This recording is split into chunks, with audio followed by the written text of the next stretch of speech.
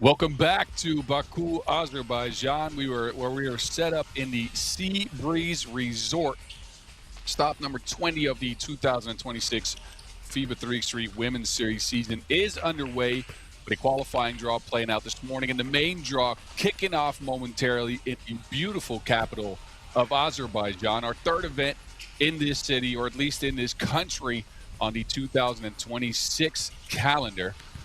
It comes at an interesting time with the Shanghai final just weeks away and teams still trying to make a move to get into the picture. The top 7 in the Women's Series standings on the year will make it in.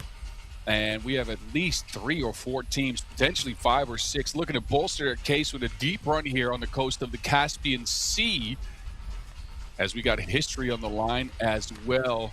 The Netherlands are present here, winners of 3 straight stops. They could make it 4 if they get all the way to the top here at Sea Breeze, something that's only been done once before by Canada in the inaugural year of the Women's Series back in 2019. A couple of other nations have won 3 straight, but 4 is in rare air, and the Dutch might as well do it. We got some interesting teams making it out of the qualifying draw this morning, where we trimmed the field down from 16 to 12. Paraguay and Egypt make it into the main draw as we look to add to the 11 different winners that we've had in 19 stops so far. Congratulations to the Netherlands under 25, the last winners on the Women's Series circuit. They picked up a dub in Singapore less than 24 hours ago. Before we continue, by the way, some introductions are in order. 3x3 Mountain, of course, is as what you know me as. I go by Boz Rosendahl for the government, and I'll be with you throughout all of the action from the Sea Breeze Resort. And as the name Sea Breeze, you know, we've had some wind. You can see it on your screen there. There is a breeze. We're right off the coast of the Caspian Sea. Temperatures are moderate to good. As we head into pool play, we'll be here for the next few hours. Of course, we'll close up shop around 8:15 p.m. local time is when we will have trimmed the field from 12 to 8, and we'll know who goes into the knockout rounds tomorrow with $14,000 on the line. Check out Baku.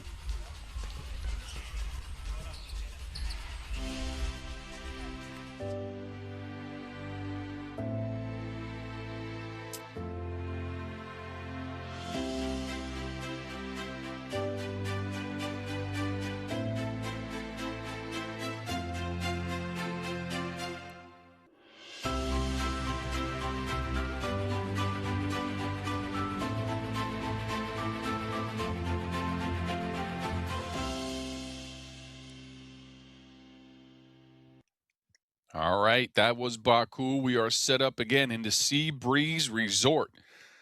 Lots of people here enjoying the weather, enjoying the Caspian Sea. As you can see, some swimming trunks out there. But we're set up here in the half-court arena to try to do battle and determine who will move into the knockout round tomorrow and which winner will add to the list of winners here in 2026. Paraguay hasn't won. They make it into the main draw, a dangerous squad. Took care of Poland earlier on some big shots. So we'll see if they can make some noise in Pool B as we'll get things started with them and the Austrians in just a few minutes. Odur ki, dostlarınızı, yaxınlarınızı dəvət edin və bizimlə bərabər əyləşsinlər, azarkeşlik etsinlər və çox maraqlı oyunları izləsinlər. İdman sevərlərin nəzərindən çox maraqlı, çox faydalı bir məlumatı çatdırmaq istəyirəm. Gənclər və İdman Nazirliyinin səhər idmanı layihəsi hər gün şəhərin mərkəzi parkında, Dədəqorqud parkında və eləcə də Zabitlər bağında keçirilir. Artıq bu layihə Sibrizdə də start götürüb və hər gün səhər saat 7:00-da Sport Beach Club'da səhər idmanı keçirilir. Və buna görə bütün Sibriz əhalisini səhər idmanına dəvət edirik. Necə deyərlər, gəlin bir yerdə səhəri idmanla açan, aktiv olan və daha gömraq olan. Bir neçə dəqiqədən sonra turnirimizi davam ettiririk dostlar. Bir daha hər kəsi xoş gördük, xoş gəlmişsiniz.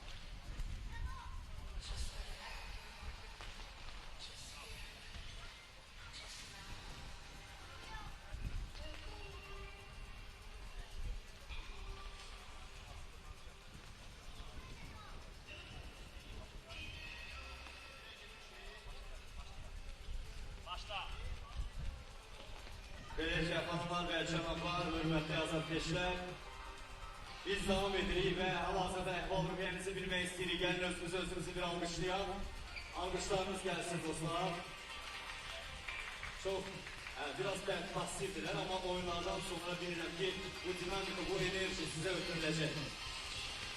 Ladies and gentlemen, please welcome Team Austria. Number 42, Arrasate. All right, we welcome Austria to the court. Austria has played 5 events so far, 2 top 3 finishes, including a 2nd place in Baku. So this city, just a few weeks back, 19th in the standings is Austria as they move to the court with a 8-9 record on the year. They bring Sigi Koizar, Anya Fuchs, Robotin, Alexia Alesh, and Simona Sil back, the same 4 that ran deep in Baku just a few weeks ago. They take on upstart Paraguay, who come out of the qualifying draw with a lot of momentum after taking down Poland in a play-in, a win-or-go-home scenario. So they are 2 10-minute sprints deep. They get to do at least 2 more today. They have that lady on the court, Paola Ferrari, with some huge shots to take down the Poles. She's joined by Paloma Nins, Marta Peralta, and Jimena Ibarra. Paraguay in their first year on the women's series circuit. Best result so far is a 6th place finish. And they play some mature 3x3 basketball for a squad that doesn't have a deep history in the game.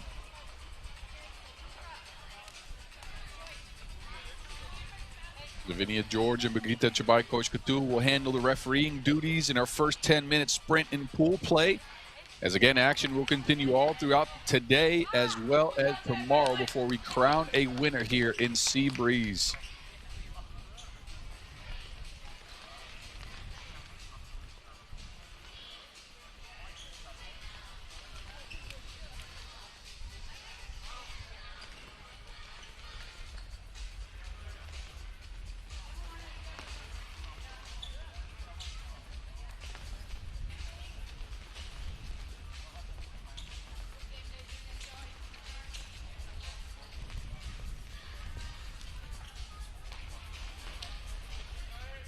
All right, we are ready to get things going. Paraguay in the blue threads, Austria in the whites. And Paraguay will kick things off. A squad that plays through a lot of ball movement in transition as well as screening, as Ferrari misses that one. Alesh from the outside.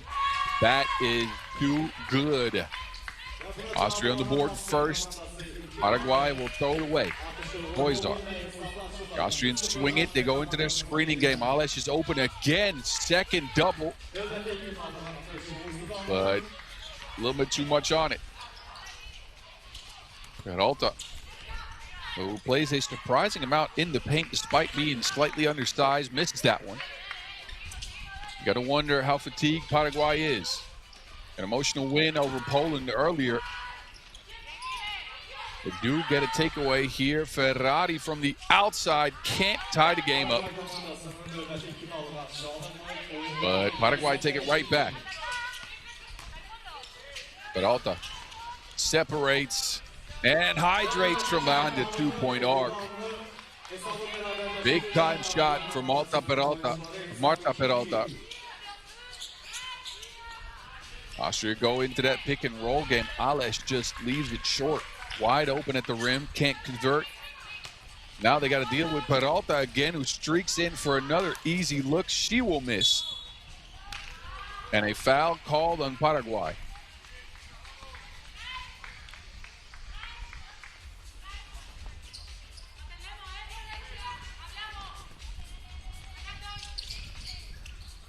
Good screening action to get still open at the basket.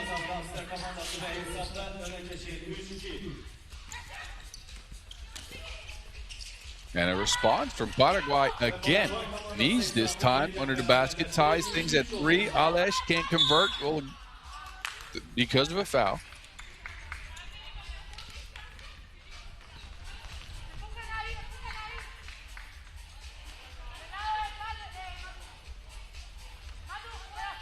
Cərimə atışını əldə edib Austria komandası və 10 nömrəli oyuncu atışı yerinə yetirir və Free throw converted for Aleš.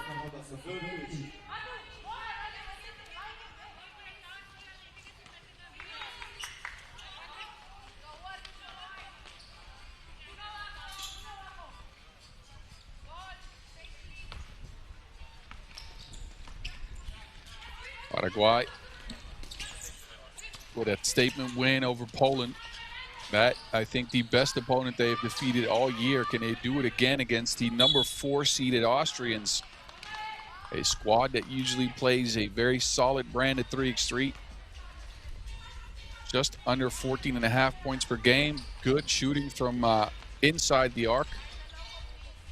Outside of the arc leaves some to be desired at times, as they are sub 20% from the land of 20. Plenty. Not the land of 20, of course. That is land of 21 is all 3x3. No, never mind. Austrians take it.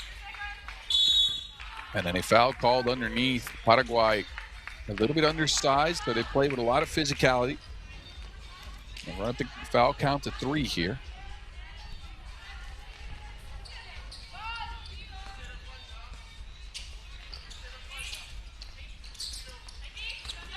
Aleš down to Still carves out some space, and she'll get hacked. Paraguay too physical early on in the game.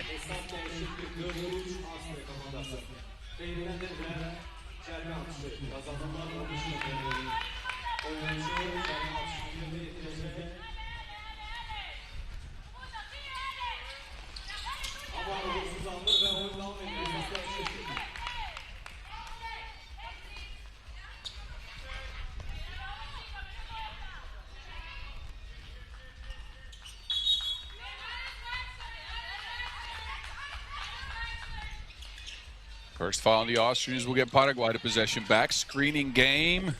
Peralta feeds it down low. Easy finish, Ferrari. Paraguay continues to impress with the way they approach the game at 3x3 again, despite being not as experienced. Of course, 3 of the 4 ladies on Paraguay featured in the AmeriCup last year, but this is their first year active on the Women's Series circuit.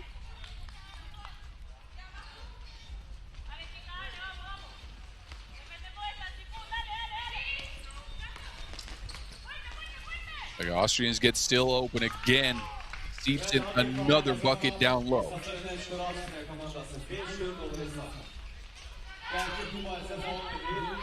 Oh, that's a foul, but I think that'll be an unsportsmanlike. You can see the Paraguay ladies signaling it as well. We'll see what the referees do here. Common foul, I think, is the call. Single free throw follows.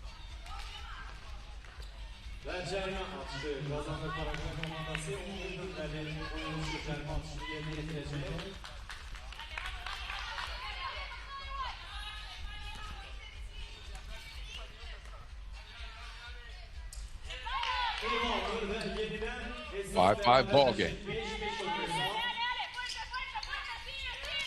Speaking on the move, crosses back, kicks it. 2 ball down again. Aleš is shooting, but Paraguay answer right away. 7-7. Entertaining affair so far here. We are just over 3 minutes in. Peralta gets free, can't convert. Rebound down to knees. Pounded by 2 Austrian defenders.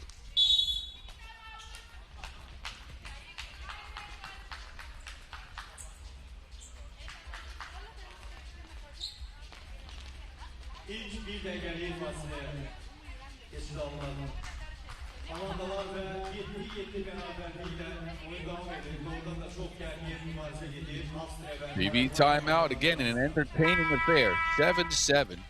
Paraguay have racked up a couple more fouls than the Austrians.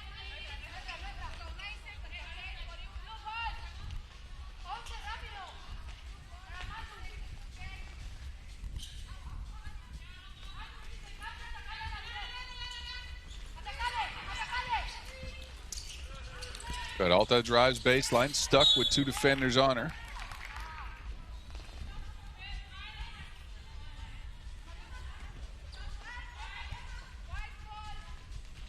And possession over to the Austrians.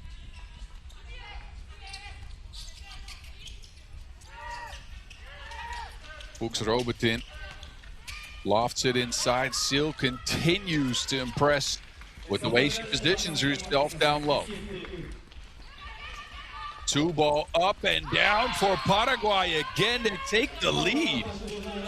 Big time shot by Nies. And no answer for the Austrians.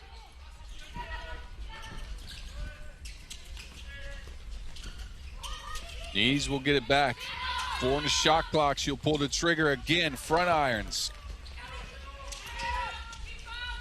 Sil back out to Anya Fuchs Robertin, who sees it trickle off the side of the rim. Out of bounds, it goes.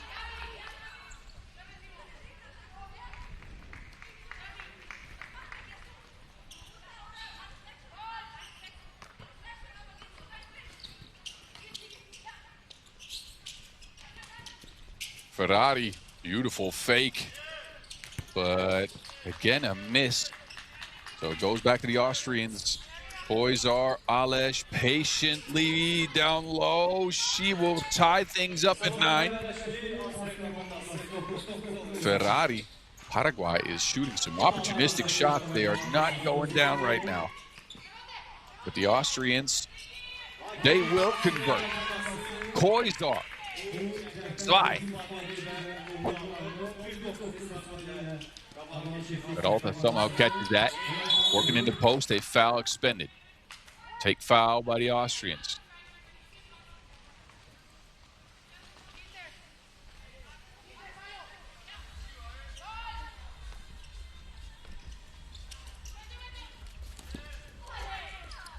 What a shot. I'm not sure how she got that to go down. Nies will convert it, and Austria right back to a 2-point lead. Nies to the rack, cutting. A lot of off-ball movement on Paraguay, and they're making it work.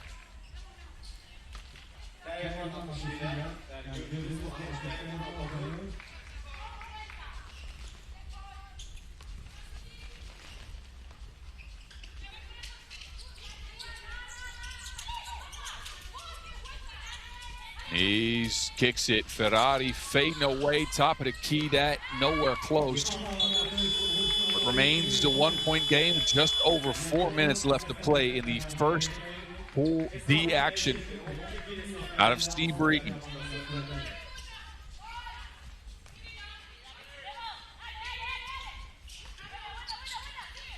Fuchs Robertin.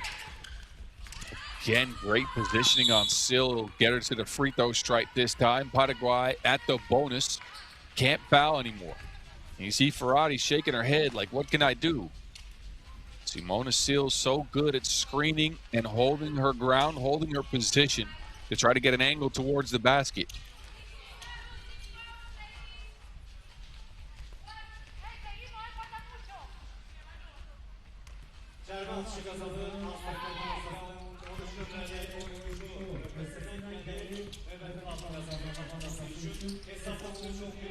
Peralta on the move.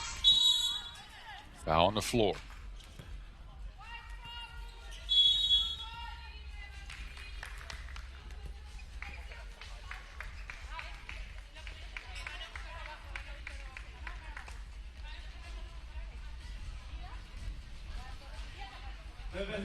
Second TV timeout in a 2-point ball game in favor of the Austrians, who are looking for another good result. And Austria, in the few events that they have played, they have not played many, They've been pretty good. 5 total on the year, 2 top 3 finishes for Austria with right around a 47% win rate in their games. A defensive-minded unit.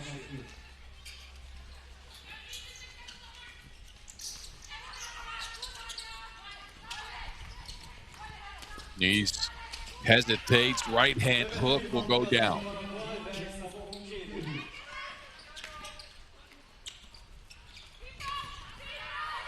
Drogotin almost loses it. One on the shot clock. Koizar, back iron. Alesh dives for the board and puts it back up and in.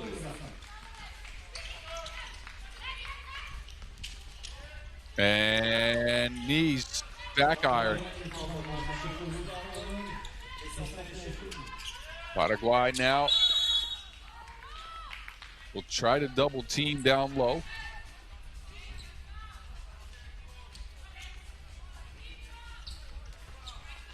Maçı kazandı Avusturya komandası ve komandanın 10 nömrəli oyuncusu. Cərimə maçı 20 ediləcək.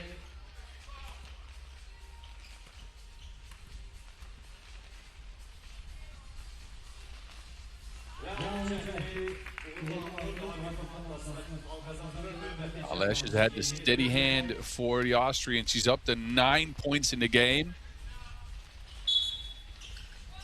We'll get another chance to get to 10.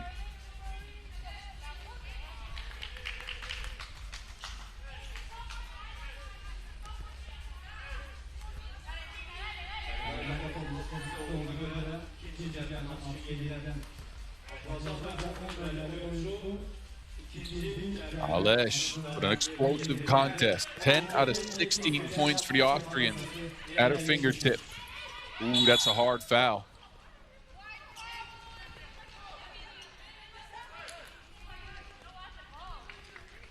Referees will have a little discussion here. Was that a play on the ball? It didn't look like it from the angles we have. Upgraded to an unsportsmanlike. Yeah, that was to be expected. No play on the ball. So Paola Ferrari will get 2 free throws and a chance for Paraguay to come back into this game. They've seen their Austrians go up by 4 as they've not been able to contain Alesh.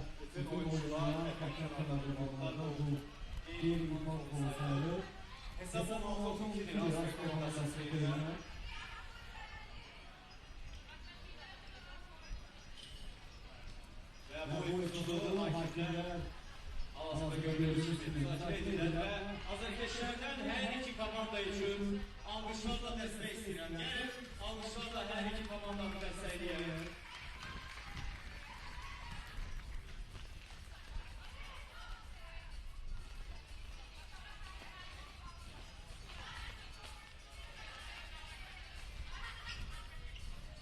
Və hakimlərin qərarı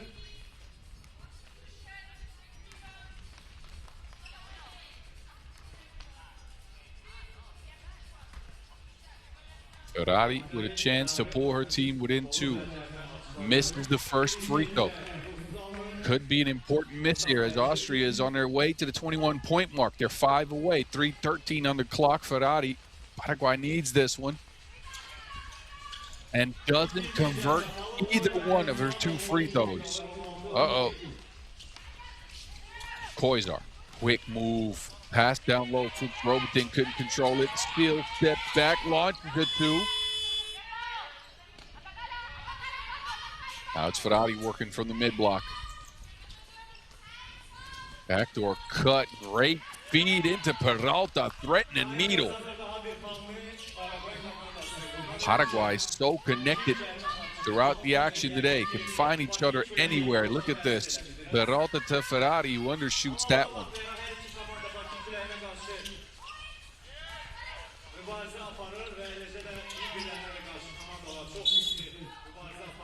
And a foul down low as Paraguay will put Koizar in the stripe for a couple of free throws here. And a chance for Austria to extend the lead. Koizar, who comes in as the leading scorer on this Austrian team, averaging 4.2 points per. İlk atışı uysuz alma esasına eşittir. Right around a 65% free throw shooter. Will miss the first, but again, the breeze here in Baku continues to make it difficult for people to shoot. Second one will go down. 17-13 the result.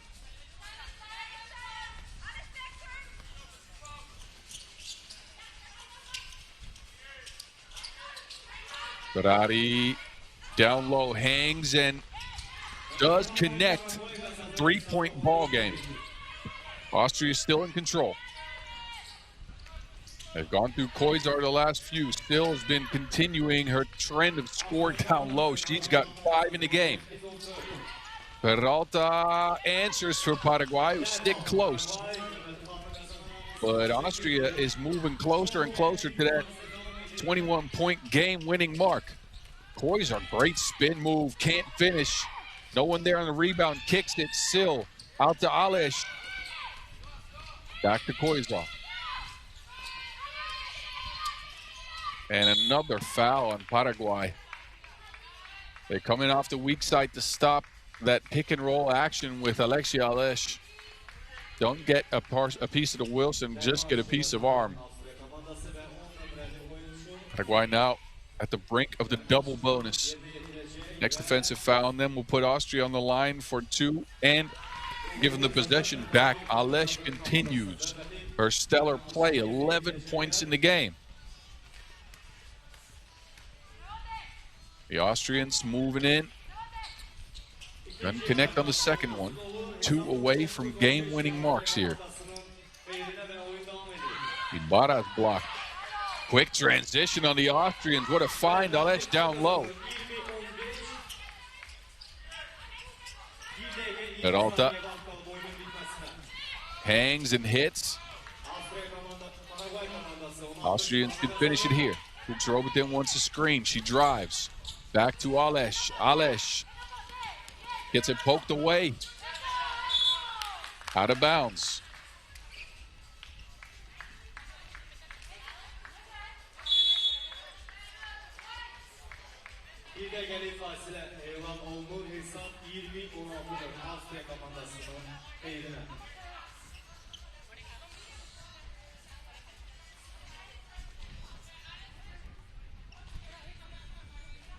Time out on the floor as the Austrians want to get together and talk it out there. 1 away. Paraguay facing a first defeat on the day if things continue this way. They do get possession here. Ibarra. Screening action between Ferrari and Knees, who turns the corner. Knees kicks it back. Ferrari, what a find, what a make. Paola again. 2-point ball game. The Austrians under some pressure. They need to finish it out here. Fuchs Robotin gets her cookies took. Ferrari kicks it out. Knees fading away. Again, that hook off the glass. It's 20-19 all of a sudden. Paraguay storm back in this game. 30 ticks to go. The Austrians looking to close it out. Fuchs Robotin turns the corner. And I believe that'll be a shot clock violation. Yes. The Austrian offense took too long. Fuchs Robotin doesn't hit the rim. So there's a shot clock violation. And don't look now. Paraguay will get possession here. Paraguay will get possession, and they have Paola Ferrari, who's been clutch all day long, hitting big-time twos in situations like this, and they could win it on a 2.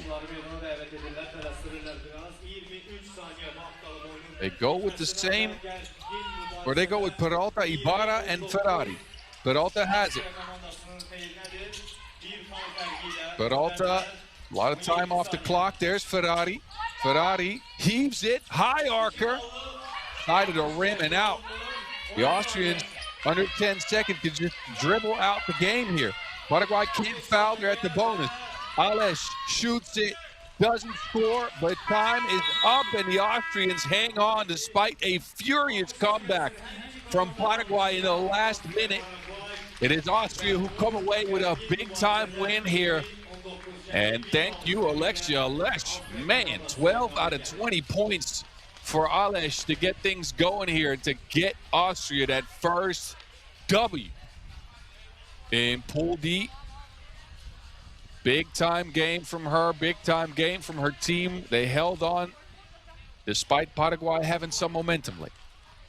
We will hold on for the highlights to come here in just a few minutes as I catch my breath before we move on to Pool C, where we see Germany and Egypt in just a minute or so.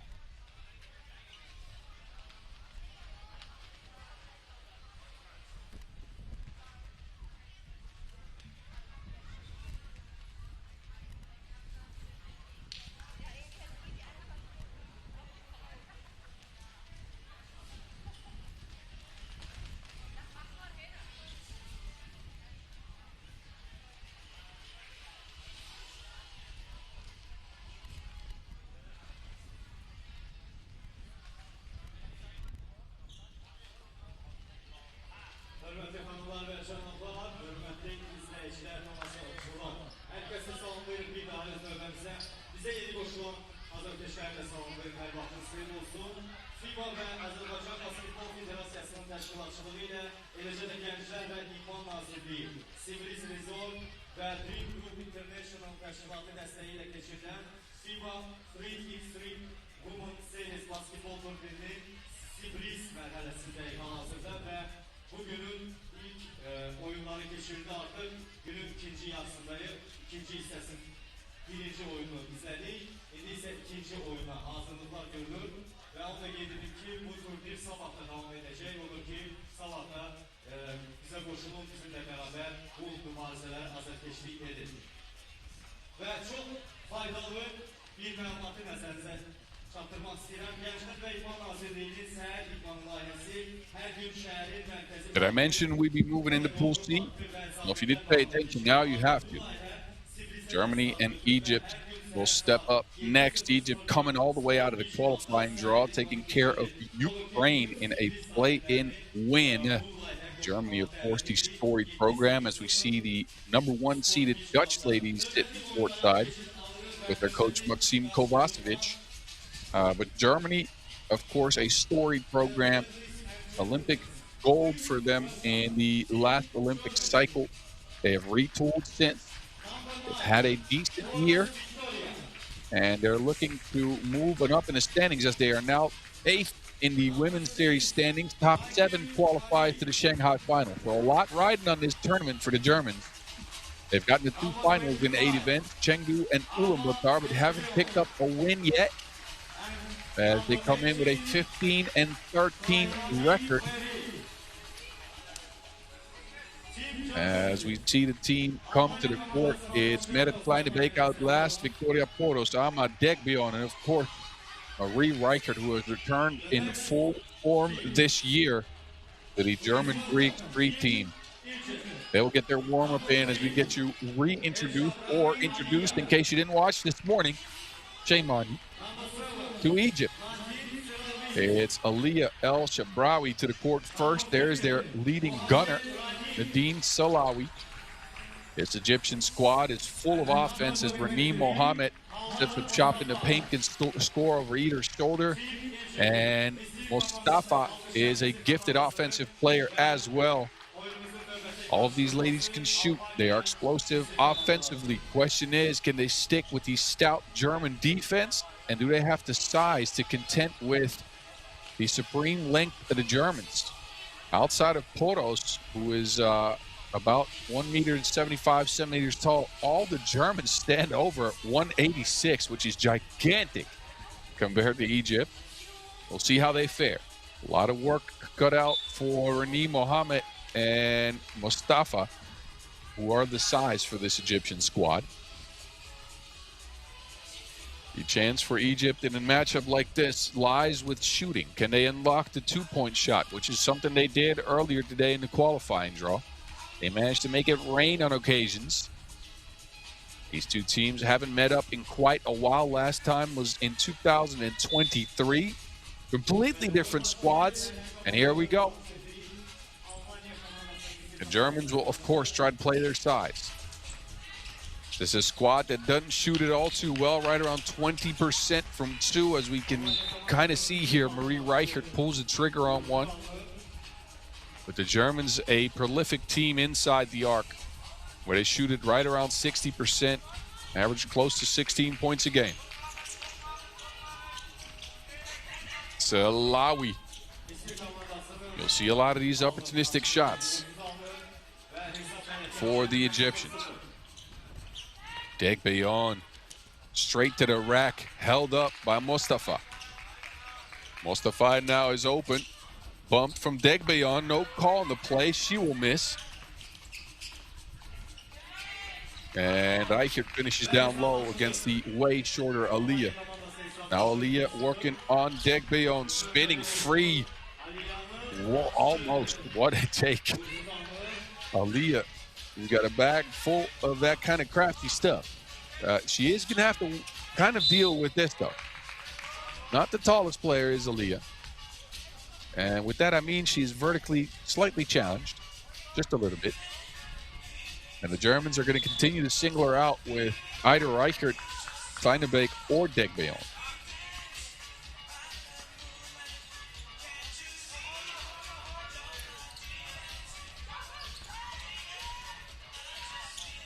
Reichert stepped back into the shot clock. They don't get the shot off in time, second time round. Back to the Egyptians.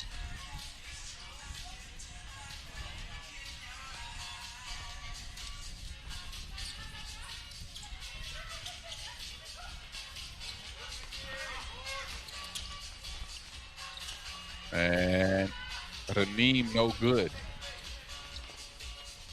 Top of the key, Kleinebeke. Sees it go off the back of the rim. Egypt, a lot of opportunity to get on the scoreboard here. It hasn't worked. Salawi. There it is. 1-1 ball game, 2 minutes in.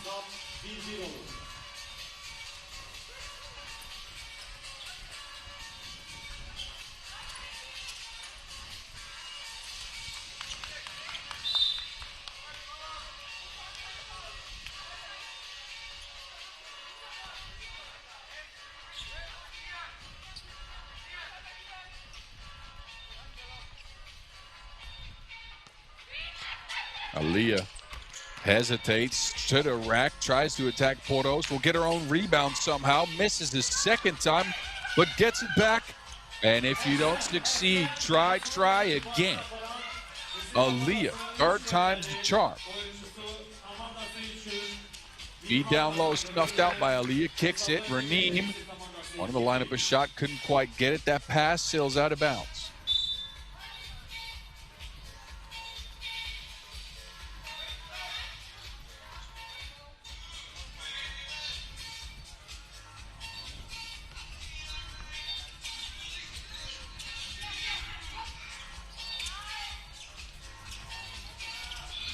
Ranim, nope.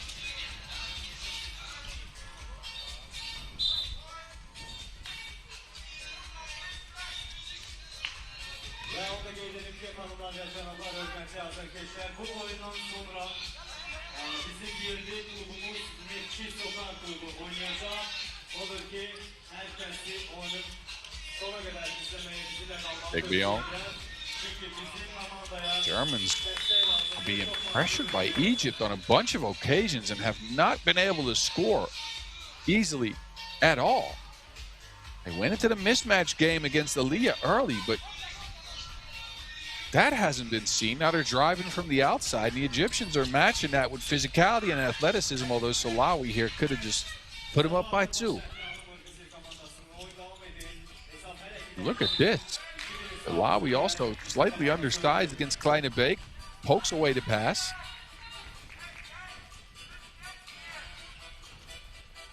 That's the Egypt here in the first 3 minutes. They've brought the fight.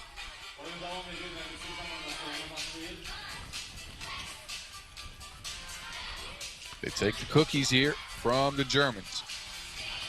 Mustafa looking to work on Poros. Poros, good defense. Here's Poros driving past the defense, and Anim gets a hand on it and sends it away.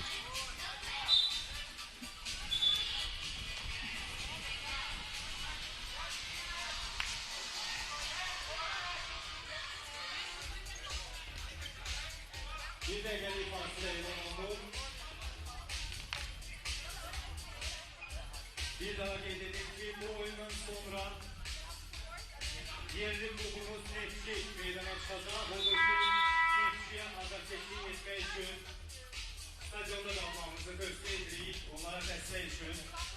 Ve bitkin Almanya oyunu devam edip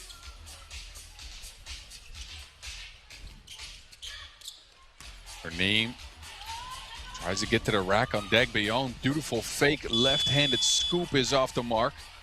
Now it's the Germans taking over. Can they find a source of offense is the question. They got a single point in 3.5 minutes. Poros put it on the floor, feeds it into Degbeon. Take a seat, man. Aliyah can't shake Degbeon. Salawi gets that packed. Nah, fam. Nah.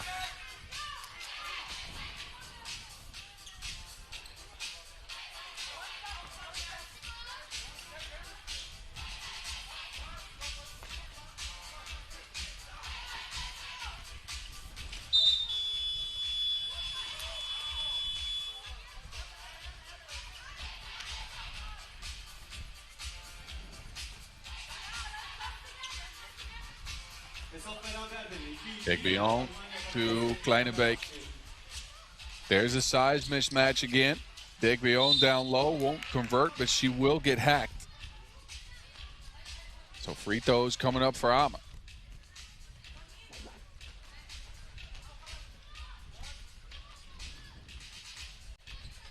Seen Ama take on a larger offensive responsibility this year. Averages right around 4.3 points per. Played in all of Germany's events, just as Marie Reichert, who's the leading scorer on this squad.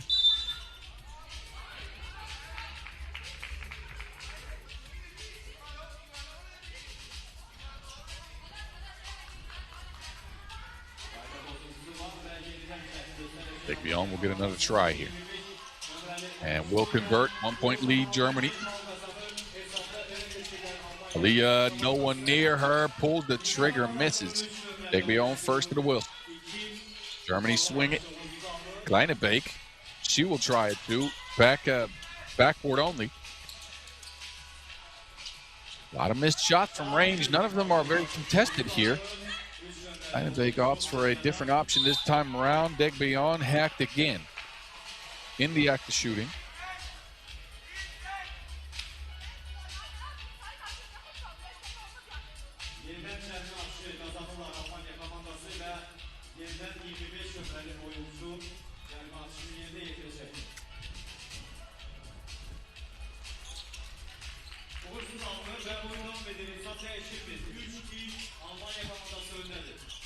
Salawi bottoms. She has shot the lights out, and we're outside. Reichert almost gets that one to go. Salawi wants another one. Feeds it, Mustafa. Back to Salawi from the right wing. Again and again and again. Adine Salawi is on a heater. Reichert, no. But another foul, the Egyptians, number 4. But Egypt has taken a 6-3 lead behind Nadine Salawi, who has been incredible today. Salawi comes in as Egypt's leading scorer, and she shows you why.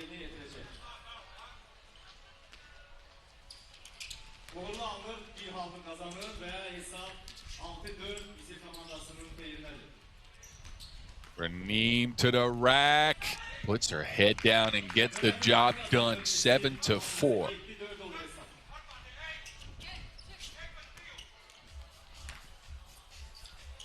Great move by Reichert, twirling like a ballerina.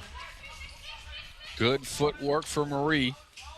The only returning member of that gold medal team from the 2024 Olympics. Took a year off in 2025, but is back in full force on the Women's Series circuit, on the national team, trying to carry the next gen of German 3x3 into the future. This a miss from Salawi, forced by the shot clock, and it still got close.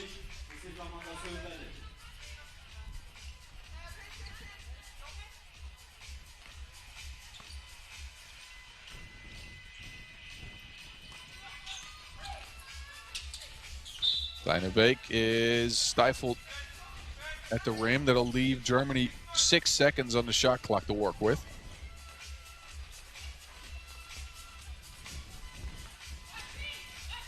Oros, miscommunication on Egypt in the defensive end. Salawi, quick trigger 2 from the corner again. Someone pour some water on that lady. She is ablaze. Oros loses Salawi, cannot answer. Salawi wants another one. This time opts for a drive to the rim. She continues to pour it on. An absolute masterful performance already from Nadine Salawi in Egypt. Will get this trip to the free throw stripe here as well. Salawi is up to 8 points in the game, and Egypt is up on Germany. The number 3 seed coming in. The Egyptians come in here with a full head of steam out of the qualifying draw. Salawi's had some games to warm up. She didn't need him, as she was already shooting from the start. But man, oh man, oh man, Salawi is putting on some kind of performance right here.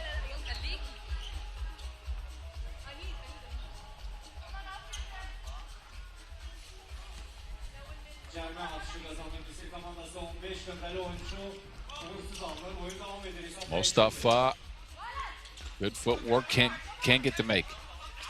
Remains a 4-point ball game as Porto sidesteps. Long one, foot on the line. The Egyptian athleticism is making it very difficult for Germany to get into any kind of rhythm. They're not going to the mismatches anymore, oddly enough. Reichert now has one, but Degbion pulls up from 2. This is what I mean. Reichert was working her way into the paint. Degbion opts to pull the trigger on a shot. Meanwhile, Mustafa carves out some space. She will finish in that mismatch. 5 up Egypt. What an upset it would be for the Egyptians to pull out a dub here as Portos misses.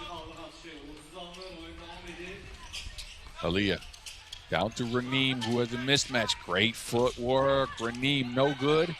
Second time stifled by Reichert. Mustafa has it and is fouled on the attempt. More free throws coming for Egypt. If you would have told me before this day started that Egypt would come out of the qualifying draw, I would have maybe believed you. If you would have told me they'd come here and do this to Germany, that might have been a different conversation. Game ain't over yet, though. Germany has a lot of opportunity to get back in this. Steinbeck, Aliyah just takes it from her. To the corner, Salawi sidesteps. Another 2-ball for Salawi. And can't get that one to go down. Germany needs to find some points, and they need to find them quickly. Degbion, 2 on the shot clock, charges in. Mustafa holds her up. Good defense again. Salawi tracks down the loose ball. Back out to Nadine. Yeah, now we're just doing heat checks. He puts her hand up too, like, yo, my bad. It's one of those shots where if you feel it, you got to try it. But Salawi, 8 points in the ball game. 3 for Reichert on the German end. But again, they are stuck at 6 points, almost 8 minutes into this contest. Not had a matchup that favors them. Despite there being a lot of opportunities for mismatches, the 2-ball hasn't come around. They've not knocked them down.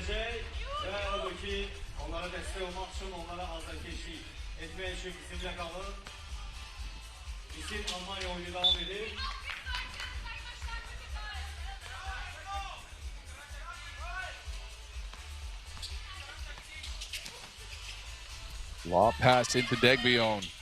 Salawi snuffs it out. Kleine Bake has it. And somehow gets that one to go down. Some oxygen for the Germans under 2 minutes. Salawi doing her dance again. Cross, feeds it. Raneem. Beautiful feed and finish inside. Egypt playing super connected.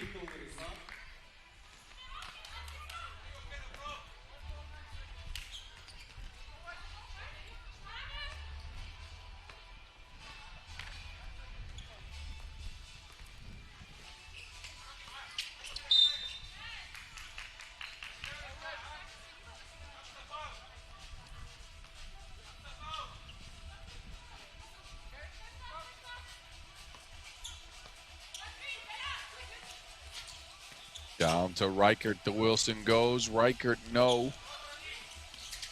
Germany continues to have trouble putting the round thing in the round thing. Meanwhile, Egypt twirling free Mustafa with a beautiful move again. That lead is swelling. An answer from Reichert. Salawi from the corner unloads another two. Egypt is channeling the powers of Ra right now. This is crazy. 15-8 over Germany. Salawi, another one. No. I think she deserves a heat check or two. Or three. Credits to Vince Chang for the Egyptian god reference there, by the way.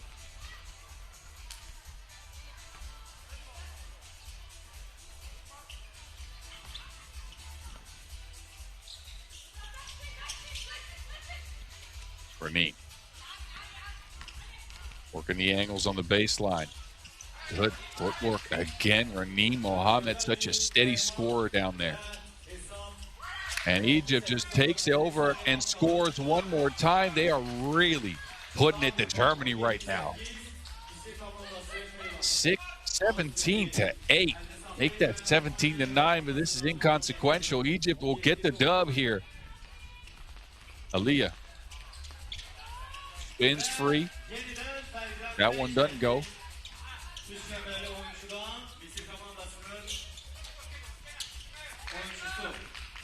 Degbion will make it a 7-point ball game. Time is ticking away, though.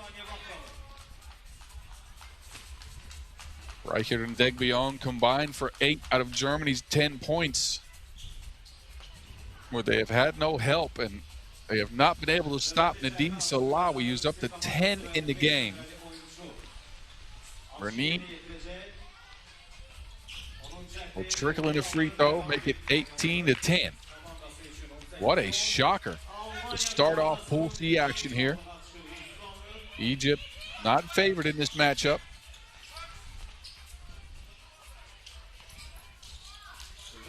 And Salawi will dribble out the clock. That'll do it. Egypt, but an upset to start things off here. They come from the qualifying draw, and they get some help from Nadine Salawi with a 10-piece. She was unconscious from range.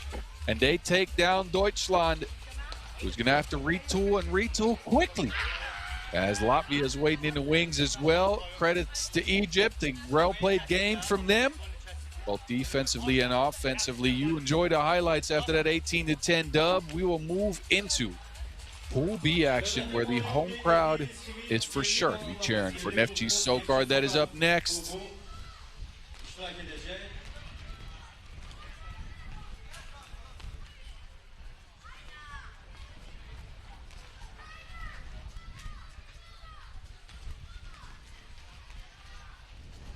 Azerbaijan Basketbol Federasyası'nın resmi maskotu Canavar X meydana gelir. Gelin alkışlarla Canavar X'i salonda haber ediyor ona.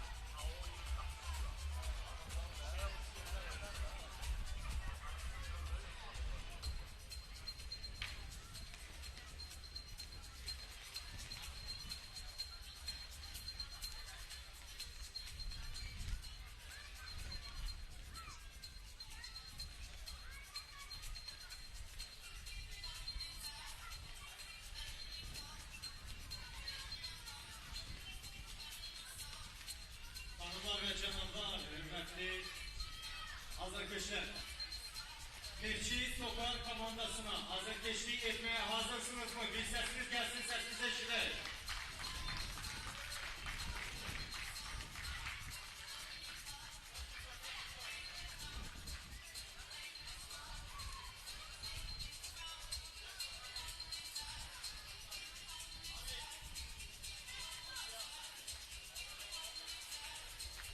Növbəti oyuna keçid alır. The ladies and gentlemen, please welcome Team Neftchi SOCAR. Number 25, Katsura Aoi.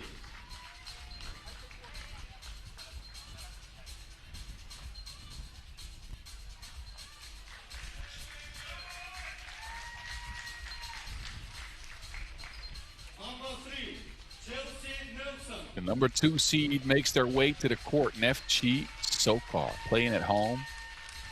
They are third in the Women's Series standings this year. They've had to switch the roster up a bunch, though. No continuity. As their leading scorer makes it out, Alexander Mollenhauer has had to take on a lot of offensive responsibility, but no longer, because look who's back. Bree Frazier. Sustained a leg injury at the World Cup, hasn't played since, but she is back on the roster and joined, of course, by Mollenhauer, by Chelsea Nelson and Katsura, the new add for this year. Actually playing the size game this time around. Both Nelson and Carter and Frazier, on the floor. No Erica Carter in this one. She's still dealing with the shoulder injury. Neftchi winners of 2 stops on the year, Orléans and Marseille. Again, third in the standings. They come in with a 19-12 record. They take on a squad I have no info on. Absolutely none. Arrasate Ointxe. I guess that is how you say it. My Spanish isn't all that good. Anyway, first event of the year for them. They played one in 2025 as well, where they came in 14th in Bordeaux. So we'll see what they can do. I wish I knew more. I have absolutely nothing for you. Arrasate, a wild card to make it here. And they come out with Delgado, Cintureta, Traore, and Duarte.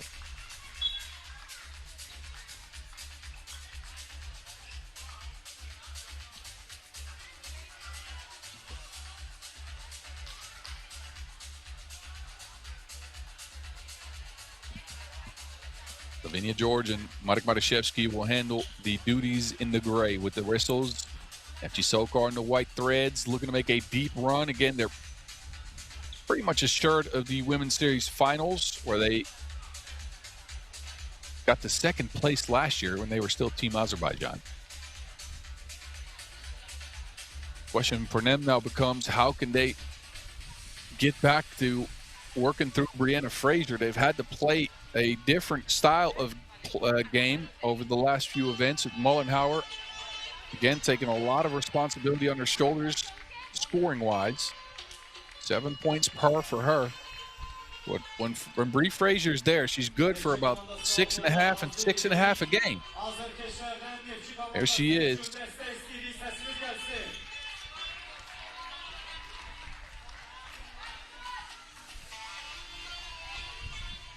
She'll start on the bench.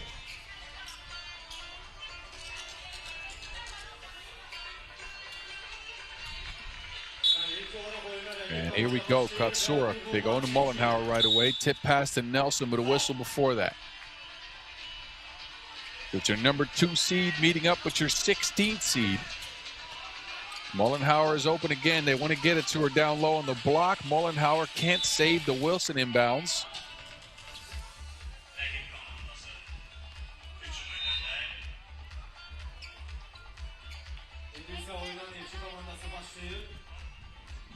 Dembele up top for Arrasate.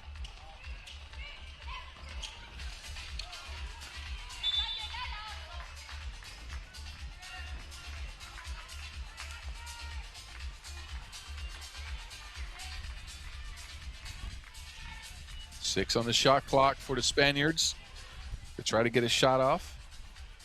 Gonzalez will take the check, double high post look here.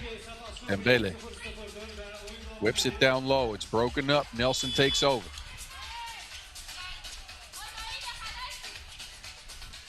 Down to Nelson in the paint. And Baylor fighting there to keep position. We'll poke it out of bounds. 4.1 left for Neftchi SOCAR. Neftchi not the most prolific offensive unit this year. 16.5 per game, with Frazier now back on the court for the first time since June.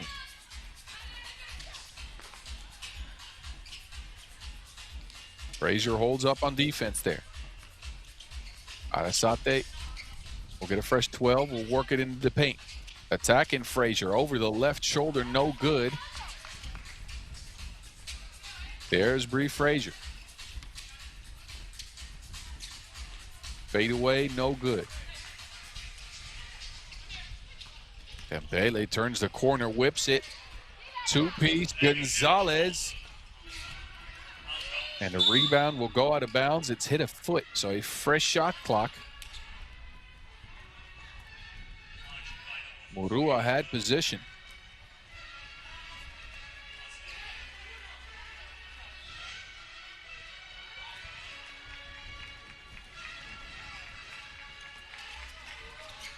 Dembele don't want to shoot it. Gets a lot of space to work with, drives into the paint. Bounce pass to Murua, out of time, that will not count. Shot clock violation on the Spaniards. And again, their first event of 2026.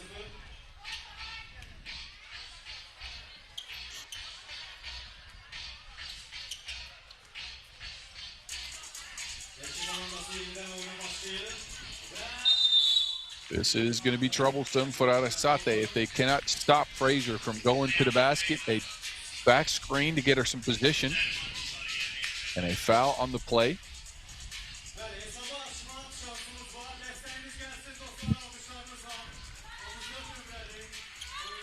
Frazier again only a part of 2 events this year on the Women's Series circuit before getting to the World Cup and then sustained that injury. Neftchi had to switch the roster up a bunch.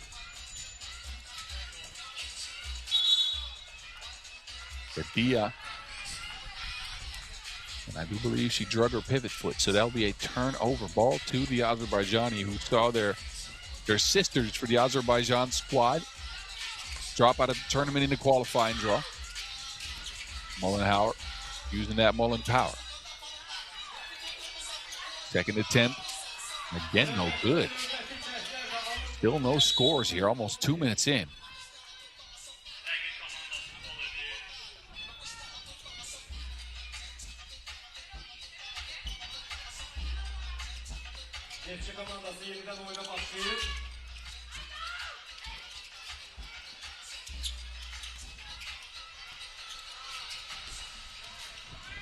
Frazier to Mullenhauer. Ended the shot clock heave. Gotta give some credit to Arrasate here. They're playing good defense. They've kept the number 3 in the Women's Series standings, the number 2 seed in the tournament, to no points here 2 minutes in. Can they score themselves is the question. Murua won't be able to get it to go against the extreme size that Neftchi brings to the court with Frazier down there. Frazier, that will go. She is now officially back. First bucket in a couple of months for Bree Frazier. And Bele crosses back. Doesn't hit anything. No whistle down low as Murua took to the floor.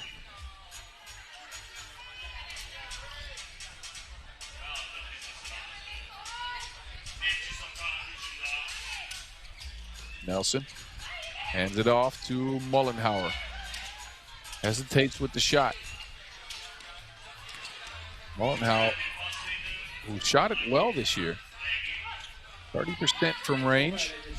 Made the most 2s on the entire Women's Series circuit all year, so you expect her to pull the trigger at some point. But Neftchi throw it away. They get it right back to Arrasate, who tried to go through the post a bunch, and there's their first score. Murua down low, turning to that left hand. Delay of game warning extended to Neftchi. Katsura could have picked up that ball, didn't do it. But Arrasate tie things up here. 3 minutes in. TV timeout in a very low-scoring affair. A defensive matchup for sure. Good to see Bree Frazier back. Neftchi is working through the chemistry here, as they have virtually no ball handlers outside of Mollenhauer on the court. And they go with a lot of size in this one with Nelson and Katsura as well. Of course, Frazier is a part of that. It'll impact the way you play.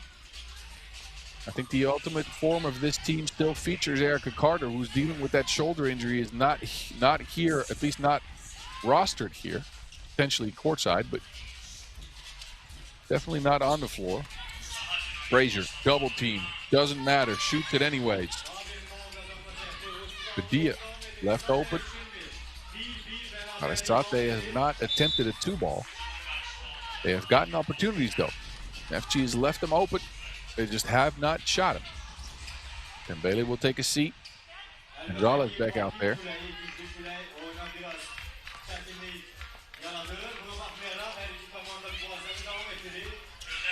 Frazier to Mollenhauer. Now she pulls the trigger, but no conversion. Nelson charges in, will get the rebound and get fouled. Big time bucket for Chelsea Nelson. Gonzalez says, what can you do? But Nelson on the free throw strike with a chance to add to Neftchi's small lead here. Nelson, 2 events this year after being brought on late in the summer. 4.5 points per game, right around 3.5 rebounds per game as well. She was a part of the reinforcements that were brought in. Vukovic played some tournaments for them. We had Lipatova featured a couple of times. They've settled on Nelson as the gal to go with.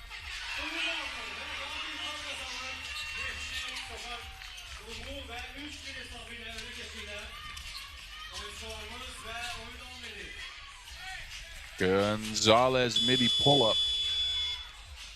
Arrasate saved the possession, but still can't get a make. Frazier shakes off the defense with a quick cross and a make down low.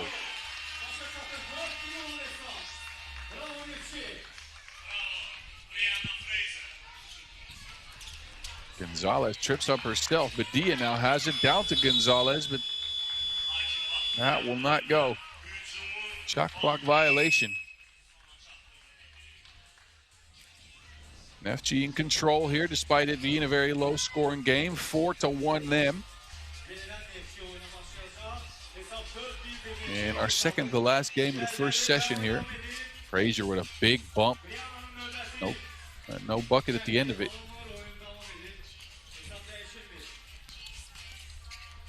Dembele, couple of fakes and a foul. Pool B action in your face, as Yanjing is waiting in the wings. Chinese side is a part of Pool B as well. Of course, we have Pool A yet to start.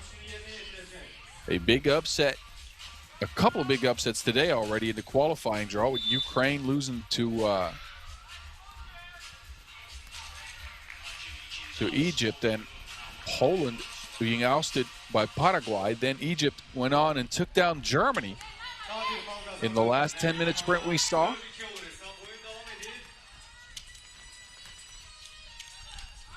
Now it's Arrasate trying to do the same thing, but they have to deal with all that size down there. Nelson fouled again, 5th on the Spaniards.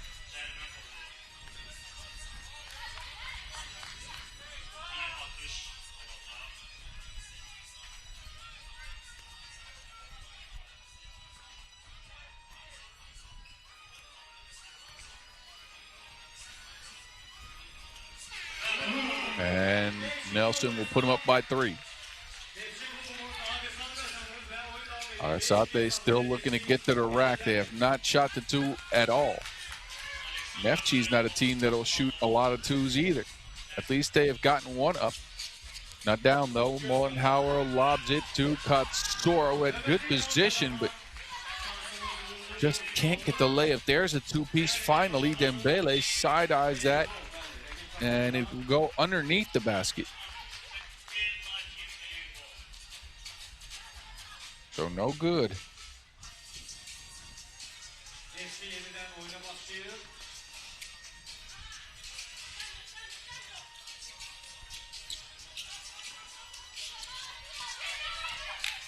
Frazier, cookies took. Dembele now has it. Frazier's on the floor. Slow to get up, but never mind. Mullenhauer's got her back. Neftchi topu ondan alamadı. Now there's a whistle. Frazier wants a unsportsmanlike.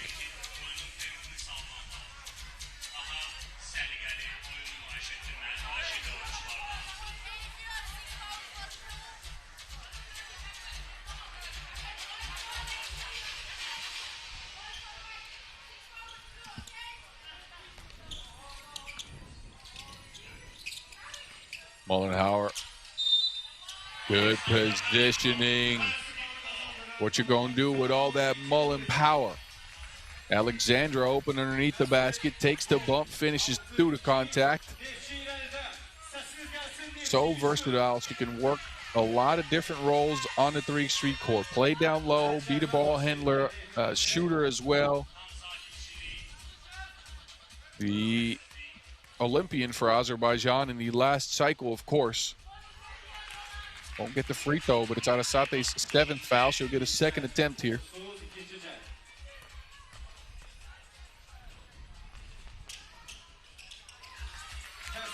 Couple of misses for Mullenhauer.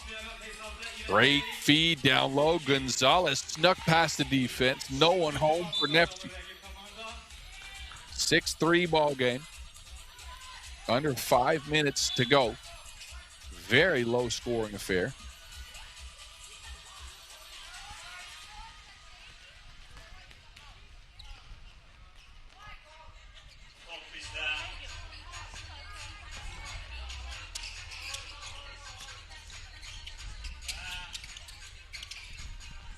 And Katsura will finish up the play there. So while Neftchi might not have the outside shooting in this lineup, it's not a team that usually relies on it much. You'd like to get some, of course, but they are very prolific going to the basket in the paint. Look at this, Frazier spinning free. No, just off the mark. But with Frazier, Mullenhauer down there, Katsura and Nelson as well, it'll be difficult for teams to stop them from scoring in the paint. Nelson's got 4. Everybody else on Neftchi has a 1 so far. Rua's got 2 out of 4 for Arrasate.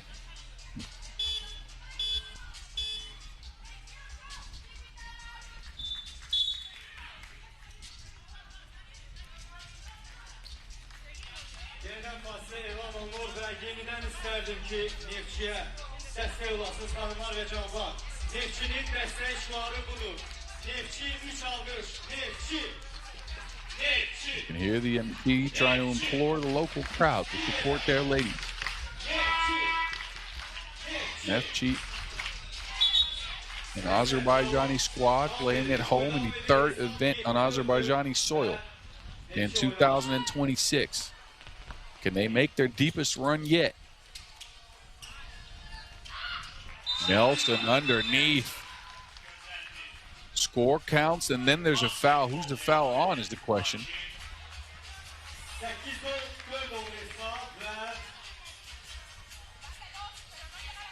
So the foul is on Nelson, who hit Badia in the head after scoring.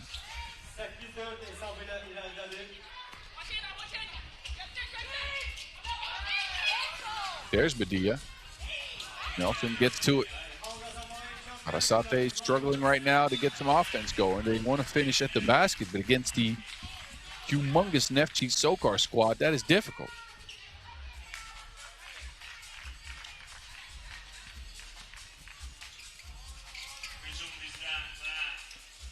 Mullenhauer, no.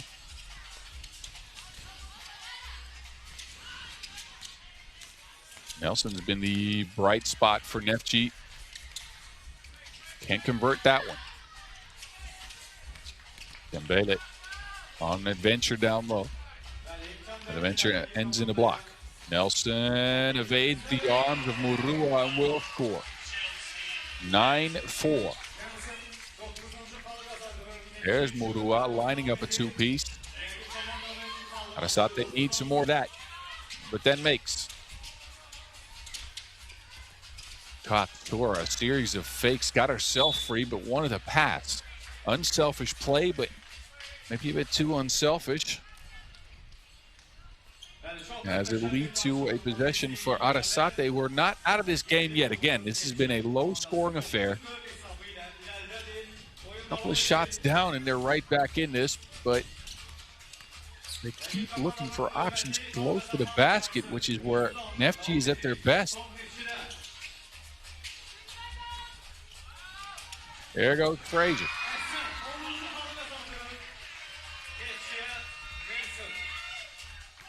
Great feed down low. Gonzalez finishes.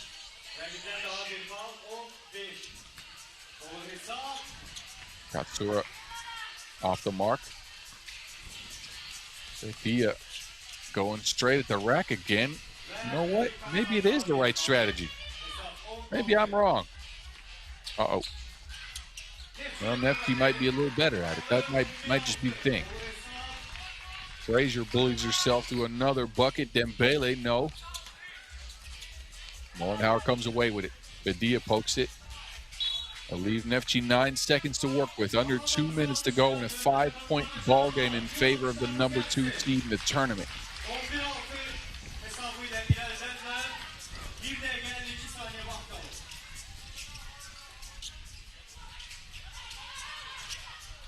Mollenhauer steps into a 2-ball. It won't go.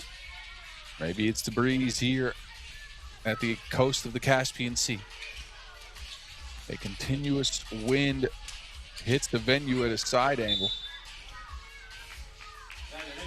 and has made it difficult for certain shooters to get their shots to go down. Neither team here has attempted many, however. Nelson's up to 6 points in what may be her best game as a member of Neftchi SOCAR yet.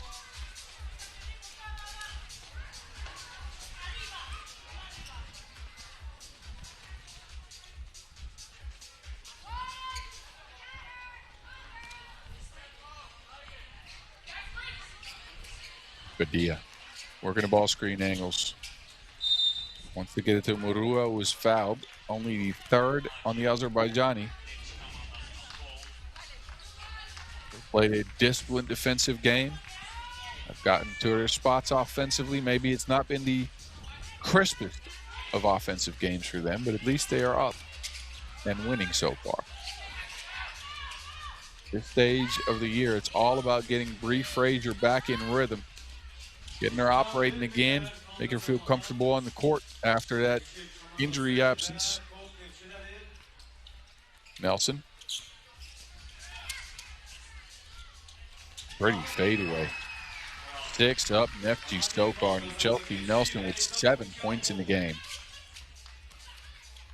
Gonzalez, no.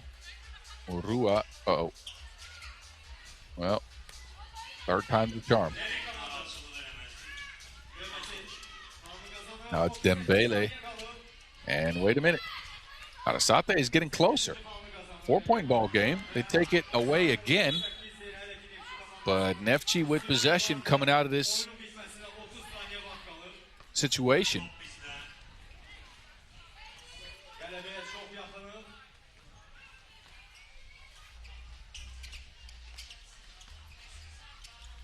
Under 30 ticks to go now.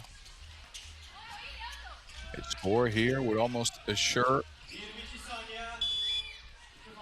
Neftchi winning. They will see it go out of bounds. It'll be Arrasate possession.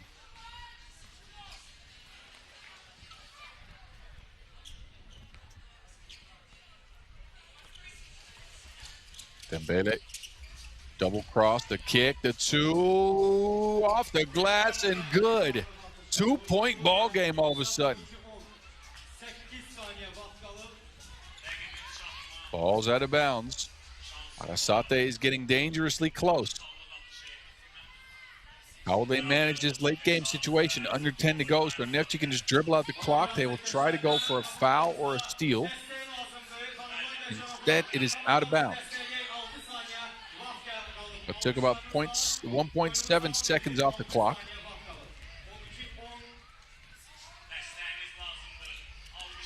Here they go for the steal. They don't get it. Mollenhauer is fouled and was sent to the stripe for a couple with 2.3 left. That might be adjusted.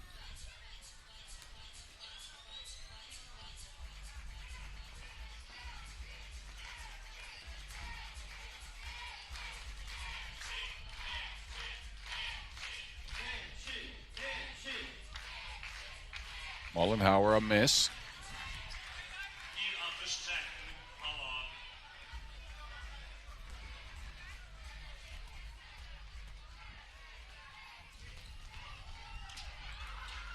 And Katsura tracks down a rebound. Mollenhauer will loft one up. It will not go. Neftchi SOCAR, though, hang on for a 2-point narrow victory over Arrasate, who gave it their all. That last two made it interesting, but they couldn't get the job done against all that size. Chelsea Nelson reigned in the paint, 7 points for her. Frazier with 3 in her return to 3x3 action. And y'all enjoy the highlights as we are almost ready with the first 4 games. We'll get Netherlands and Warsaw next in a Pool A matchup that will start in just a few minutes.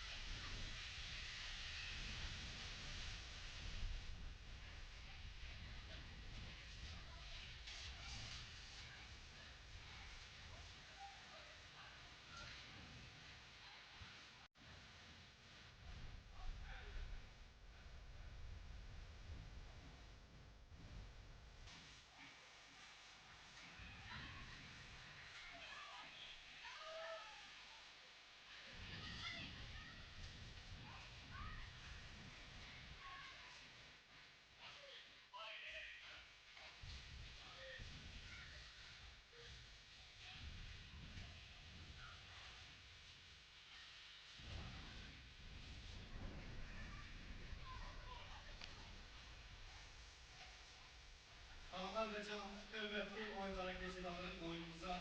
Geçit alın. The ladies and gentlemen, please welcome Team Netherlands. Number 50.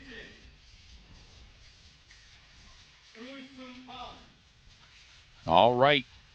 The Netherlands might be able to write some history in this tournament. Winners of 3 of the last 3 stops that they have played. Batam, Tokyo, and CS Rapid last week. They ended up atop of the hill. They come out here with a dream of a 4th stop in a row on their minds.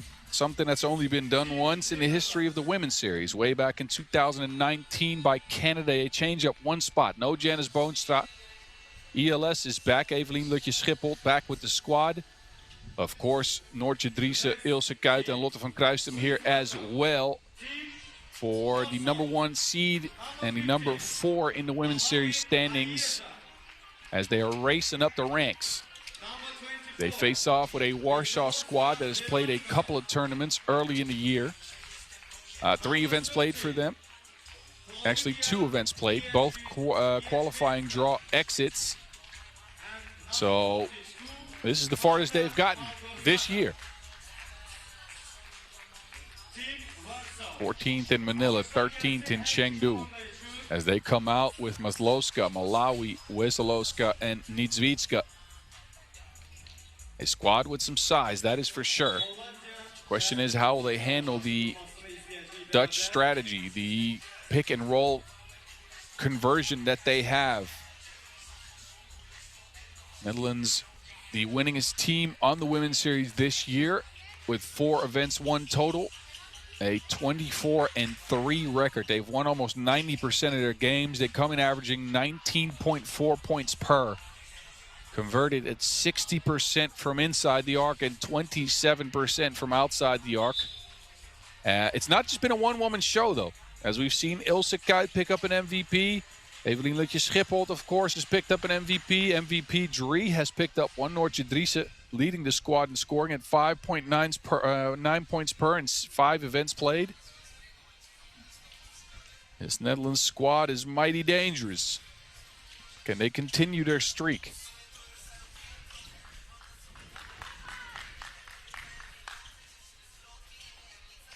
Warsaw will start off with possession.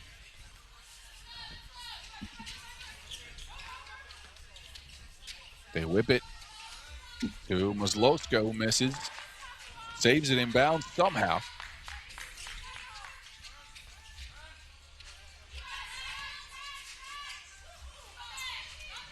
That right-hand lob doesn't go anywhere for Niedzwiecka.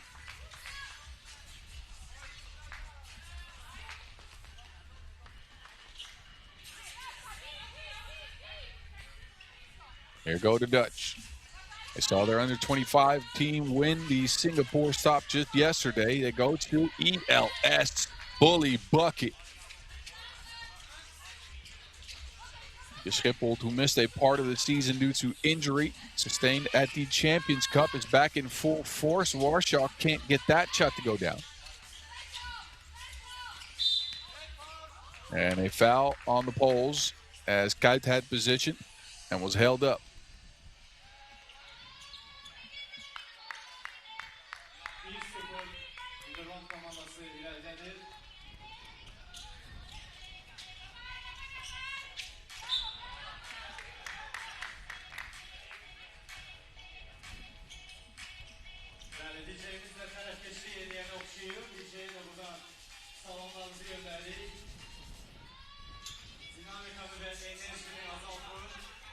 Nine on the shot clock for the Dutch as Van Kruijstum takes the check. Backdoor cut. There is MVP Drie. 2-zip for the Orange Lions. Poked out of bounds. 3.7 left for Warsaw to work with.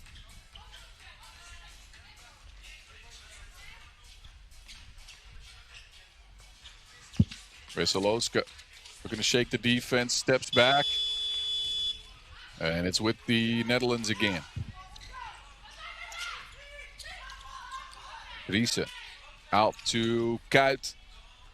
One of the sharpshooters on the year from Kruijstum. Keeps it with the team. Kuyt opts for a drive this time. Ilse Kuyt at around 33% from range on the year.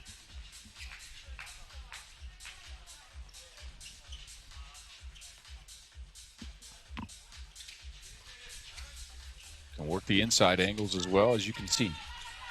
3-0 for the Netherlands to start off with. Veselowska looking to get it down low to Niedzwiecka. It's out of bounds.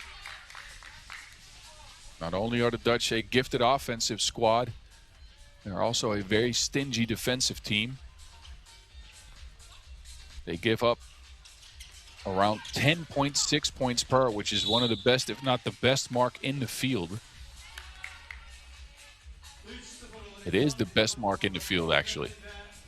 10.6 points per game is what they give up in 27 contests. That is just ridiculous. Part of that, of course, has to do with the fact that their offense is pretty good.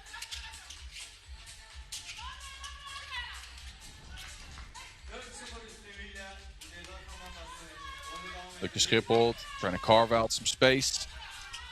Can't finish up and over. Malawi.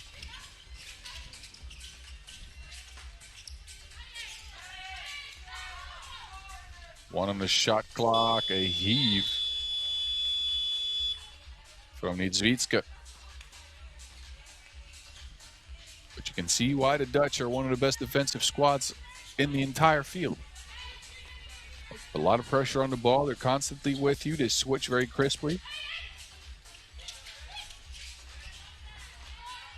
Guys, hesitates and hydrates.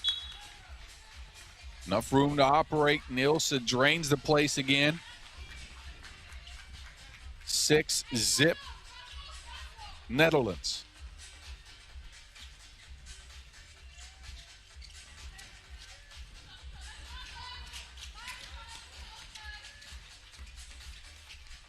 Baseball Loska, tough bucket through the contact.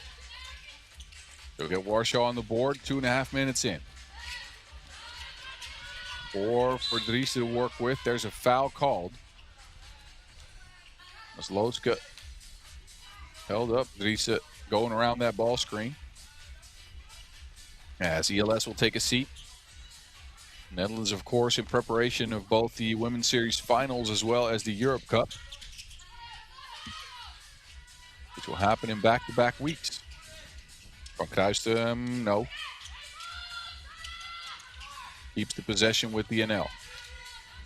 Driessen weaving through the defense, whips it. Lotte was open. There's a hand in there.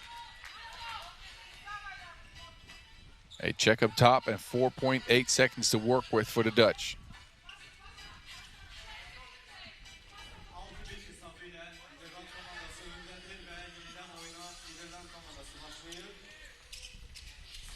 Backdoor cut, good feed. Van Kruistum, nothing at the end of it. Slow to get up, play continues. There's Oloska. Another one of those tough layups that last time she went and tried that, it was a bucket. Now she misses and then she forgets to play defense. ELS doesn't make her pay, misses the layup. The Netherlands are reigning supreme here early on in this game with a 6-1 lead. Imagine this is a squad that usually wakes up in the second half of a game. They already have control. Surgical in their approach are the Dutch. A program that has risen to the top of the 3 Street hierarchy in women's basketball, at least over the last couple of seasons. 3rd at the World Cup this year, 1st at the Champions Cup, of course, winning the World and Europe Cup last year, as well as the Under-23 World Cup. So I could name you the medals that these ladies have. The list would continue for a while. I'd be busy for a large stretch of the game. So I'm going to save that for another time. As Van Kruistum will get fouled, Warsaw will rack up their 5th. Van Kruistum with a free throw coming.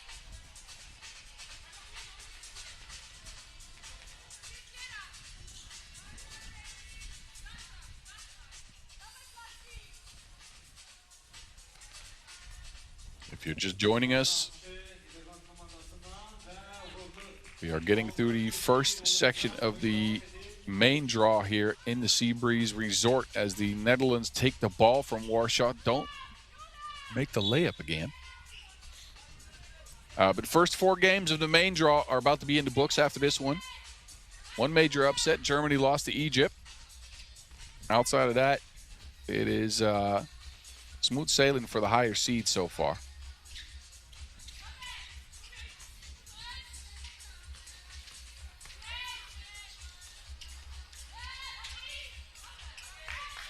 A bucket after a bit as Masloska charged in. And then a block on Driessen. But as mentioned, we started this morning with a qualifying draw. Paraguay and Egypt made it into the main draw. Egypt continued that winning streak with a dub over the Germans. ELS this time makes it.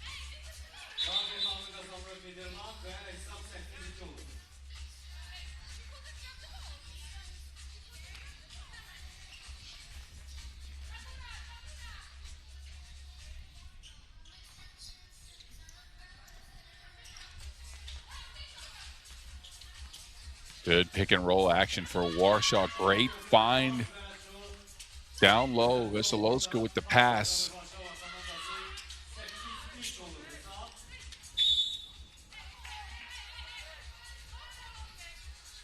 So a couple of scores for Warsaw at least, as the Dutch continue to truck. 6th foul on the Poles. They got to stop being physical as they are at the bonus. Decent on the line for 1.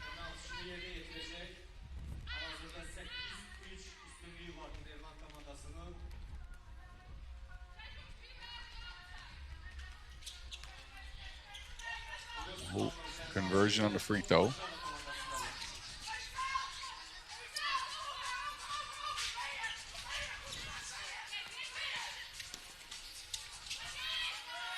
Going left, that was a tough take by Maslowska.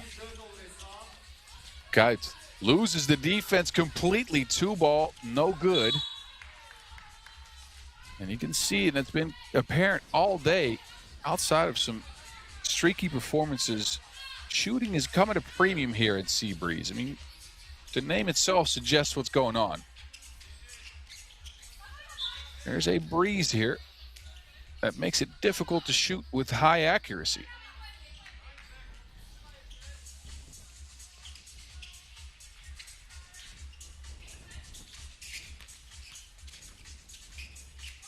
Veselowska out to Niedzwiecka. Pick and pop action for the Warsaw. But looks like they've stabilized a little bit. Maslowska now absolutely not, but fouled in the process. Looked like ELS had a clean block up top, but a foul on the body will send this Maslowska to the free throw strike.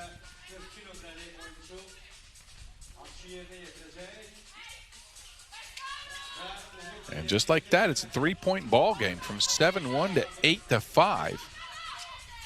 4-1 run Warsaw all of a sudden. The Dutch go back to that pick and roll play. ELS with a miss, another miss, and then a foul and a rebound, which I do believe is going to be on Warsaw. So that'll be number 7. ELS will head to the stripe for a couple.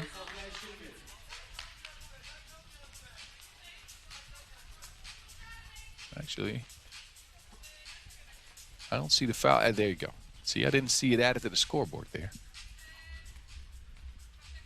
Evelien Lutje-Schipholt popped onto the scene last year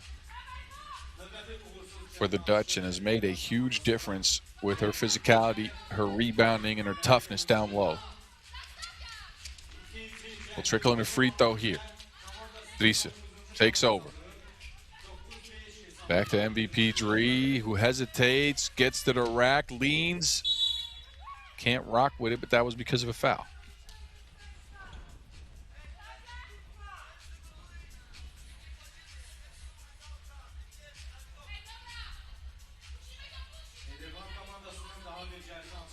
Dutch seems to be able to find whoever's got it going every single tournament. A very unselfish squad, shown by the different MVP almost every time they win a tournament. Driessen, that's her 3rd missed free throw of the contest.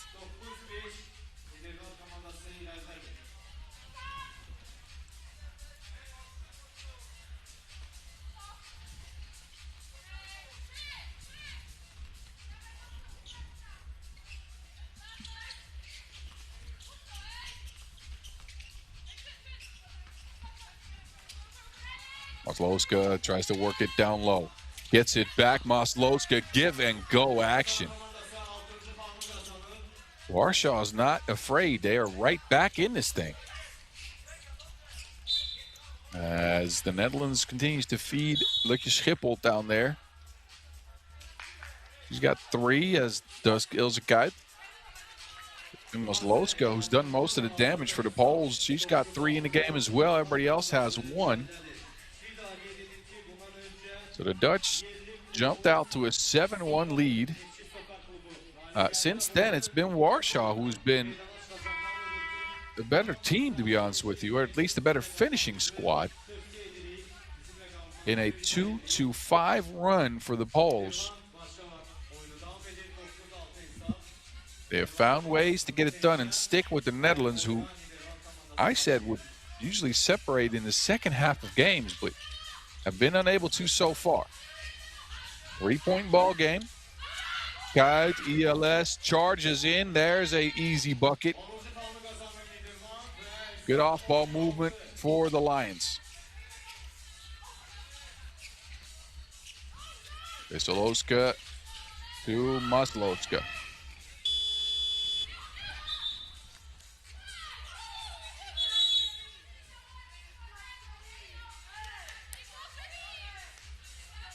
Some frustration showing. Veselowska is not agreeing with something. Been told to calm down. 3:31 left on the clock. First Pool A game of the day.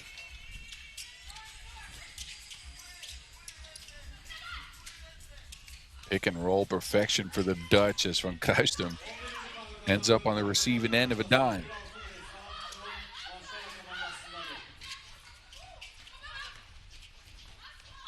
And then a foul down low as Maslowska tries to put Warsaw on her back. Continues to attack the rim.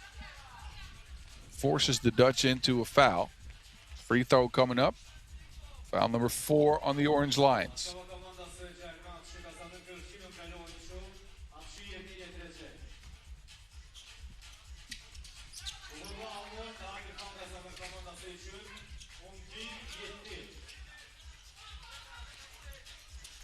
Kruist hem.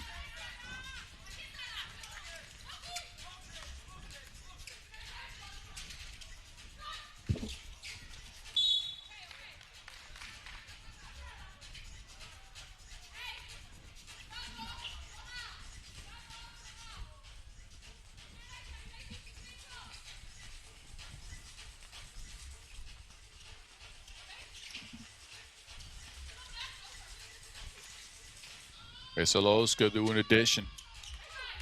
Good defense by the Dutch, however. Van Kruistum holds up well.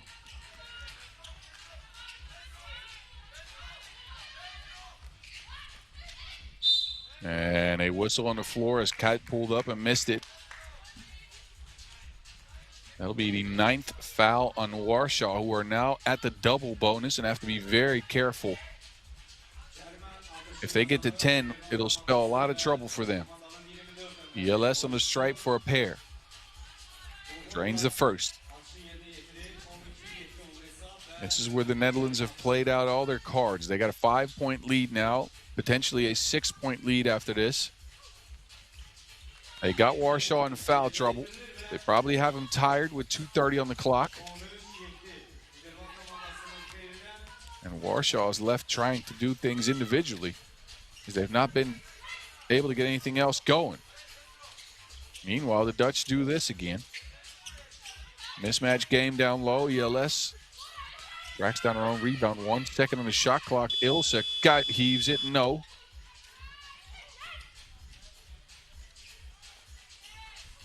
Two-piece off the mark for the Poles.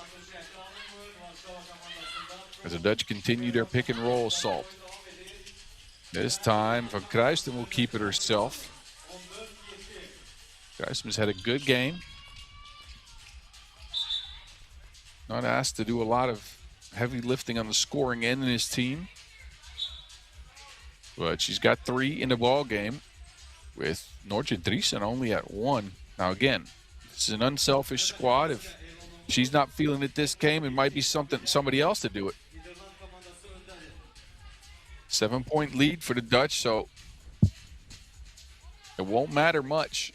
It's been ELS that they've gone to over and over and over again. She's up to 6 points, says Evelien Lutje-Schiphol.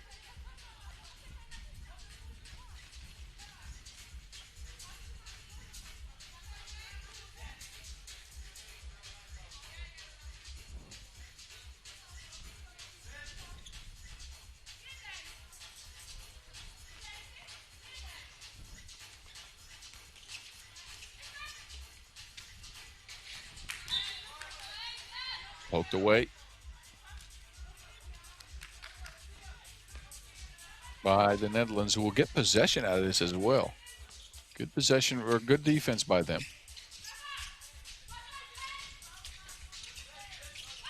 Visa hesitates underneath the rim, hangs and hits. Almost gets another steal, but it's Warsaw who have it now. They'll feed it into Malawi. Alicia Malawi bringing a lot of size to the table. ELS bringing a lot of touch. 16-8. The Dutch have ran away with this in the last 2 minutes of game time.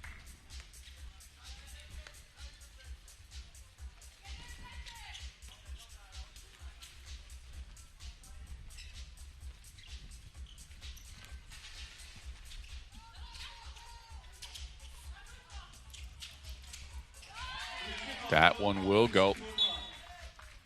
Make the score a little bit more bearable for Warsaw, who look to be out of business here with under a minute to go.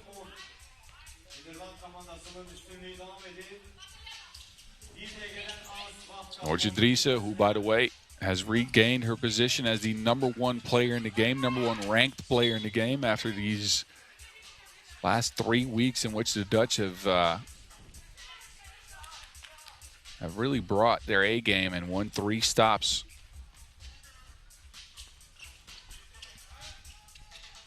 ELS and Gout also members of the top 10 ranked players.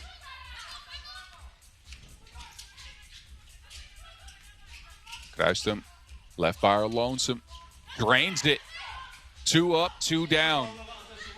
18-10 all of a sudden. And the Dutch are closing in on that 21-point mark. Warsaw turn it over.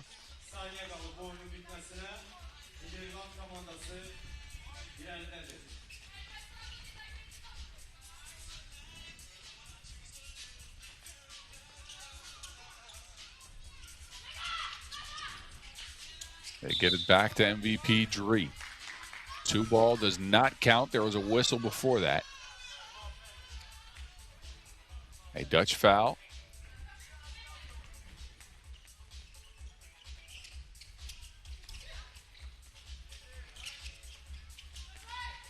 There's Aloska.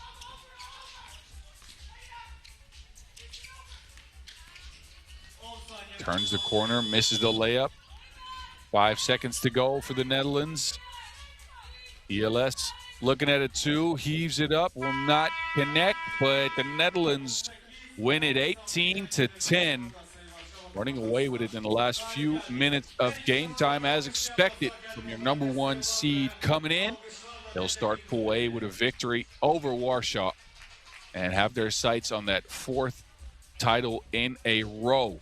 Enjoy the highlights. We'll take a short break. Next game is slated to start in right around 10 minutes. It's Austria and Madrid meeting up, so stick and stay right here.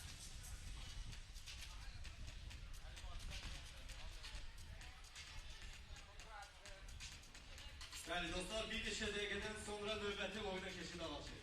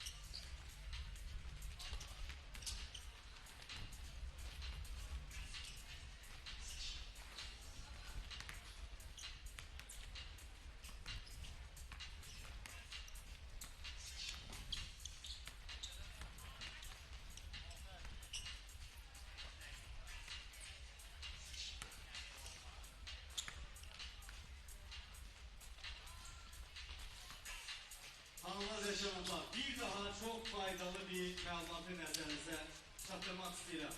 Gənclər və İdman Nazirliyinin səhər idmanı layihəsi hər gün şəhərin mərkəzi parkında, Dədə Qorqud parkında və Sabitlər bağında keçirilir və artıq bu layihə Sibrizdə də start götürür. Belə ki, hər gün səhər saat 7:00-da Sport Beach Club'da səhər idmanı keçirilir. Buna görə bütün Sibriz əhalisini səhər idmanına dəvət edirik. Necə deyərlər, səhəri birlikdə idmanla açaq gəlir. Maksimal və günə başlayaq.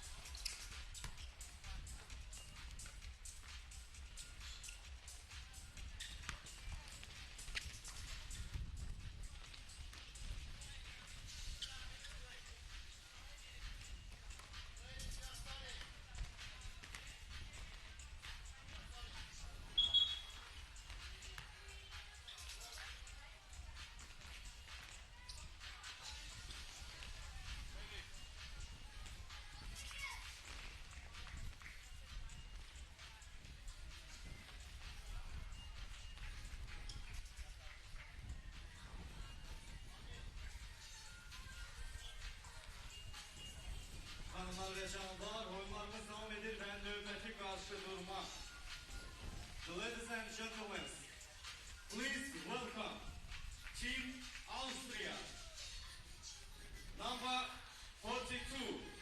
All right, on with the middle section here as we return our attention to Pool D, where we see Austria for the second time. They took a 1-point win over Paraguay, hung on in the final stretch of that game as Paraguay made a furious comeback, but the Austrians got on top 20-19.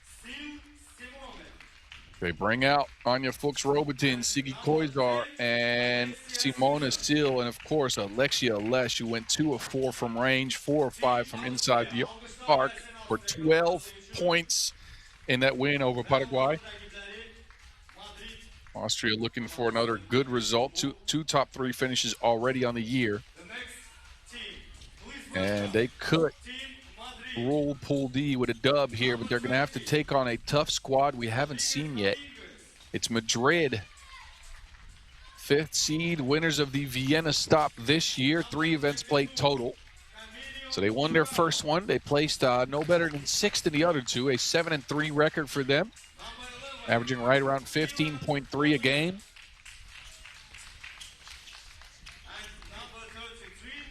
They come out with the Olympic silver medalists, Juana Camilion, Cecilia Moate, Blanca Millán, and Elena Rodriguez Dominguez.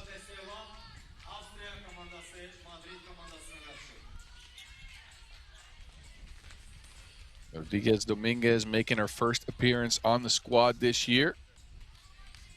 It's Moate who actually leads them in scoring, but it's a balanced effort for the Spaniards on the season so far. Everybody's between right around 3.5 per and 4.9 per game.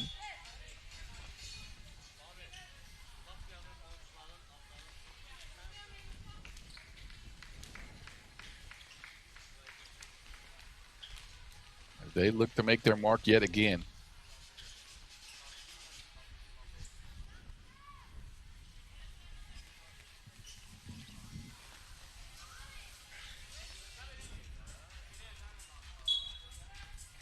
It's the Austrians who start with the rock. These two teams have never met up before. Koizar turns the corner, lofts one up.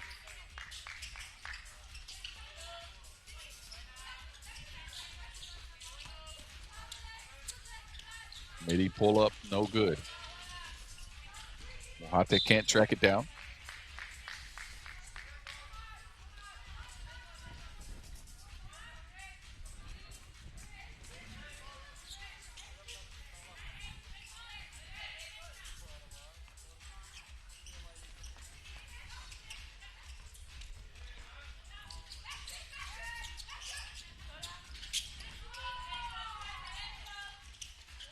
Good take inside, no make at the end of it. So a reset for the Austrians who take the ball back. Koizar spins free, but out of time as that shot is denied at the rim. Austria's good defensive unit with a sharp game plan anytime they step to the court. Moate with a look. Still holds up defensively, though. Moate, again, leading scorer on the squad, right around 5 per game, 4.9 to be precise. Koizar loses the defense, can't connect on the shot, will get it back herself. Ball stays with Austria. They swing it.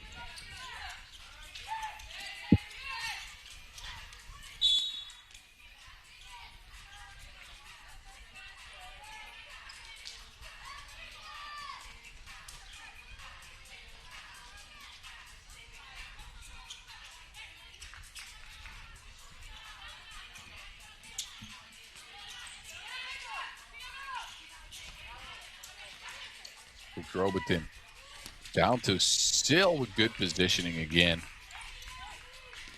She continues to be the backbone of consistent offense for the Austrians. Every time they run a pick and roll with Simona Sill, she is open at the rim. So good at keeping her defender behind her.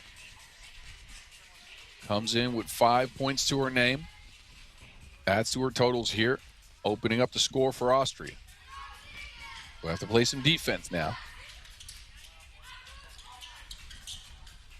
Moate carves out some space. Doesn't look like she did it cleanly. First foul in Madrid. Koizar hitting the grill. So Madrid will give the ball up.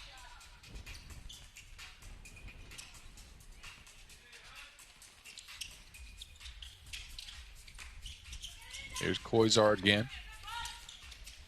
Kicks it to Alesh. There's a hand on that. Madrid wants to keep it in bounds. Can't quite save it.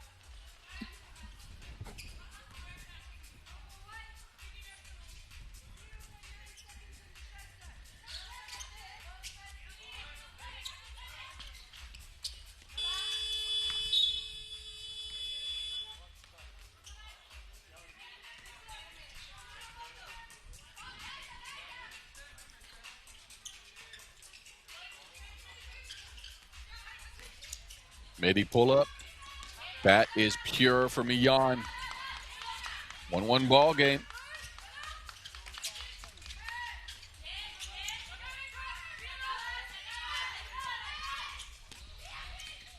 And Fuchs Robotin streaks to the rack and will get Austria another lead. Pace of the game pretty high here despite the lower score. Boys are fouls to get out of that mismatch. Smart use of a foul.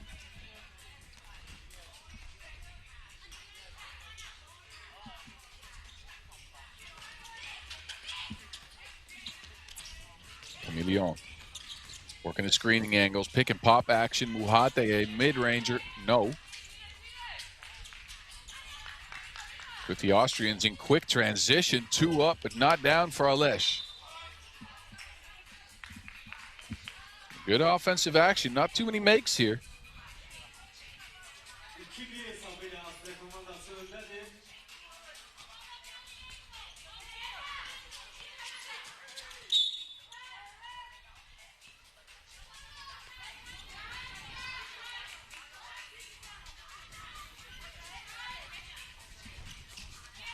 Fresh shot clock for you, Österreich. Alesh again. She is draining the place. Another 2 down for Alexia Alesh. She's one of the people that has managed to, despite the breeze here, knock down some 2s. 4-1 lead all of a sudden for the Austrians. Alesh again.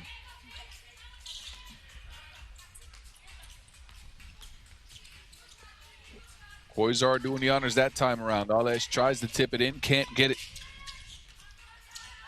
There's a new ad for Madrid. Can't hold on to the pass.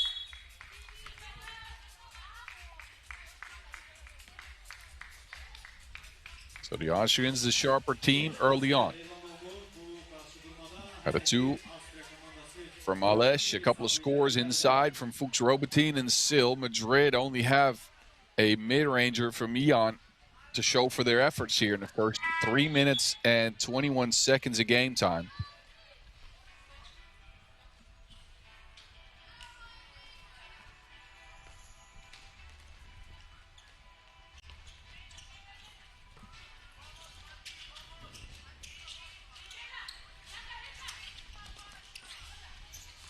Pressure by Madrid. Koizar tries to get away from it. Streaks to the rack right past the defense. Siggy Koizar so quick. 2-piece, no good, but a foul on the plate.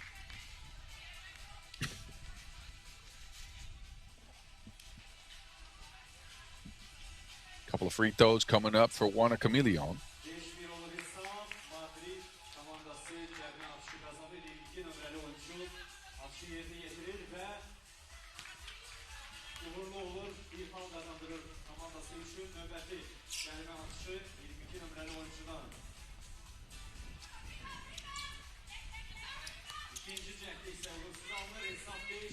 One for 2.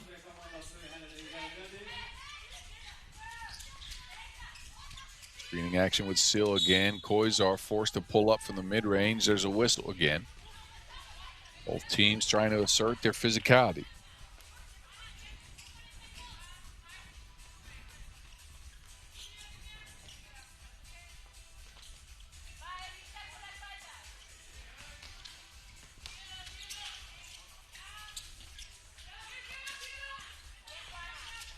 Alesh.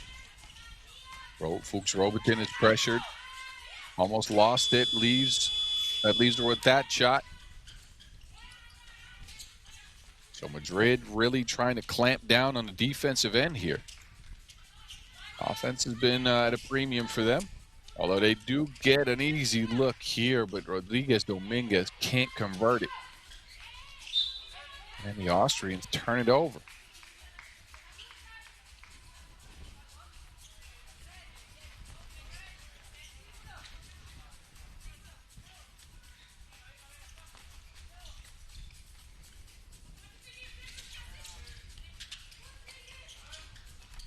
Muhate fakes and makes.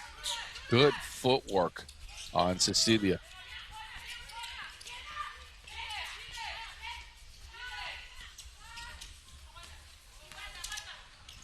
Koizar. No conversion at the rim.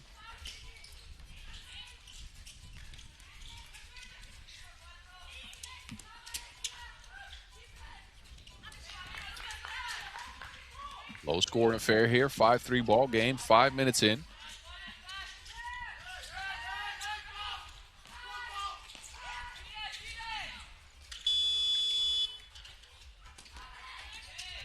Alesh and Muhate clash for the boards. It looks like Alesh touched it last.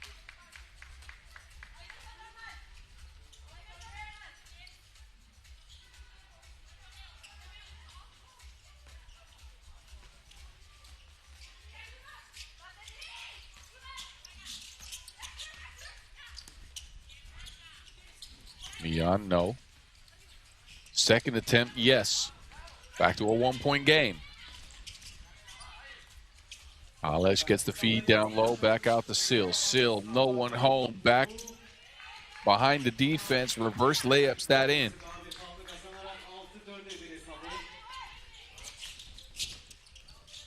Ooh, hot day. Sil was right on that, knew she was going to that fadeaway, turning over that right shoulder.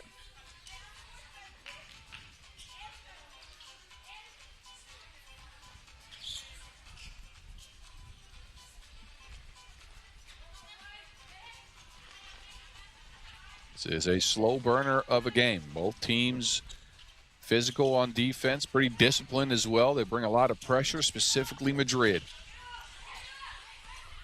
Chameleon, Koizar, shot block violation. Did shake the defense, just couldn't get the shot up in time.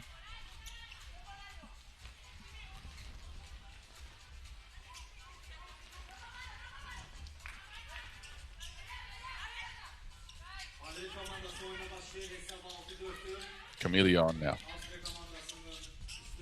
Muhate opts to keep it herself. Muhate, strong take.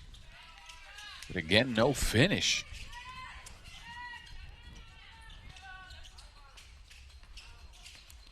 Either team has found a lot of accuracy here, both from the outside as well as the inside, although Sil here will get an easy layup.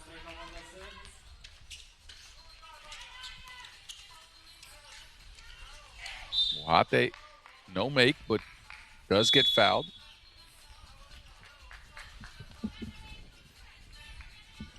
Second TV timeout. Not been the prettiest game, I'll be honest with you. But Austria hold a 3-point lead. Could be top dogs in Pool C with a dub here. Pool D, I apologize. It's your 4th and 5th seed meeting up for the first time ever between these two teams, Austria and Madrid.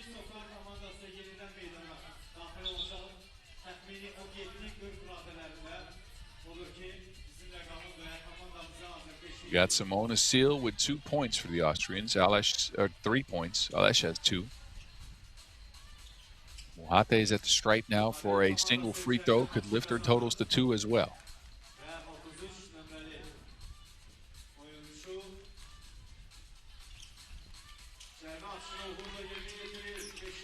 Back to a 2-point deficit for Madrid.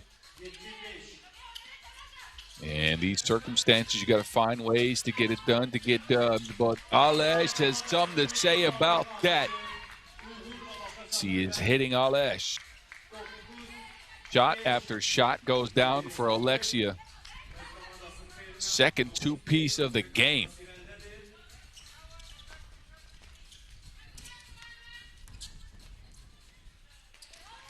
And Madrid continues to feed the ball into Muhate, who doesn't deliver on another fadeaway.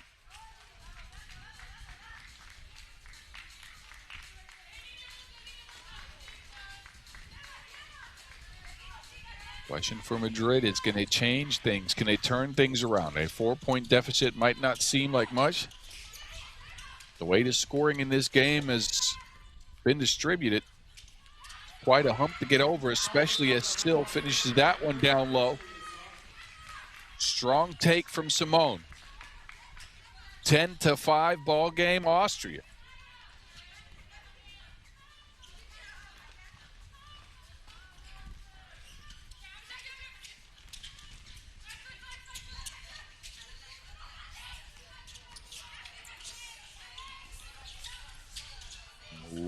Arrasate gets that one to go. Maybe the most difficult look she's had all afternoon. But it goes regardless.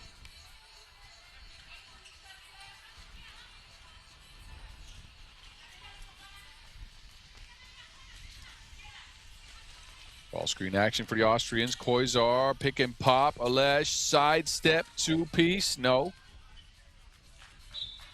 Not a bad look for Alexia. She's been knocking those down. 16 points on the tournament so far for her in 2 games. That ain't bad, and we're not done yet. 2:26 on the clock. Chameleon. Down low.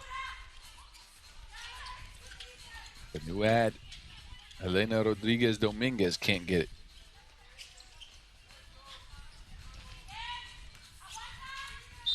And a foul on the Koizar drive. Siggy Koizar is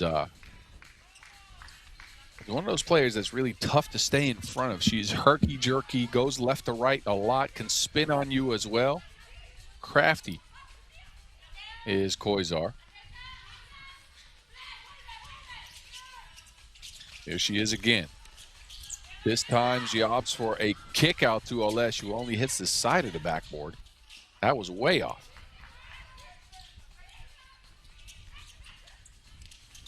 Muhate. Another miss for Cecilia Muhate, who struggled to finish up her plays inside.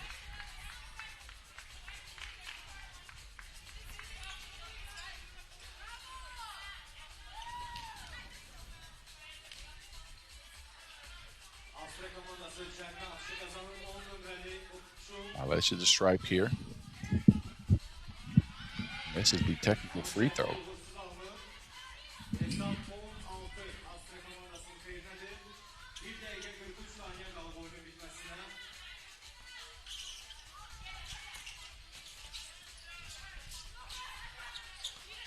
Alesh, pick and roll action with Fuchs Robertin. No, Cecilia was there, but Alesh charges in and cleans up the mess.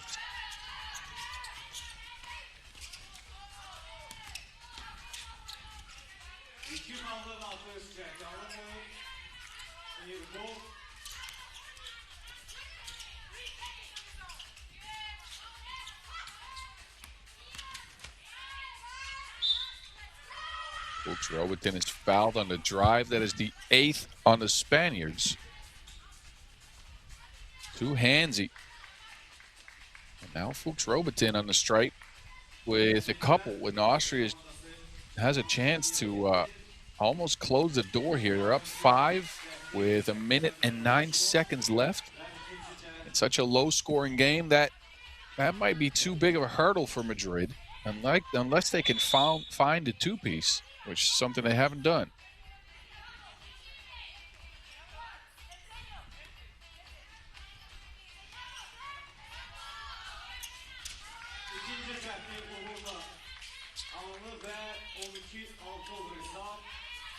There's the first points for Rodriguez.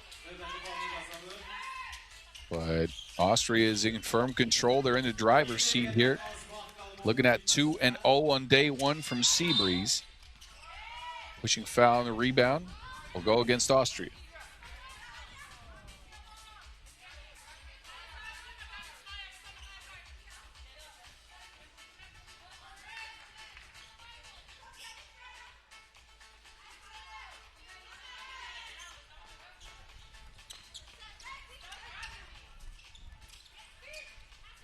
Madrid really need a score. They could use any type of bucket here. Chameleon down low.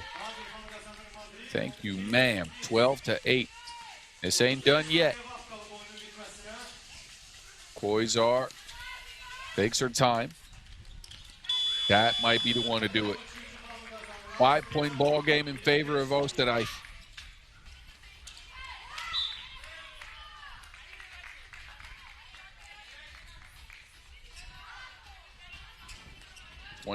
.8 ticks to go. Madrid does have a possession here,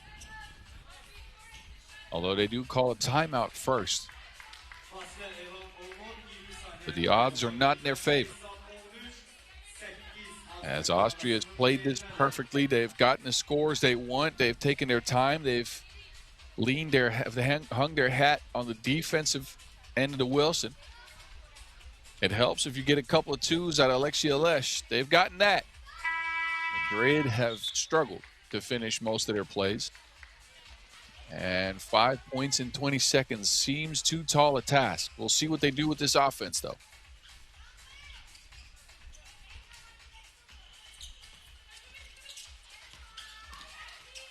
Chameleon realizes they need a two. She's fouled on the play.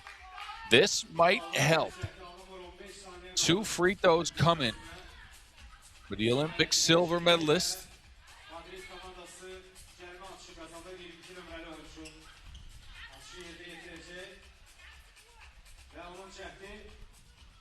And they need them both. She misses the first.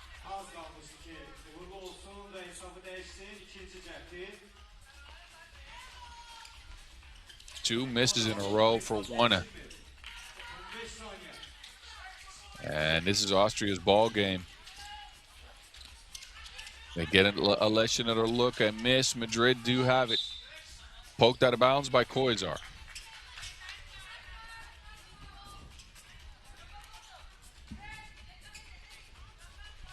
.6 left on the clock. The outcome of this game has been decided. Austria will go 2-0 on day one. There they go, and Madrid will have to battle it out with Paraguay to see who moves into the knockout rounds as Austria get the job done.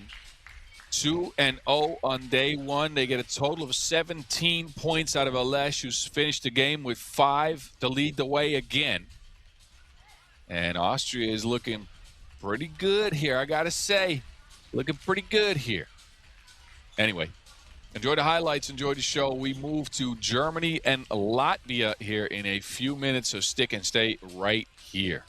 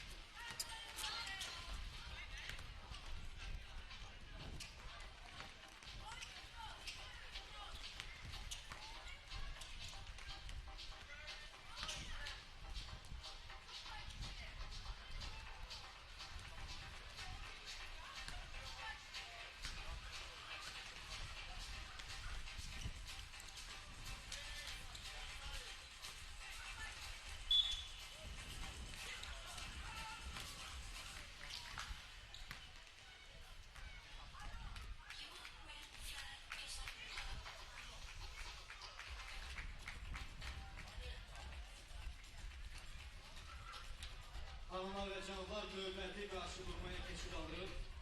Ladies and gentlemen, please welcome Team Germany. All right. Number 9. Germany is up, and they got their backs to the wall after a 10-18 loss to Egypt. Now they are in a win or go home scenario. If they lose this one, they'll drop to 0-2 and will not be featured in any Sea Breeze content after this outside of the highlights.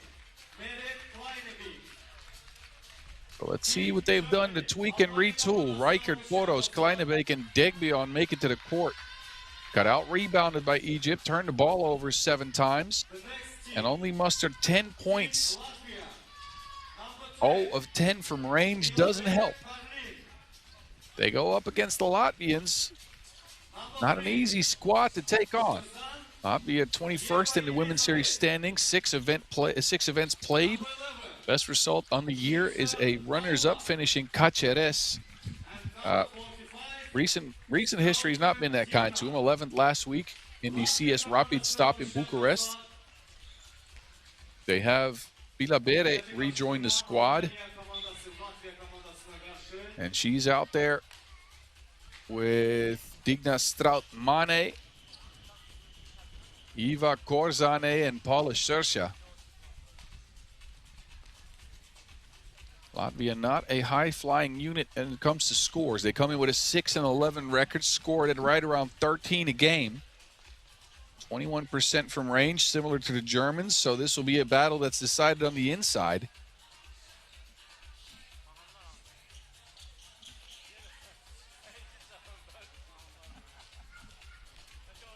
Both teams with a lot of size, with Strautmane and Bilabere on the Latvian side. Germany, of course, with Kleinebeek, Degbeon, and Reichert. Latvia with a win here can be assured of the knockout rounds already.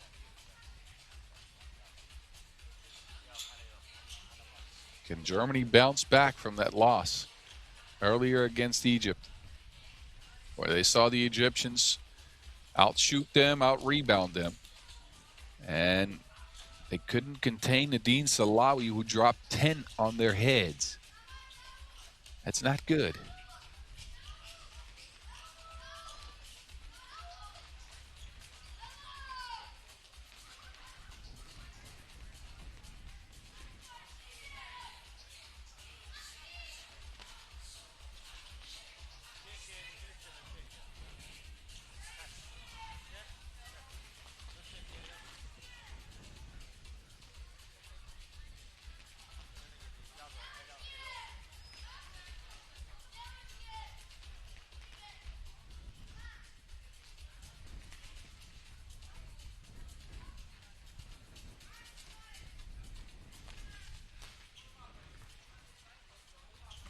Teams will get a little warm-up in as I guess we're working through some technical stuff here.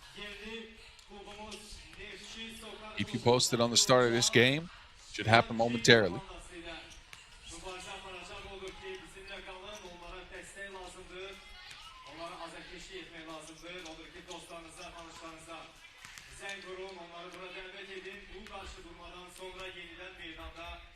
Germany and Latvia have linked up 3 times in the 2026 season.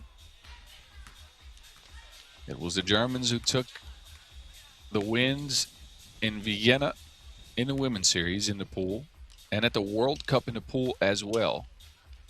Latvia beat Germany in Bucharest.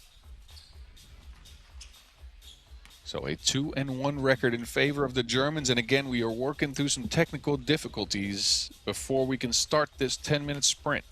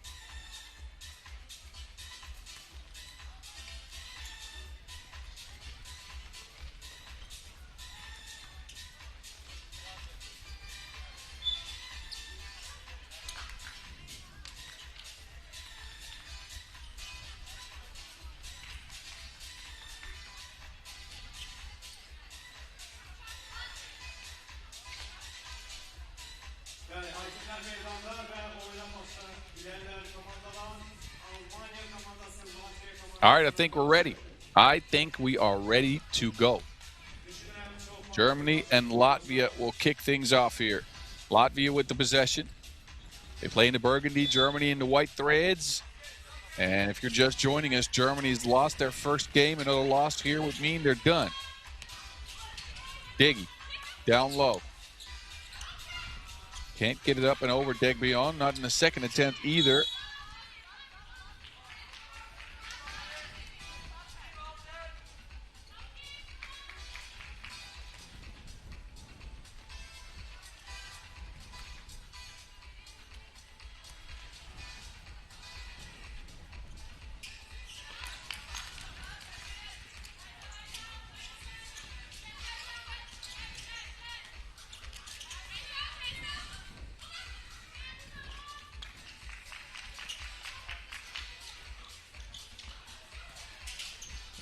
Wild pass down low into Strout Mane, who finishes up the play.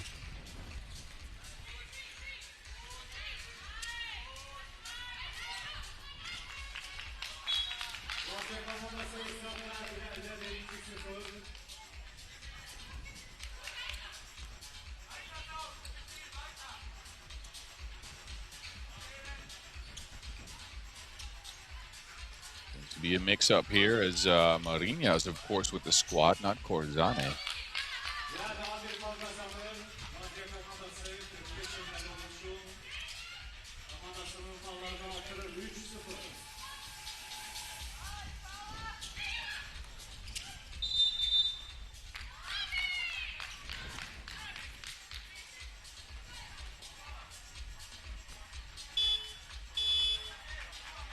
Corzane. Apologize, Sarsha is not here. Corzane is featured there with the number 3 on her back, of course. But it's Marinha who is with the team for this one.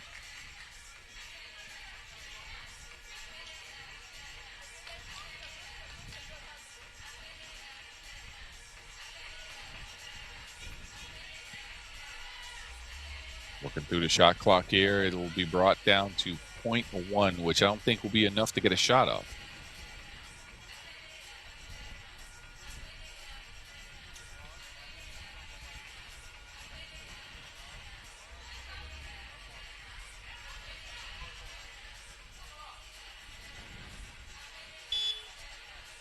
I guess the technical difficulties we are working through is the shot clock. All right. We're going to get that repaired for you, no worries. And we'll restart the action here momentarily.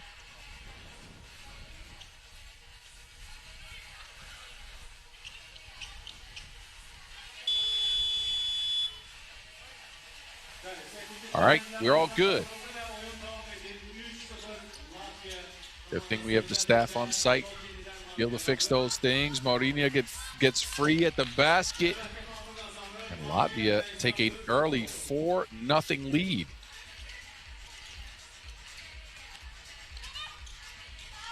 Poros doesn't connect on the 2. That is the Achilles heel for the Germans so far today. They are 0 for 11. Meanwhile, Diggy keeps on pouring it on inside. 5-0 Latvia after a minute and a half. Poros turns it over. Corzane misses.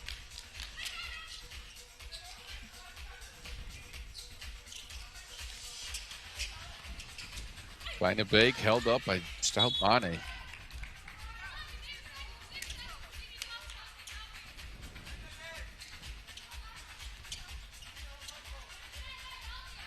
Latvia in control of the game here early. Germany looking a little bit rattled. They do have possession. A score here would help. Reichert, no. And it's poked out of bounds.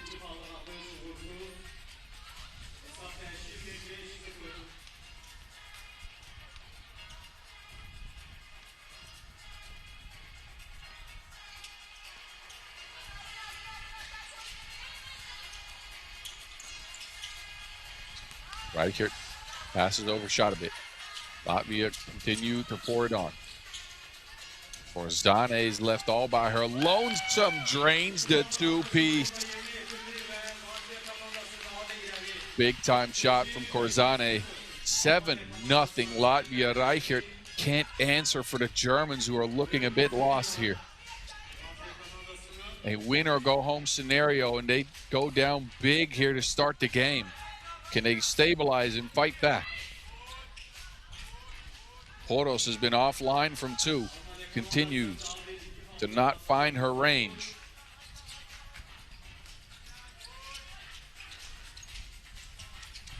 And a lefty lay for Korzane makes it 8-0 Latvia. My goodness.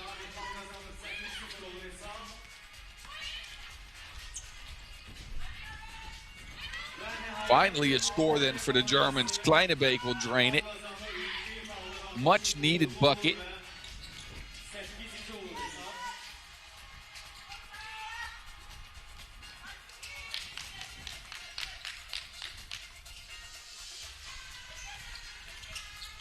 Poros with a 2 ball at the back of the rim. Mane's got position on Poros, who's forced to foul. First TV timeout. Latvia has blitzed the Germans here early, and they are in firm control of this game. 8-2. 3 for Strautmane, 3 for Korzane. The only German to score is Merit Kleinebeek. But again, normally Germany leans on defense. They've not been able to do that today. They saw Egypt score 18 on them. Now they see Latvia run out to a big lead early in the contest. This could be a disappointing run for Germany, and they needed a result here. Again, let me remind you, top 7 in the women's series standings get to the women's series finals. Germany is in 8th right now.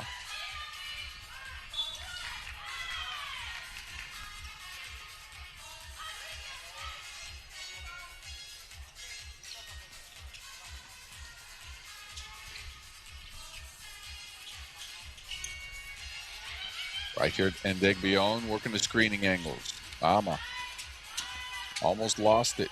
1 foot runner, no. Right here, yeah. Marina.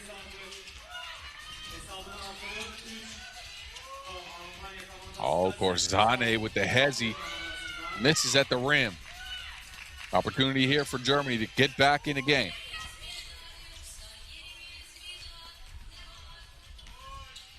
Poros sees it poked out. He'll leave 1 second to do something.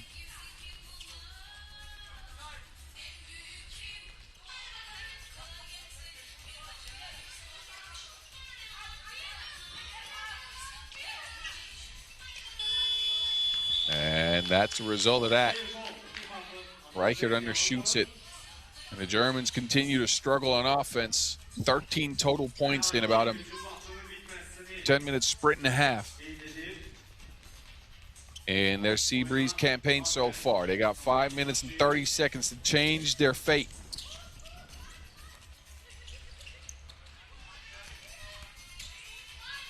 Marina's got something to say about that, though. Drives in, lefty lay. Latvia have slowed down a little bit.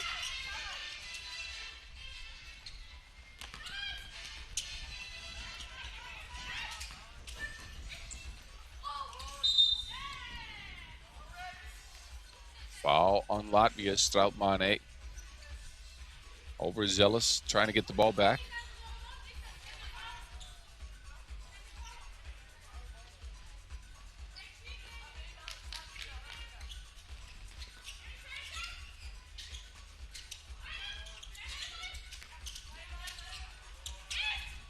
That is very undershot. Confidence is fleeting for the Germans. Poros can't buy a bucket at this point. There's Poros again, working the screening angles, lofts it up. That might be the closest she's gotten.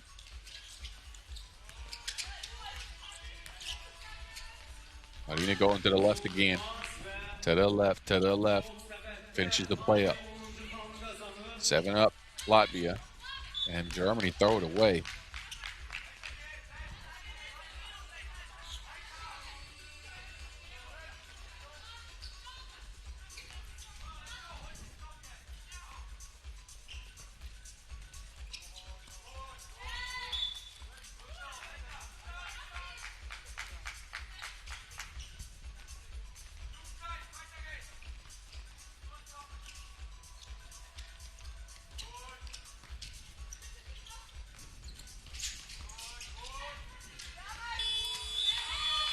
Good defensive stance on the Germans. Maybe that's the start of something. Evet, hücum vakti bitti. O da getirdi ki her komanda için hücuma 12 saniye vaxt verdi.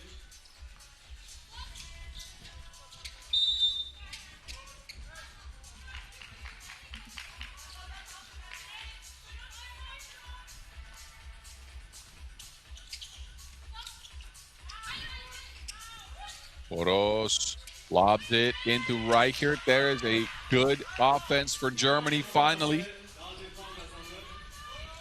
And then another good defensive stance here. Reichert again underneath, kicks it. Boros wanted to make the extra pass, but a Latvian hand got in between.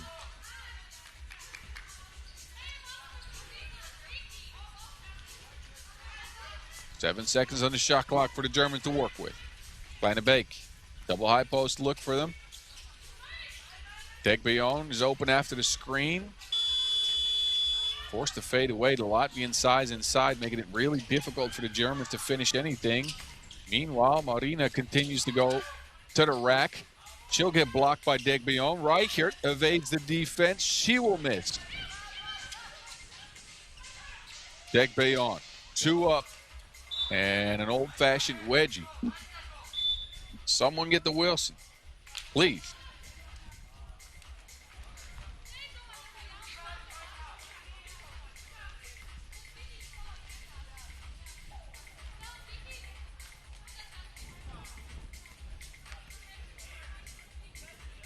Latvia have control over this game, have had so since the start. They opened up with an 8-0 run. Got a good game out of Marina, who's got 4. Strautmane and Korzane have 3 apiece. We have not seen much of Hilabera, if anything at all. I think she's been on the bench for most of this game.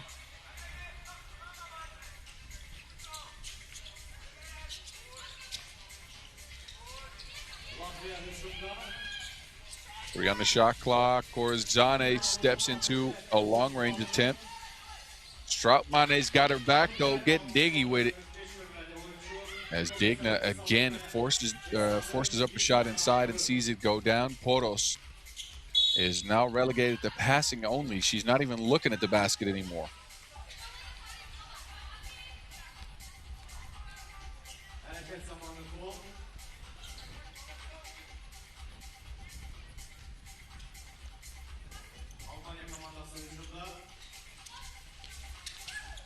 And another giveaway from the Germans, who continue to struggle.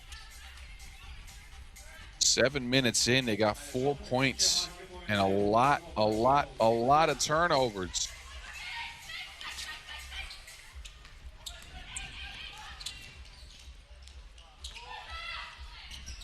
Poros. No, and then a German foul. It's not their day, that's for sure. The twos aren't going. They don't connect well on offense. Chemistry is missing a little bit.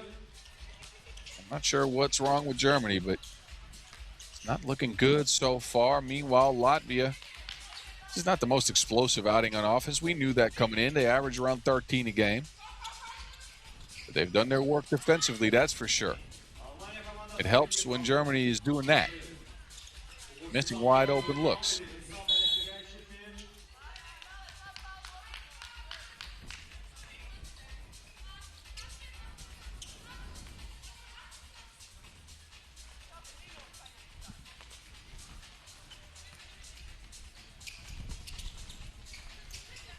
Handoff action to the top of the key. There's Strautmane. Inside, Marina. Body control.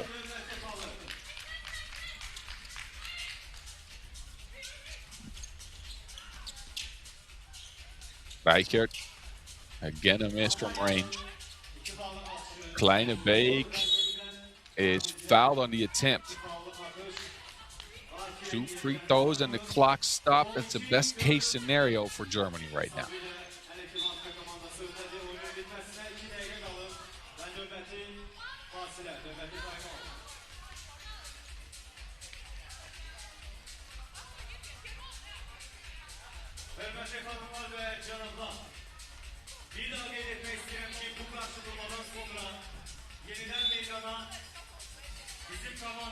Neftchi SOCAR komandası dahil olacak. Onlara Azerkeşliği etmeye hazırsınız mı? Sesiniz gelsin hanımlar ve canımlar. All right, 2 minutes to go in windy Azerbaijan. Bayon inside. Another good play from the Germans, but they've been too far and few between. Zane can't finish. And another miss by Bayon. It seems the Germans are really affected by the breeze out here in Sea Breeze.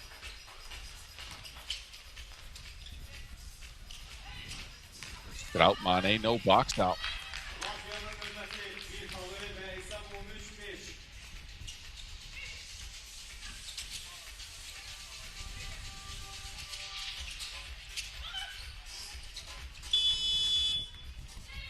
Miss after miss after miss for the Germans, who are facing an 8-point deficit. Latvia continue to assert themselves.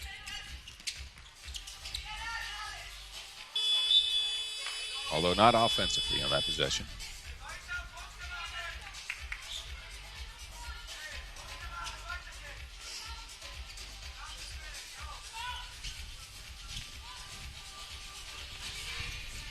Photos. Pick and roll action. That is another good look.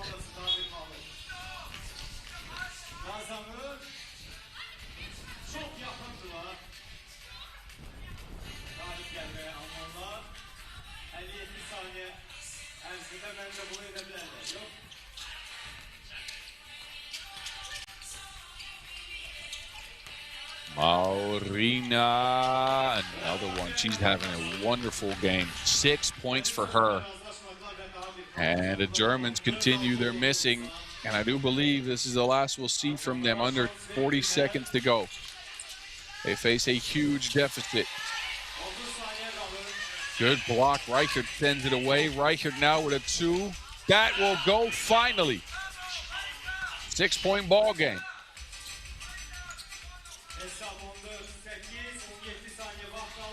No answer for the Latvians, although Mane will get the rebound. She'll spin free, and never mind. A 3 in the key violation.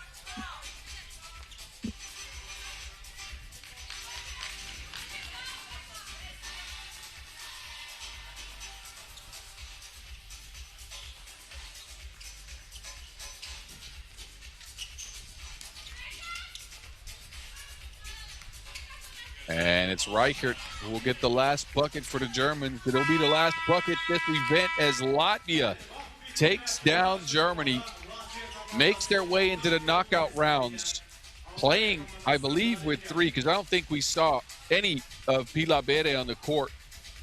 But it didn't matter. Germany couldn't buy a bucket.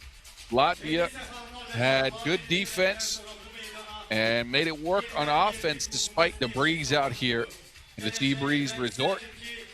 Germany go down 0-2. Latvia will have a battle with Egypt over first in the pool. That is up in just a few games. Enjoy the highlights as we will get Neftchi SOCAR back out onto the court for you. In just a few minutes, they'll take on Yanjing.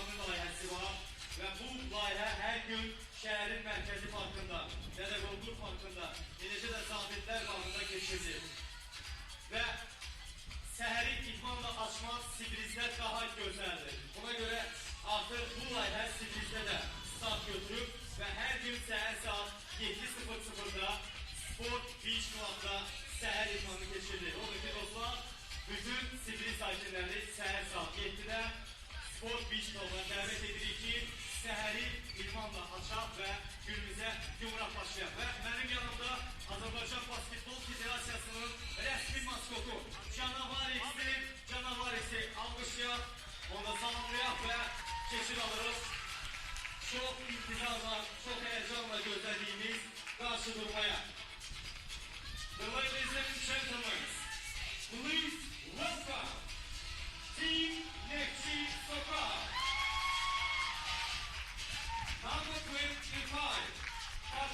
On to the next one. Neftchi SOCAR come off a 12-10 defeat of Arrasate.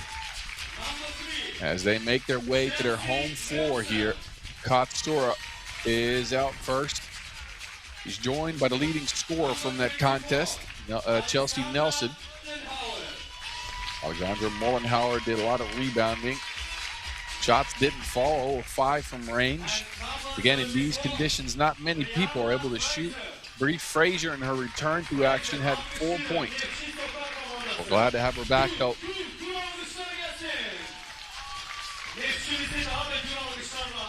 This is Neftchi SOCAR, your second seed in the tournament. A narrow win over Arrasate, who charged back late. But Neftchi hung on. They'll face off for the second time this year with Yanjing. Beat him in Sumgait in the pool. Yanjing, 7 events played this year. Best result for them, 5th in Ulaanbaatar. A 2-11 record on the season for the Chinese.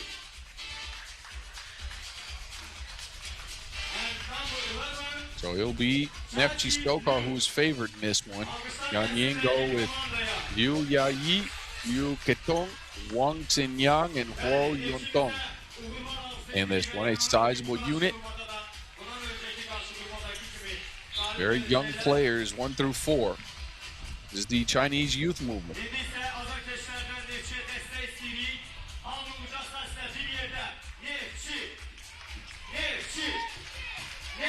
And here the FIBA home crowd, of course, favoring one side of the Wilkinson. Neftchi SOCAR playing in the white threads. Yanjing playing in the purple ones.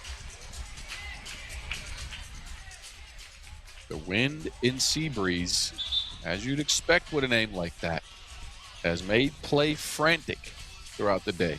Shooting has come at a premium. Teams that play inside close to the basket have made it work. It has led to some interesting results.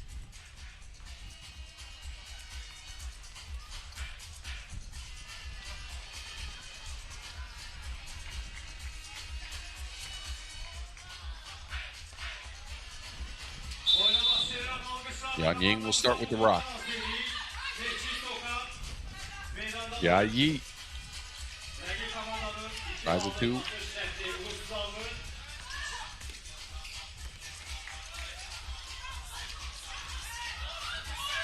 Now it's Mollenhauer attempting a 2-piece. That is short.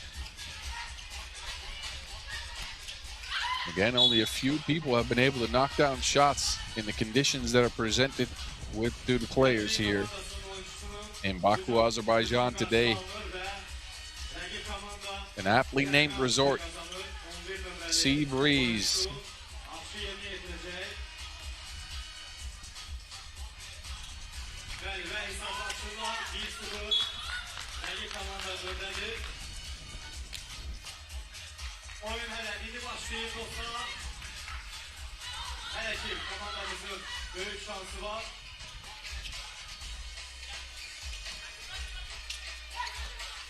Yanjing looking to go inside, utilizing that height.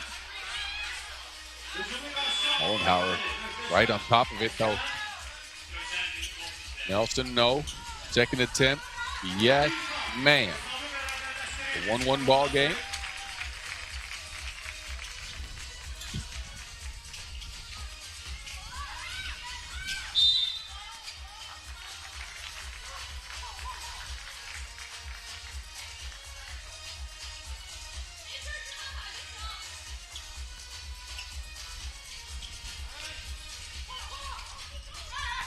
Good cut. Katsura could have racked.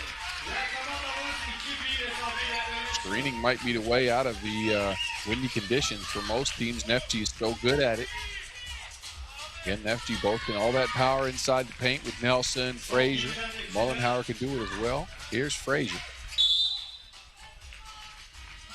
Foul on the play.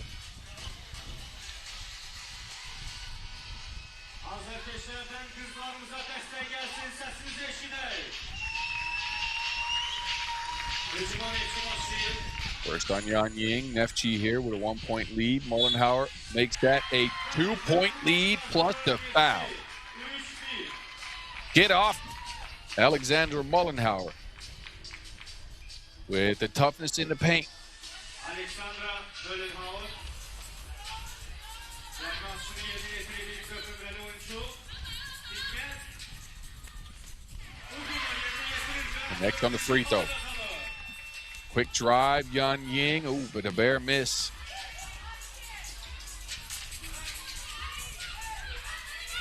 And now again a good screen for Neftchi. Mollenhauer on her, by her lonesome at the rim. No one home.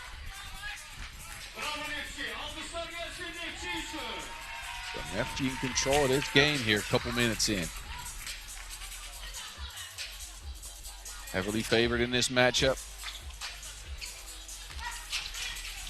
Won the first battle between these two squads.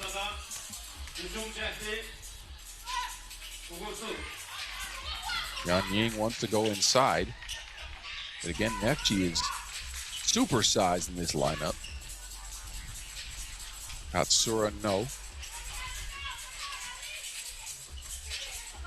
Katsura, who featured mainly as an inside presence for them. Two ball, by the way.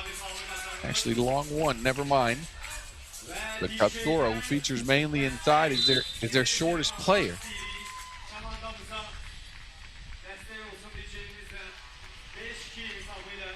And Katsura will get to the free throw line.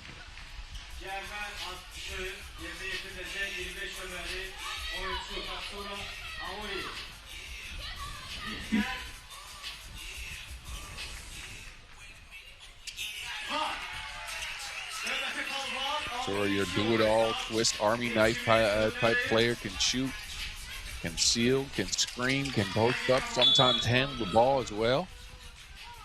It's made her way onto the Neftchi roster this year and has had an impact.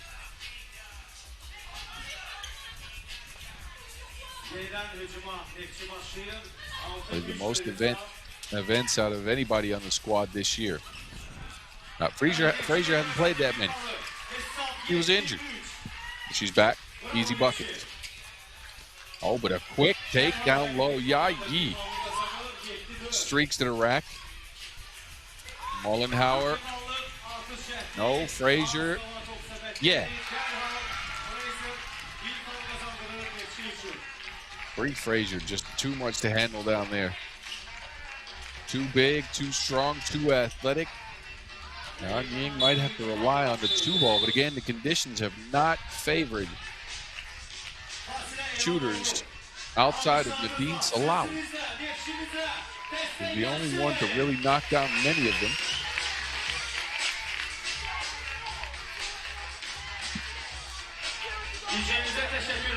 The TV timeout, 8-4 ball game in favor of the home squad.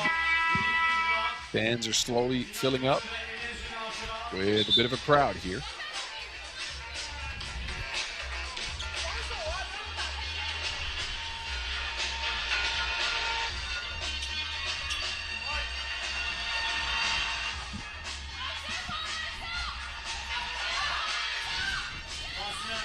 High post look for Neftchi. Mollenhauer coming off the screen, lobs it into Nelson. Way to draw the play. Well executed.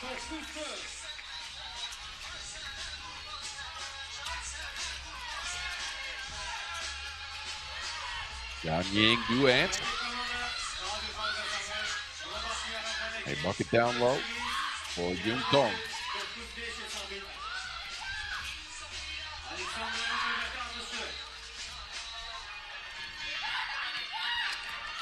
Yuntong on the move again. Evades the defense, but evades a make as well. Not a bad action for Yanjing, but you got to finish those if you want to beat the second seeded team in the tournament. Nelson will go to the floor.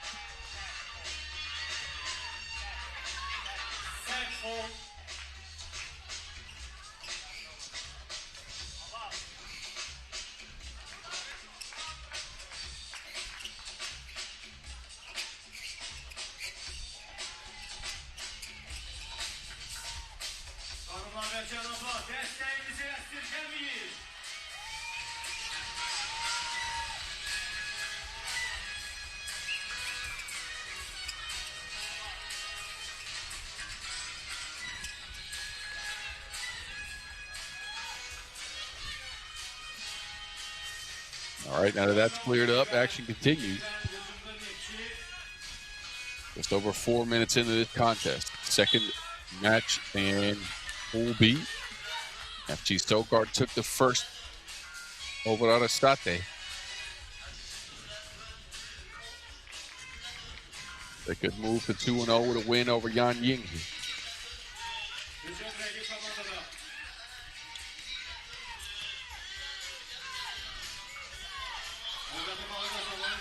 Yanjing with a bucket inside again.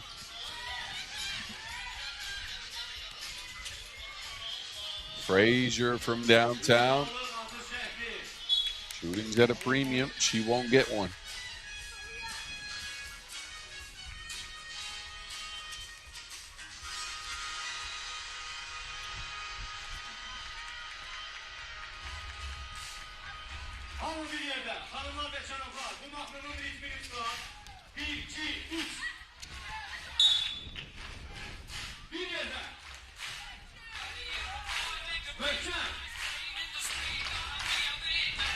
First 12 on the shot clock as Yanjing will get the check up top. 3-point ball game only. Not been a dominant game for Neftchi by any means. They've done the things they needed to. As we see another whistle. They've done what they had to get ahead here. The game's kind of stayed close because of the shooting issue. And what's becoming very apparent here. Screening help, by the way. Mullenhauer will convert another layup. Got 4 points in the game. Out to Frazier, back to Mullenhauer, who carves out some space, takes the bump, lays it up. Alexandra with another score. Shaking up on the play, apparently hitting the throat. Slow to get up is Mullenhauer. Hope she's all right.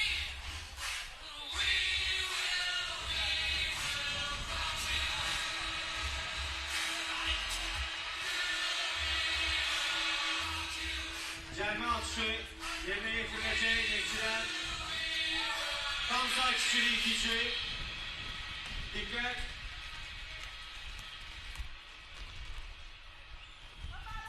Mullenhauer. He throws off the mark. 5-point lead for Neftchi as we've hit the halfway mark. Good angle on the screens there, and a good finish as well. Din Yang Wang.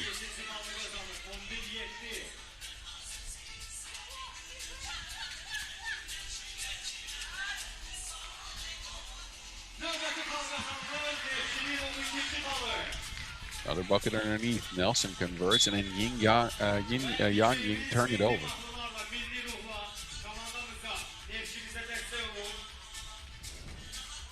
Neftchi have the services of some skilled bigs, which helps a lot in weather like this.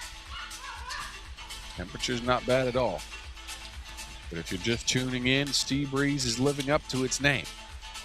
Frazier, no. The Sea Breeze Resort in Baku, Azerbaijan has been hit with a continuous wind throughout the day, making shooting very, very difficult. But Neftchi is working around that by scoring inside. It's Katsura again. She's up to 3 points now. Yanjing tries to do the same thing. Pippin for Juntong.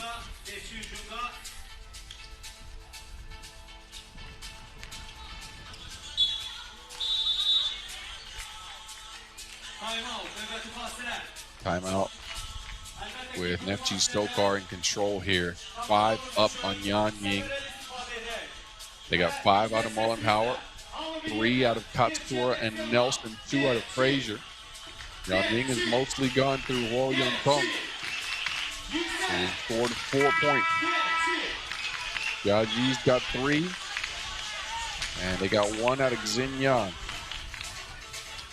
Can the young Chinese find their footing? Can they do anything to come back? Again, it's so difficult. And I keep bringing up the circumstances, but look at that flag. It is windy.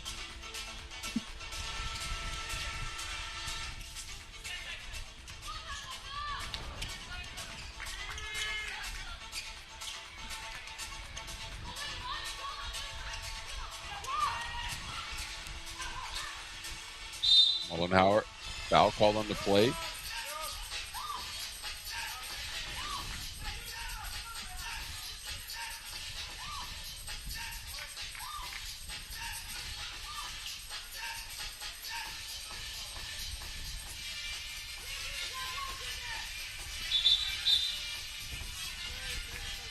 Delay of game warning extended to the Chinese. You have to check correctly. Never mind, that is actually a technical. They had already gotten a warning, apparently. So Mullenhauer takes to the strike.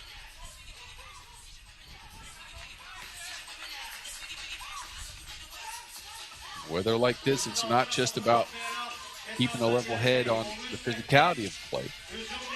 It's keeping a level head when the shots you usually hit aren't going in.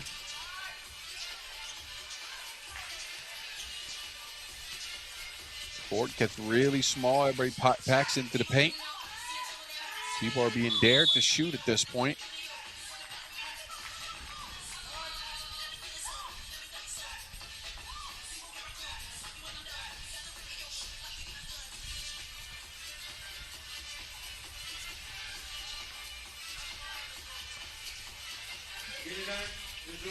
Nelson has it. Frazier with a good seal. Frazier with a good finish down low. Ain't nothing you can do about that.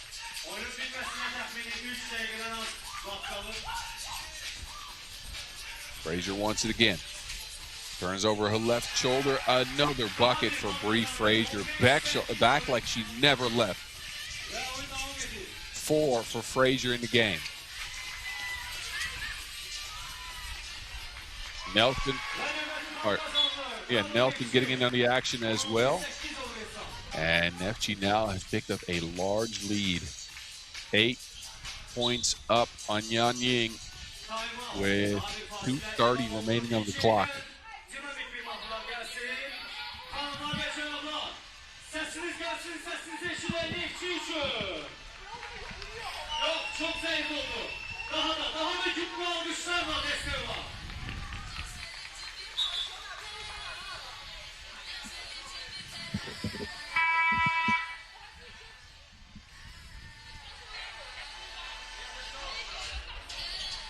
Bəli, fasilə bitdi və hakem artıq oyuncuları meydana dəvət edir. 16-8 saat 2 dəqiqə yarım qalır. All right, here we go. Last stretch of the game. Neftchi primed to go 2-0 here.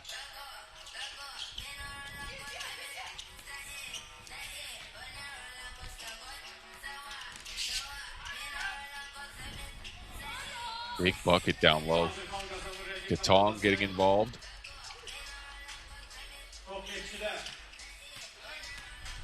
Question for Yanjing now becomes, can they stop the action that Neftchi wants to run? Which is going straight at their grill here down below in the paint. Katsura working the angles. What a beautiful shot by Katsura. Baseline faking and the running hook from Aoi. And Yanjing answer. Still a 7-point ball game.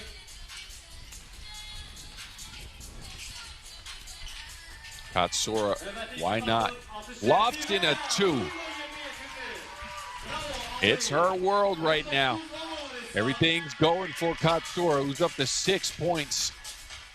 Yanjing answer with a 2 of their own, 19-12. Neftchi 2 away from game. Katsura with a miss underneath. They fouled to stop the action. It's only 4th on the Azerbaijani. With 68 ticks on the clock. The result in this one pretty much assured, but remember, against Arrasate, Neftchi took their foot off the gas in the last minute. And the Spaniards came back in the game.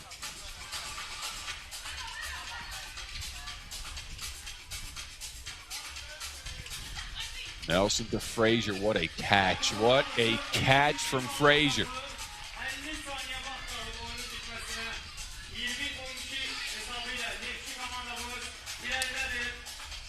Midi pull up, back work for Yuntong.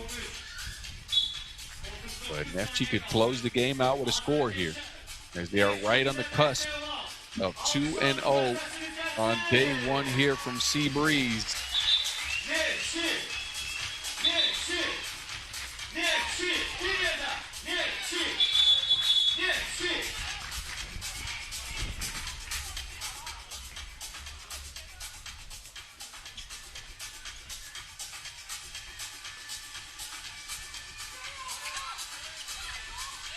Mollenhauer spinning free, fading away, and Alexandra will finish it up in style. Pretty bucket from Mollenhauer, who finishes the game with 6 points, as does Katsura. But a balanced effort by Neftchi as all four players are between 4 and 6 points. The home crowd is loving it. A 21-13 takedown at Yanjing will put him at 2-0 on day one here in Sea Breeze. They will move into the knockout rounds. We'll see Yanjing later doing battle with Arrasate or whoever else moves in out of Pool B. What we'll see first, though, is the highlight. You'll enjoy those. You'll see a lot of buckets underneath, primarily from Neftchi SOCAR. And then we'll get back to the Netherlands as they take on Czechia.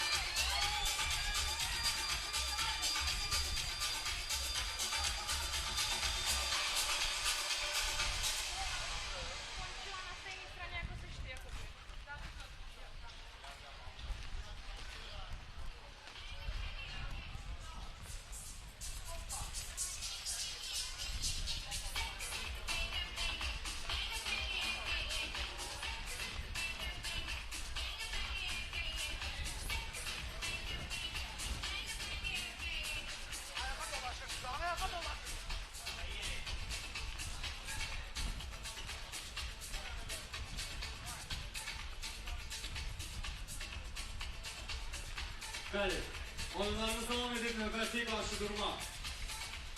So ladies and gentlemen, please welcome Team Netherlands.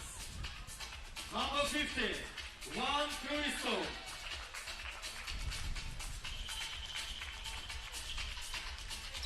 Number 24, Luce Schiphol.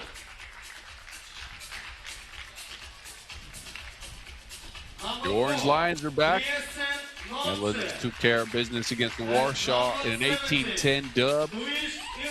They got 7 points out of Evelien Luce Schiphol, as well as 6 rebounds as they went inside often and early. Of course, she's joined by Ilse Kuit, van Kruisem, Noortje Driessen, and as the Dutch took care of the Poles, now they could go 2-0.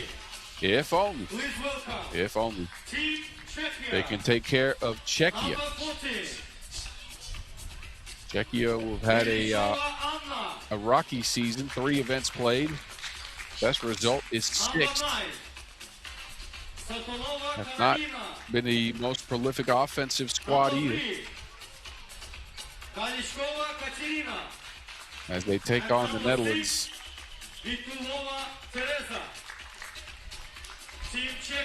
For the second time this year.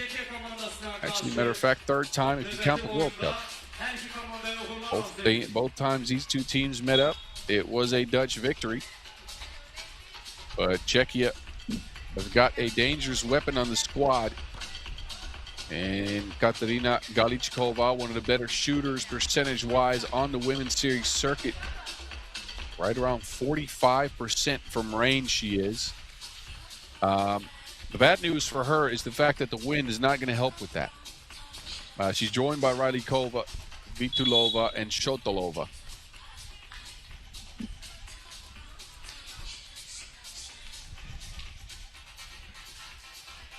As we'll see what Czechia is made of, if they can adjust their usual strategy of shooting a bunch of twos, at least Galichkova. They can adjust that with the conditions as they are presented.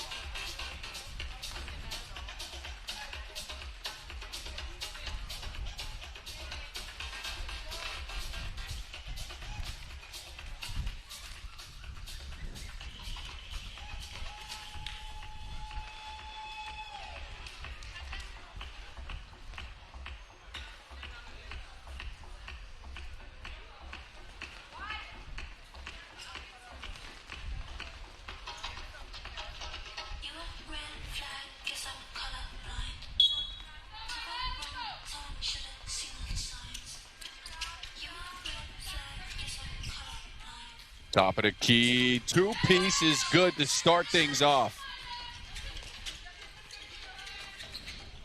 Ilse Kout doing the damage for the Dutch.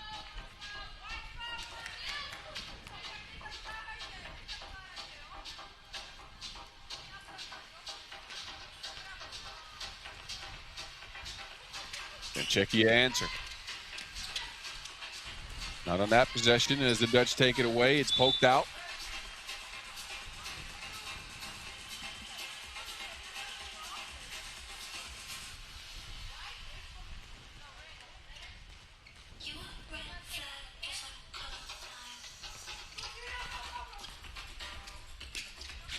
Midi pull-up, that is actually an answer the Czechians were looking for.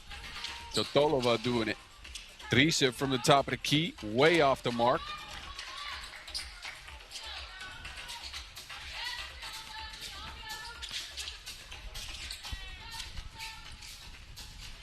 Down to the block. Vitulova. Not much room for a shot there. End of the shot clock. Czechia will poke it out, and they'll leave the Netherlands with 8 seconds on the shot clock. The Netherlands, again, if you are just tuning in, looking to write history here at Seabreeze, have won 3 of their last 3 stops. That's been done before. A couple times by France. It's been done by Canada. It's been done by Spain. 4 in a row, however. That is rare air. That's only been done way back in 2019 when the Canadians did it.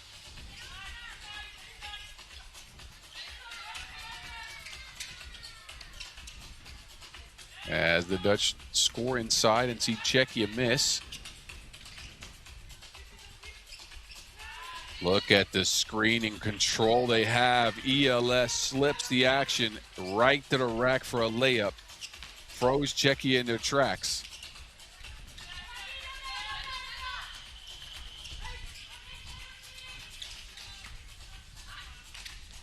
Czechia take over.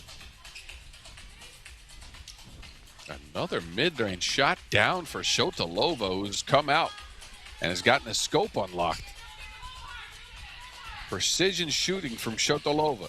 Van Kruisten into Schiphol. The Dutch feature her often and early. Just like we saw last game, they go through ELS.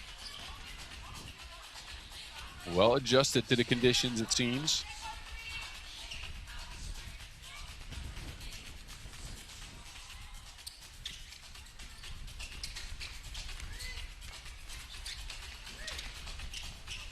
Wild shot on the block. Rylikova can't convert. The Dutch will swing it. Drise. Attacking the rack. Hangs. Can't hit. Wanted a foul. Didn't get it. Galichkova. Get it back from Vitulova. Galichkova. High arcing two-piece. No. Czechia with the rebound.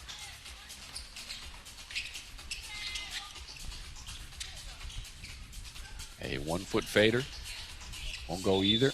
It's out of bounds, and I do believe the Netherlands will get possession here.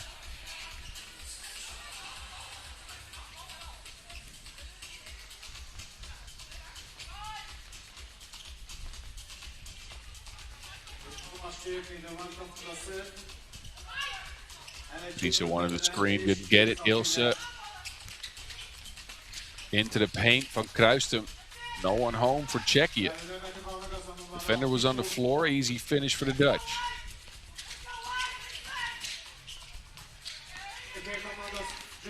Lichkova around the defense. She will trickle in a layup.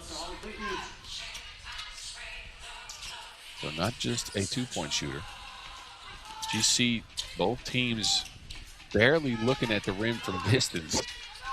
I don't know if I've ever seen wins this crazy and have this much effect on play, as Galichkova will get hit with an offensive foul.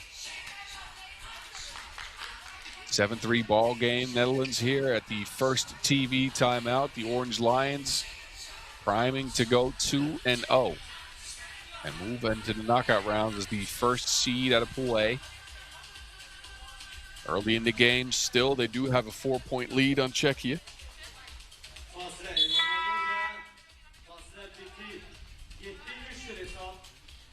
A Czechia that hasn't beaten the Netherlands in a long, long time. Last time Czechia managed to take down the Netherlands was at the World Championships way back in 2016. In the quarterfinals, a World Cup Czechia ended up winning, I believe. 2-ball down for ELS.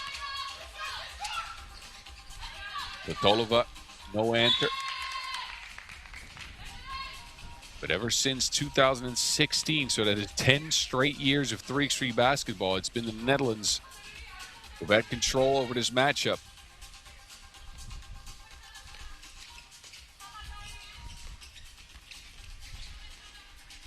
Guys, slow step into the rack, good body control, finishes off the glass.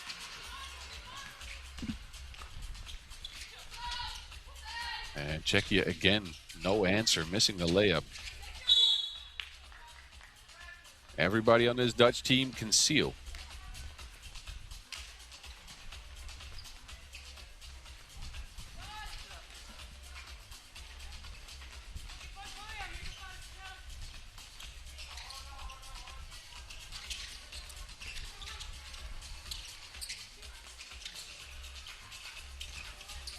Another shot lost to the wind for Kuit. Weird attempt there from Galichkova, wanted a foul. No whistle on the play, so she flipped the shot up to try to get to the free throw line, and referees just never blew the whistle. She was in prime position to score, so an odd decision from the Catherine gun.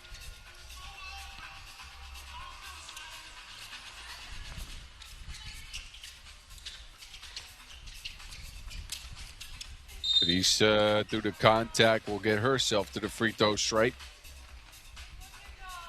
So crafty at adjusting midair. It's hard for the defense to keep up with her when she's got a head of steam going to the basket. MVP Dree.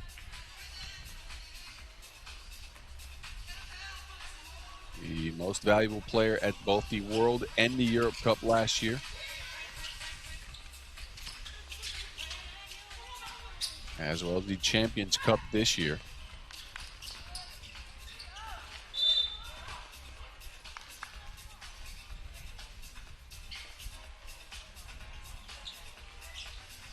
Bodies flying. ELS with some words for referee Matuszewski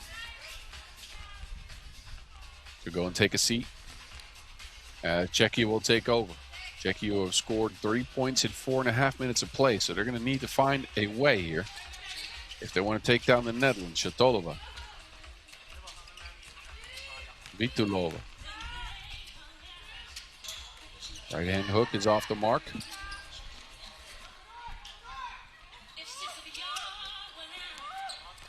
Kuit around the defense and in.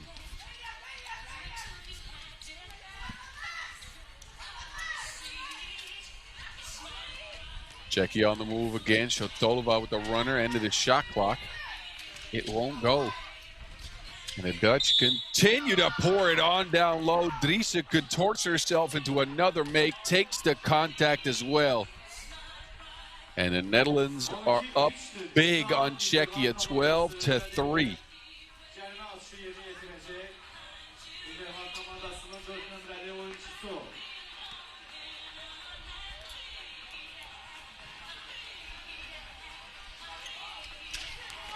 Ertəsindən gəlir, daha bir fal qazandırır. Screening action for the Czechians now. Kotolova shares it. There's Galichkova. Forced to shoot up that due to the Dutch pressure on defense. The Dutch continue to get to the rack. Drisa finger roll off the glass, 14-3. This has become a blowout all of a sudden. It's the pressure defense for the Netherlands that leaves Czechia with end of shot clock heaves, difficult looks. Meanwhile, the Dutch continue to feast inside the paint at the rim.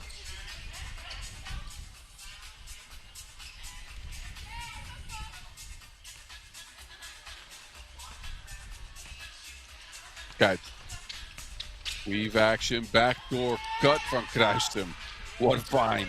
What a find.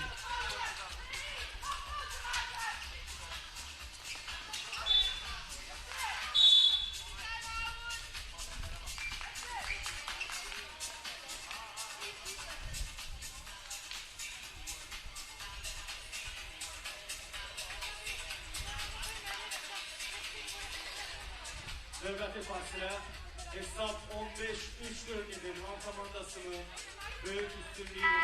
Second PV timeout as the Dutch inch closer to that 21-point mark. 15-3 is your score, a complete blowout. And it's pick your poison with them. Eeny, meeny, miny, mo. All players between 3 and 5 points. You don't know who to stop. They can all do it.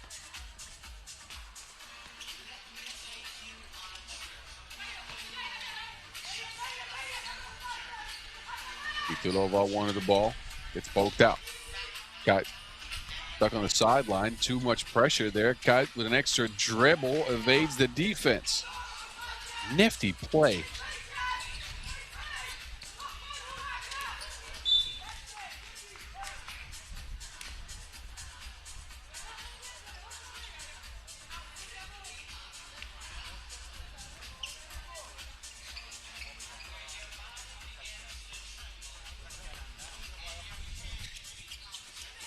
Czechia at this point, all they can hope for is to get in rhythm. This game is over and done with.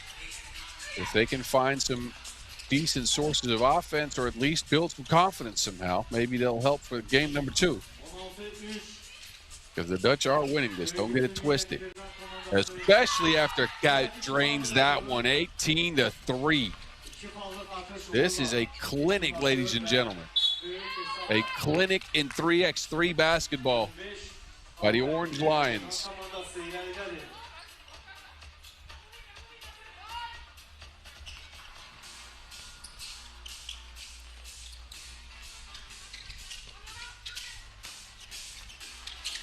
Drisa misses that time around.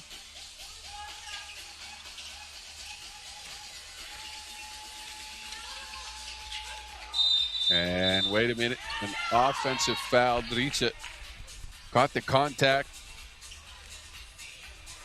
Went down to the floor. Sixth foul on Czechia.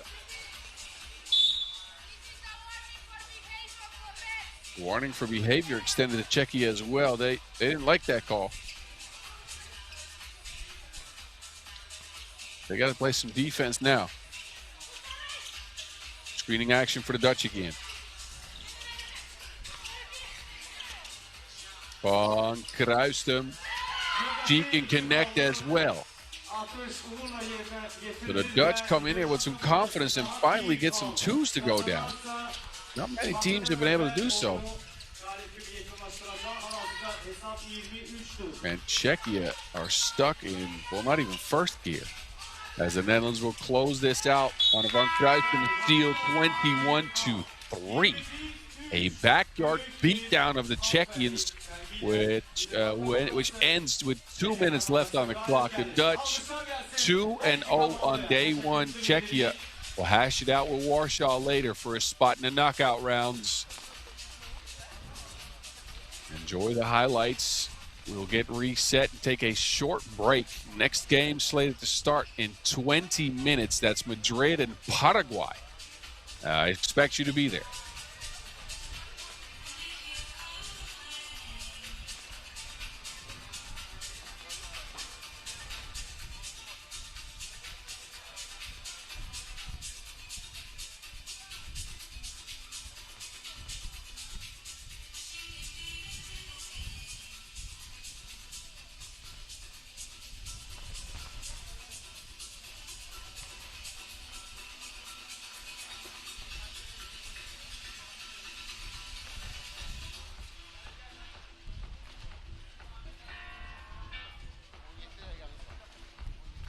Hanımlar ve canlar, bir neçə dəqiqə fasilədən sonra oyunlar davam edəcək və onu da qeyd edeyim ki, sabah 16 avqust tarixində növbəti mərhələlər keçiriləcək. Biz sizləri sabah yarımfinal və final oyunlarına baxmağa dəvət edirik və bir daha qeyd etmək istəyirəm ki, Neftchi komandamız sabah oynayacaq, təxminən saat 5 radələrində. Və onu da qeyd edək ki, oyunlar arası fasilələr zamanı müsabiqələr keçiriləcək və bu müsabiqələrdə hədiyyələr oynanılacaq. Odur ki, siz də hədiyyələr qazanmaq istəyirsinizsə, sabah bizimlə bərabər olun. Bir neçə dəqiqədən sonra oyunlarımız davam edir.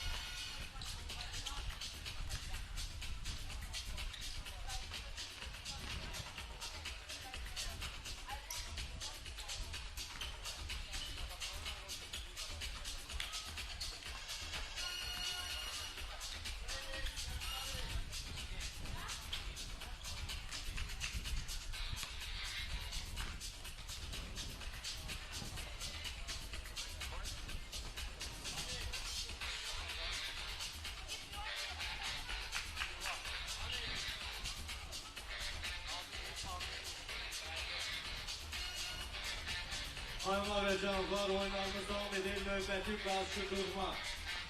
Ladies and gentlemen, please welcome Team Madrid. Number 20. All right, home stretch from Seabreeze. Last 4 10-minute sprints to close out pool play and determine who will be in the knockout rounds tomorrow as we continue play here. And Madrid make it to the court. And number 33,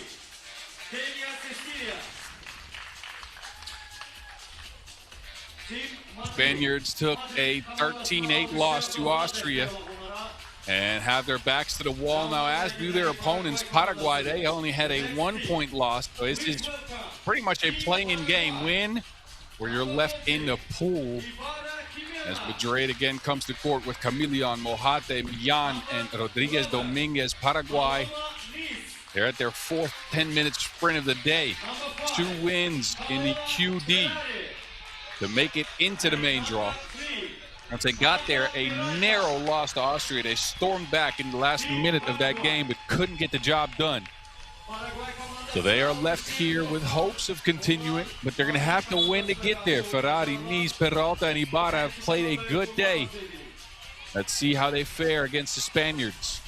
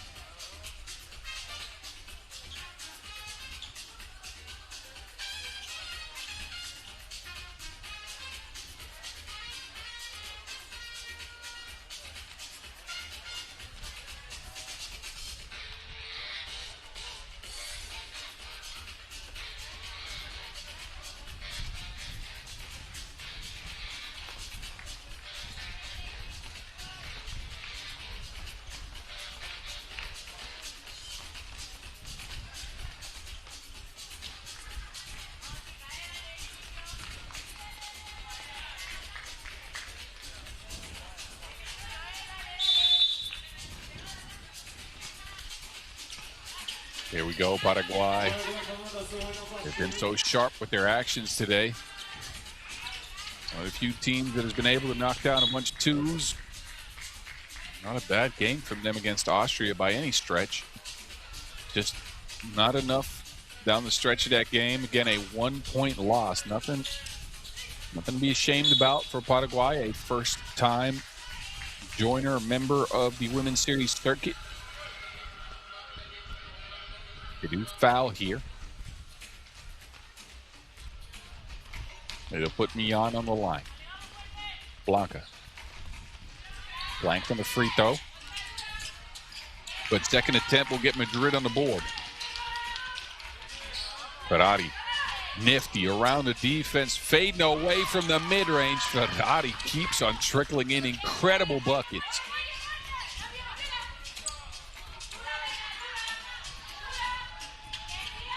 As Rodriguez misses underneath, second attempt is good. Good hands on Millan. As Camilion will miss, Rodriguez is fouled in the act of shooting. Paraguay has ran into some foul trouble throughout their games today, as they took down Poland and Benin in the qualifying draw.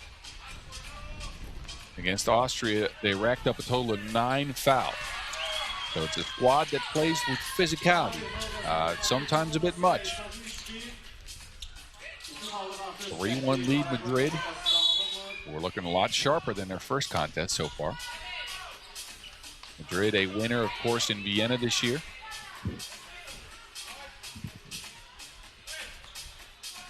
Fourth event for them in 2026. Millan. No, but Mojate's got her back.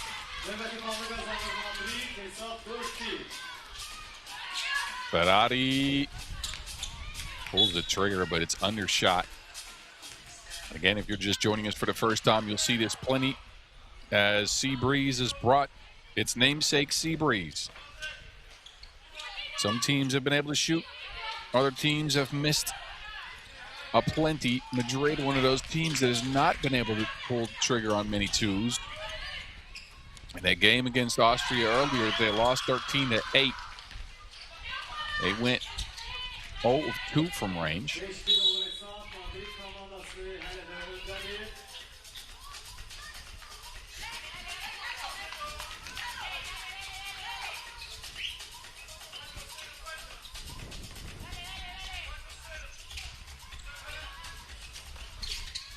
Poked away by Paraguay.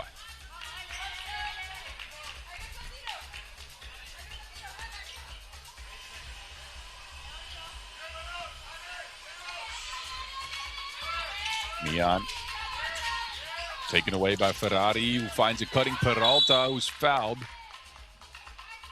First foul in Madrid. Peralta will shoot one. Paraguay really good at high-speed transition offense. They'll cut off the ball. They'll get the job done with a lot of off-ball movement.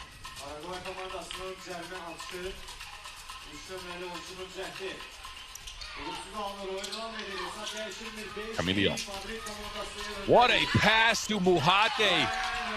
Incredible find by Camillion. A 5-star dish from the Olympic silver medalist.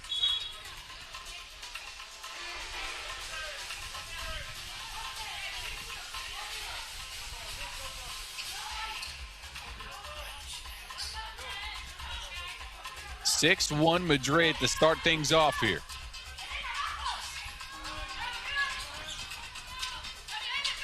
Peralta keeps her dribble alive and seeps her way into the paint.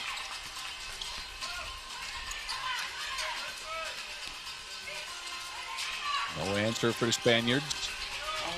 Paraguay will get it back. Ferrari's got the touch, but not on that one.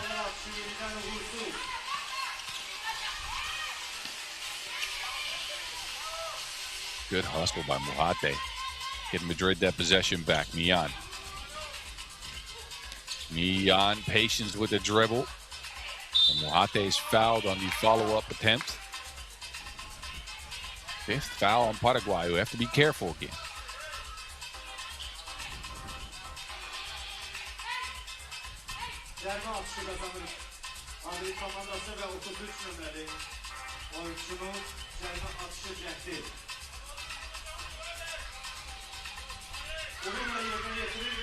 Muhate didn't have the greatest of games against Austria, but she's up to 4 points already. So she redeems herself. This time a miss down low.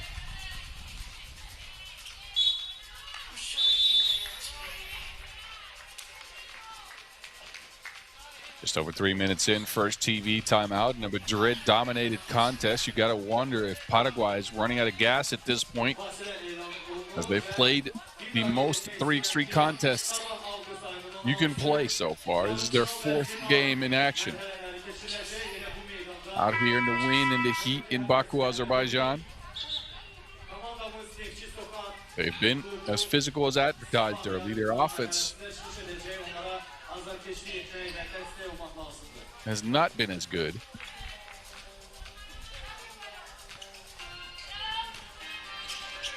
Backdoor cut, good find. His knees cuts to the basket. That's the way to get it done. Mian tries to feed it into Rodriguez.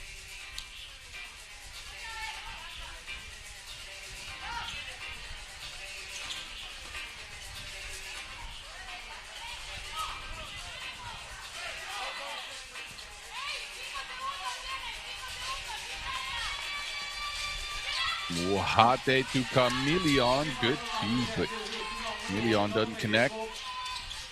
They whip it around to Muhate. Down into the paint. Rodriguez looking to step free. Just gets her cookies took. Ferrari with the quick hands. Knees. Ibarra didn't really want to shoot that one, but shot clock made it.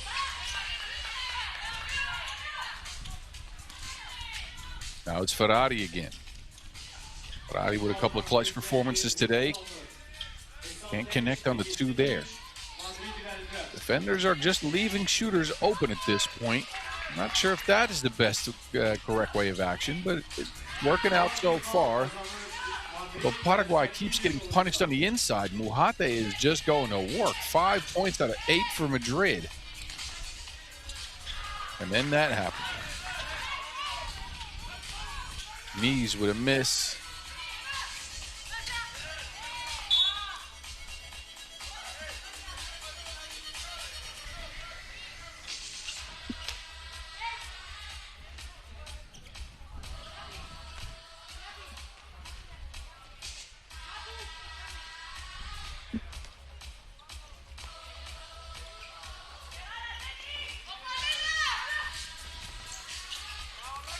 Almost poked away by Millan. Peralta has it. Tough bucket down low. Flex on him, Peralta. She is surprisingly good in the paint. Despite not being the tallest player, she is a tough cookie down there. Ferrari around the defense. Fouled on the take.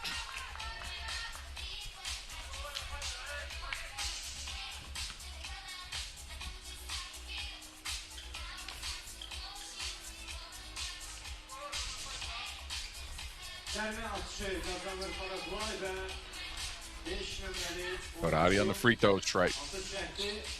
Paraguay needs any score they can get at this point. At the halfway mark of this game, their offense has stalled a bit, despite producing high numbers all day today.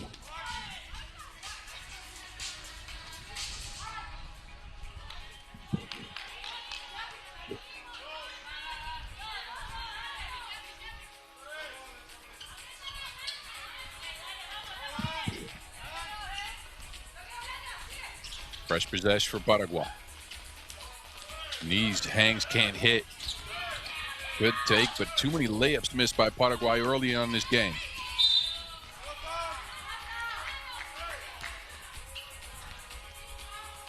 Six foul on them as well. I have to start being real careful here. Again, they got the 9 fouls against Austria. Something you really don't want in 3x3 is to get into that bonus or close to the double bonus.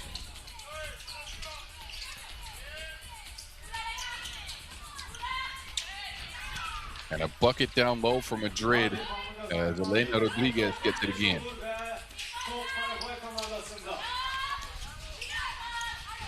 Knees left all by her lonesome. Can't connect. Millan feeds it down low. But Rodriguez can't hold on.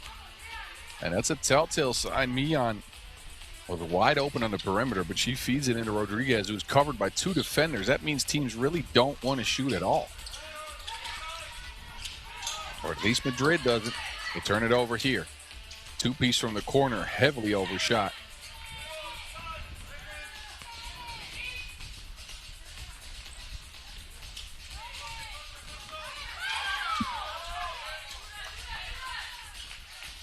Ferrari stifled at the rim. Good defense on Madrid. TV timeout as we're under 4 minutes and the Spaniards hold a 4-point lead over Paraguay in a win or go home scenario.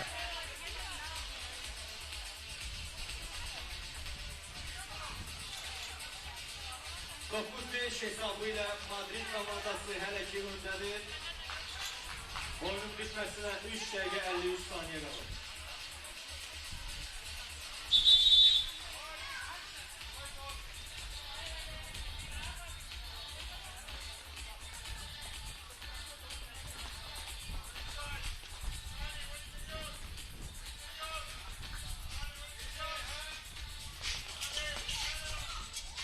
Millan moving left. Millan down to Mujate. There's a hand in there. Peralta takes it away. There's one thing Paraguay can be proud of is the fact that they have been so disruptive on the defensive end. They have forced a lot of turnovers taking a lot of balls from people. But they need some more scoring than this. And again, a missed layup underneath. Peralta's right there. Foul called on the play, however. It'll be a 5th on Madrid.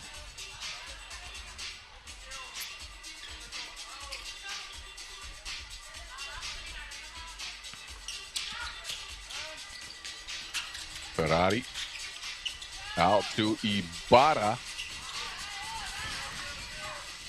But the long-range shot is MIA for Paraguay. Chameleon, what a take. Difficult shot for Warner.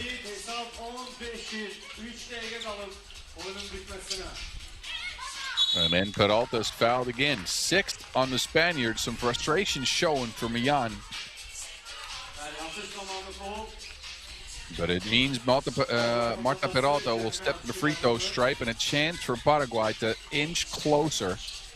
This is a 3-possession game as it stands. Could be 2 possessions. And Madrid as well as Paraguay are at the bonus.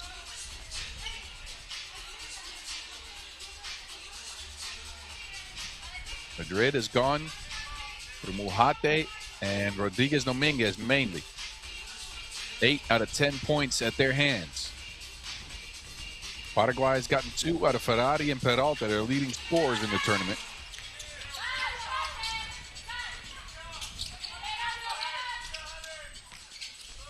Millan.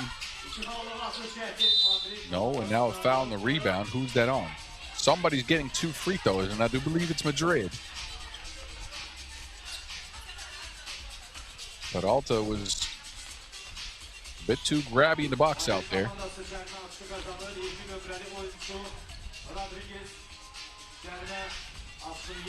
Rodriguez to the stripe. Converts the first. 6 up Madrid. Now again, this is win or go home.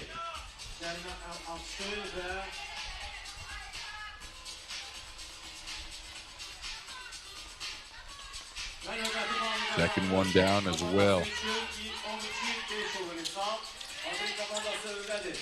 Ferrari midi pull-up money from the spot. Some life in Paraguay yet? A sliver of hope remains. Chameleon, no. They get it to Ferrari, who pulls the trigger again from the corner. That one just off the mark. So apparently Paraguay is now just putting all of their hopes in the hands of Paula Ferrari. Try to see if she can make some shots. Peralta hangs. Wanted the foul, didn't get it. Frustrated out of the play. Madrid has got a 3-on-2 scenario. Peralta's back. Rodriguez out to Chameleon. Oh! She just want to win. 14-6. That might have been the straw that broke the camel's back, although Peralta will score here. Or Nice, I apologize, will score here. Here's Peralta. And she'll get a trip to the free throw stripe. It ain't done yet. Just when you think it's out and over.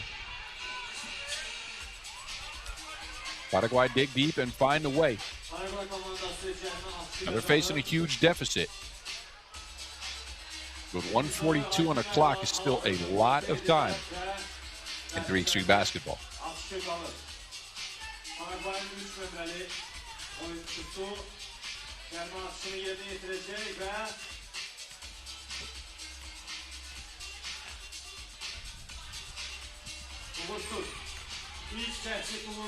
And Peralta misses the first. These are must-make free throws, really. Misses both. Madrid have it again. Mujate has been quiet in the second part of the game. She's handed the reins to Rodriguez Dominguez. Millan there will attempt a 2.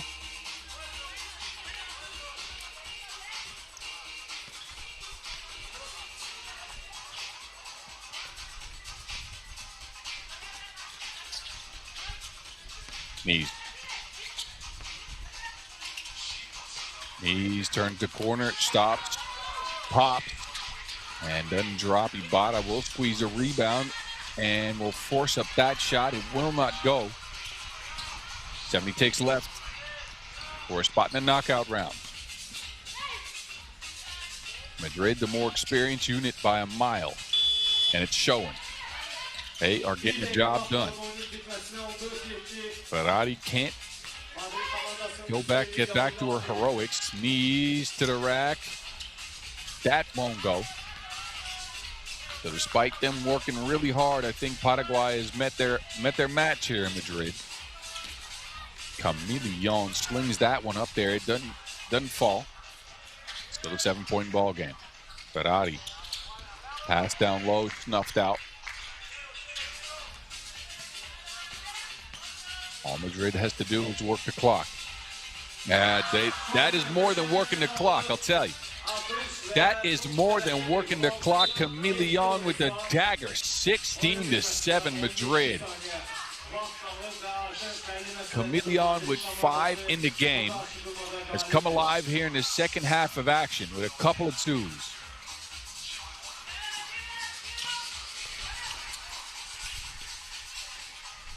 Ferrari, Paraguay is all out of gas. Credits to them for a good day of 3x3 games. They may or may not have deserved more, but this is it for them. Madrid, too big, too strong, too experienced. They get it to Rodriguez. That is the finishing touches of a clinical game by Madrid. They get the job done 17-7 over to Paraguay, who bow out after 4 10-minute sprints. A close loss to Austria is actually what did them in. Madrid took care of business in this one.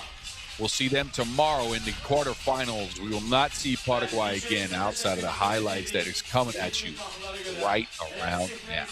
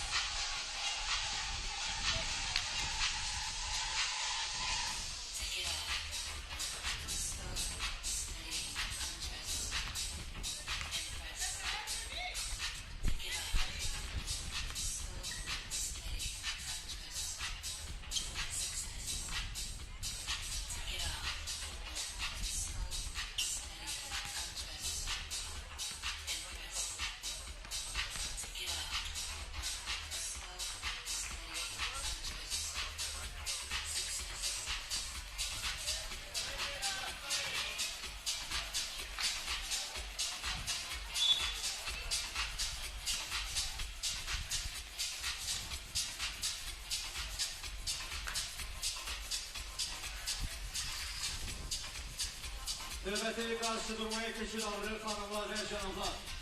Ladies and gentlemen, Please welcome Team Latvia, number 10, FIBA 3x3. So that last game was considered a play-in game.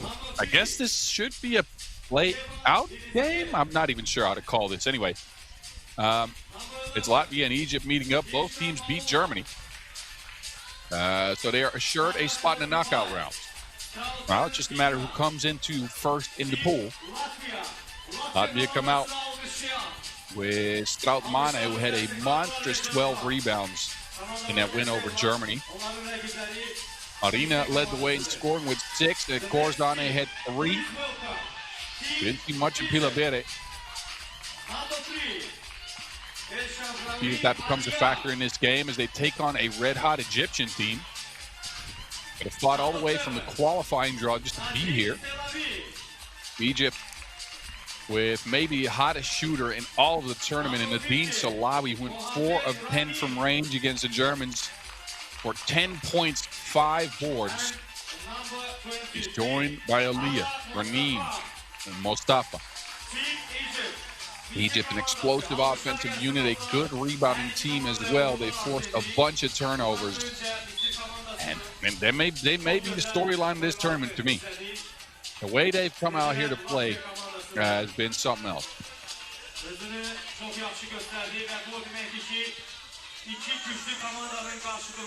As the referees will get the toss sorted. We would like to implore you to follow us on the social medias at FIBA 3x3 W, as well as at FIBA 3x3 to check out all of the 3x3 action from this weekend. And of course, hit me up too at 3x3 The Mountain. If you want to get some questions in, if you want to help me with my pronunciations, as always, let me know. Shoot me a message.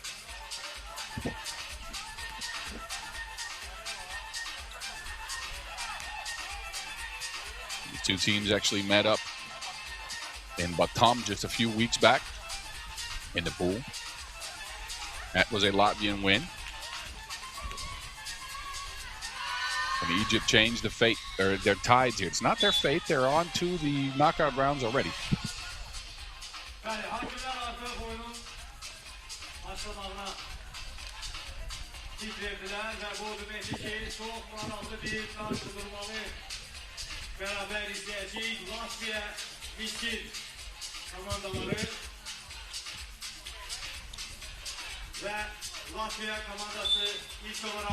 All right, here we go. Latvia starts with the rock.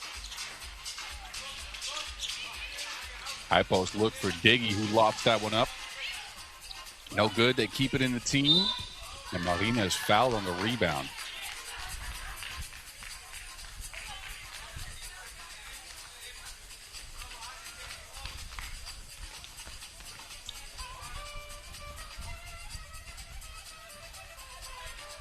Both teams dominated the glass against the Germans, so it is interesting to see who wins that battle.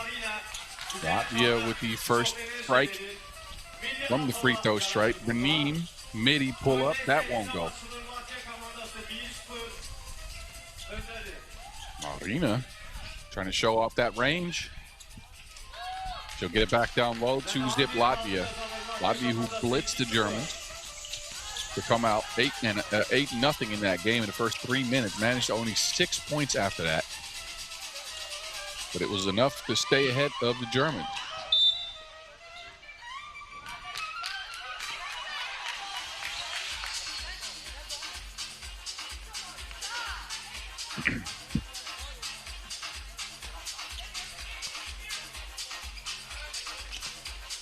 Dalawi, runner, no.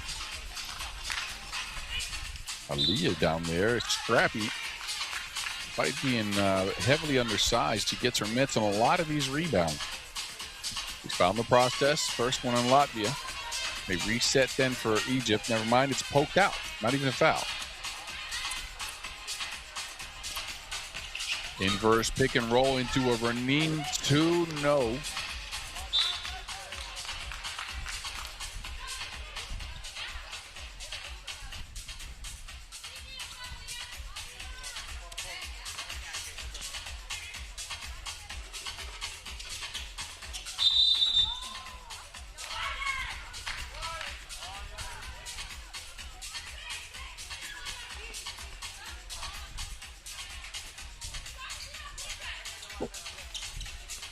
Check ball Egypt up top. Mustafa going at Strautmane. Mustafa lofts it up with the right hand. It is no good. Egypt can get stuck into these one-and-one offenses, something they're good at until they run into the right team to stop. Hasn't happened yet. It worked against all the teams they played today, including Ukraine and Germany.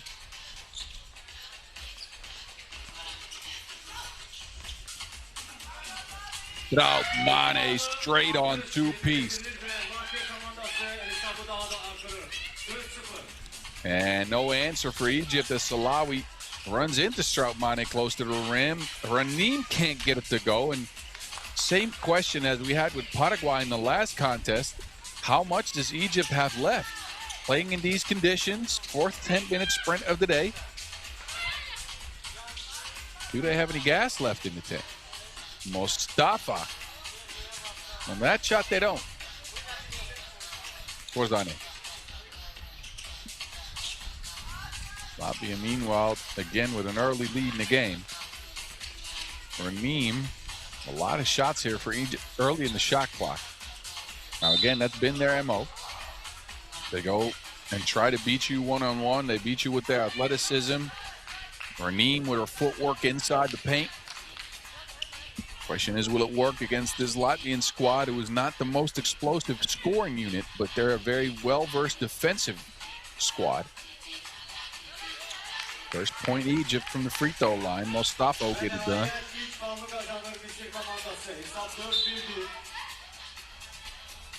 And mind you, so far Latvia has been playing with three. We have not seen Carlin Pilabere on the court at all.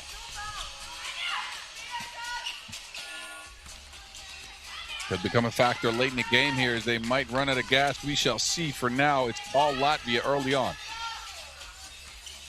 Aliyah. Oh, pretty move, but no make. And there's that rebound again. I'm telling you, she is so scrappy on the boards. Ranim. Looking to create her own shot. Shares with Mustafa. Nope. Three in the key. Wave that off. Good pass, good finish, but Ranim had been in the paint for way too long. Camping out in the resort. Never mind, actually. A foul's been called. So a bump and a bucket for Mustafa. Look at me, I was mistaken there. Free throw will be missed.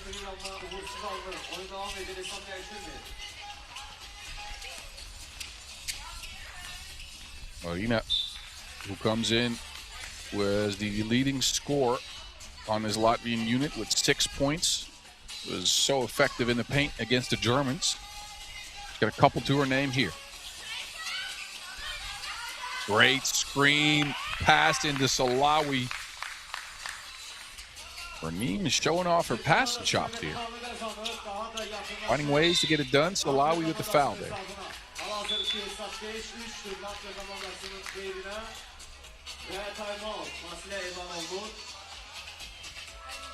TV timeout in a 5-3 contest as Latvia again jumped out to an early lead, but Egypt seems to have stabilized here. No Carlina Pilabere on the court for now. She's not been seen in either game.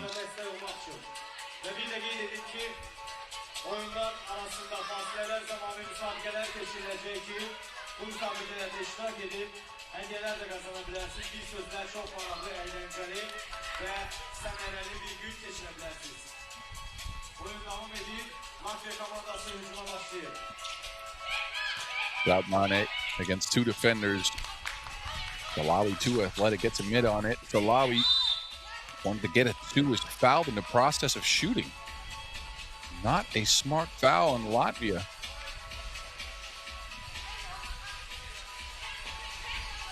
It was actually after the shot, I believe. Fourth foul on Latvia, no free throws coming.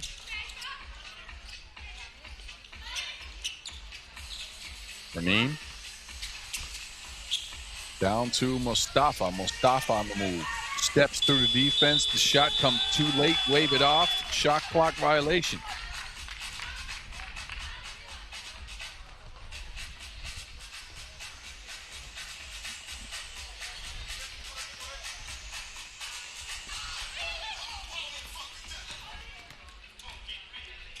No, Rina, absolutely not. Take that elsewhere. Go home.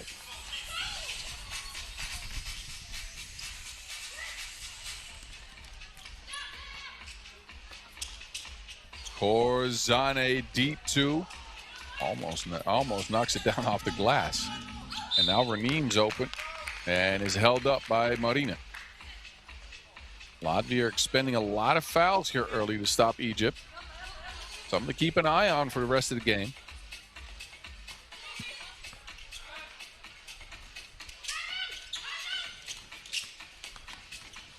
Ranim with position in the paint goes to the left.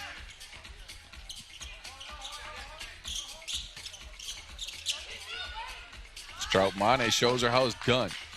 Right hand hook off the glass. Ranim continues to fire away from all angles, but hasn't hit the mark yet. No points for Ranim Mohammed, who has struggled in the game so far. She'll take a seat.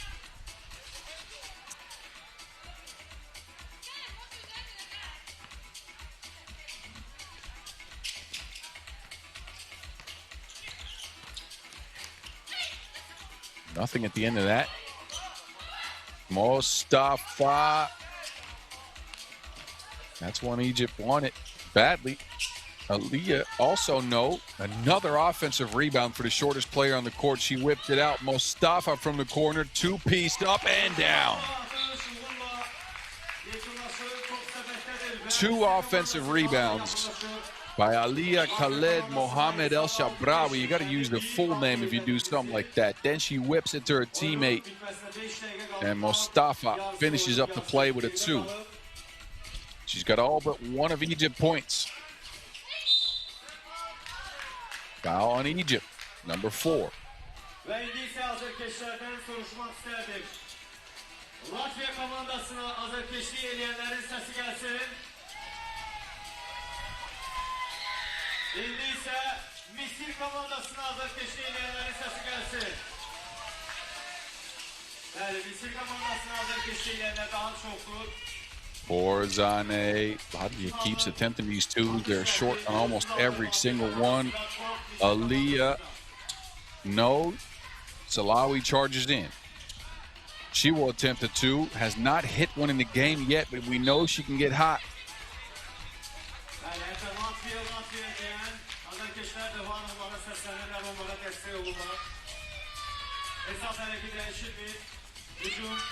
Press 12 for the Egyptians. Mostafa twirls free. Oh my goodness, just off the mark. What a take.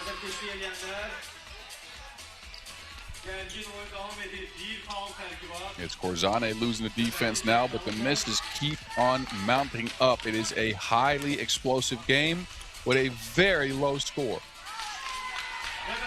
That helps. We're getting close to the point where Latvia is probably running out of gas here. They're playing with 3. Mohammed, no, the struggles continue. You can see her disappointed with a lot of these good looks that she's not able to knock down. Latvia are all out defending Salawi on the 2-point stripe, but they're not defending her inside. They're fouling.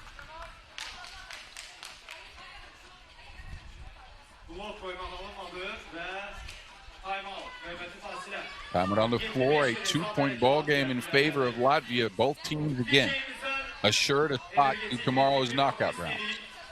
Both teams want to make it out of the pool in first place. That will give you usually a favorable matchup. Winner will get it, loser will not.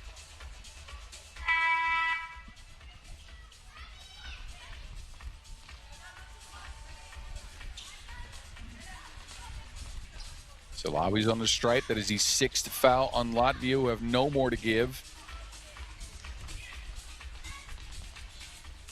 Nadine. Pure. And a 1-point ball game as a result. Corzane wants to screen. Lobbed it into Strautmane, who's on the floor. Salawi has it.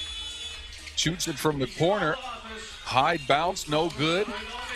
There's Ranim taking it over. Another miss for Ranim. who continues to force the issue, but in this case, not a bad move at all. 2 free throws coming up for Raneem Mohammed. She has struggled throughout this game. Could be a difference maker late, although she misses the free throw.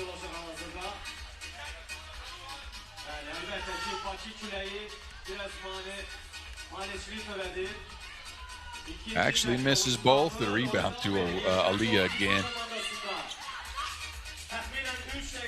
Egypt swinging.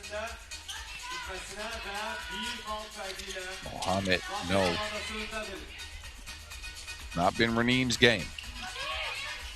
Still a lot of time on the clock as Marina will get that. 9-6. Ball dropped dead at the back of the rim. And that's just what she needed to get a make. Mustafa will not get a make here. Egypt are in trouble again. Albeit only a little bit, although Corzane has something to say about that. That's a narrow miss. Pick and roll action. Aliyah, no. Mustafa. Egypt has completely dominated the boards against good rebounding Latvia. Not in this game, though. Not against these Egyptians.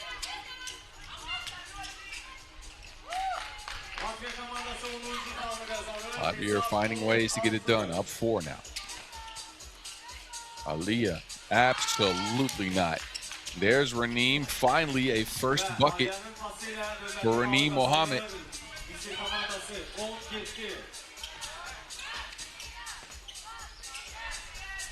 Strautmane off the mark. You can hear the Latvia chants in the background. Apparently they got some fans out here in Baku.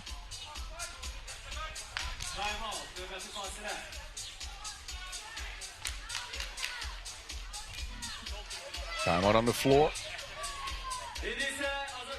3 ladies for Latvia. Up over Egypt, could win the pool with a dub here. They're finding ways to get it done. Marina knocked down the 2 ball. And Strautmane has been a terror in the paint. Team Azerbaijan looking on courtside. They have been out of contention since the qualifying draw. Salawi, 6 on the shot clock, pulls the trigger, has not knocked one down yet. She's been the catalyst for this Egyptian offense throughout the day. But again, 4 games in, legs might be tired.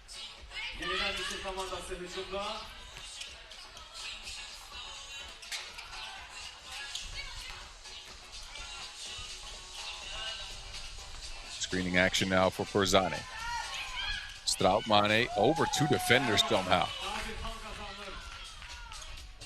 Aliyah, oxygen for Egypt, and all of a sudden it's a 2-point game. They take the ball from Latvia as well. Salawi to the rack.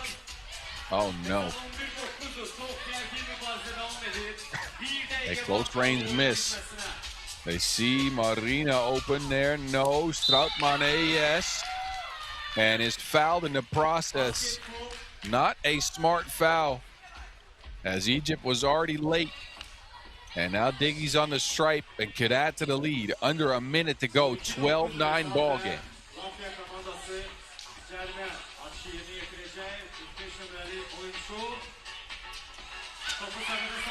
Strautmane can't convert. Salawi, oh no, oversharing between her and Mustafa.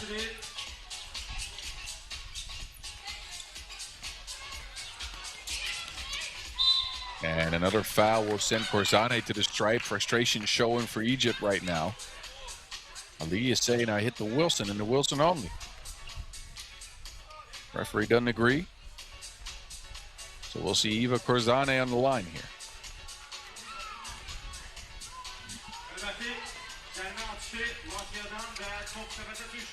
Doors open for Egypt after that miss still. Aliyah, long one. Not sure that's the offensive possession you wanted.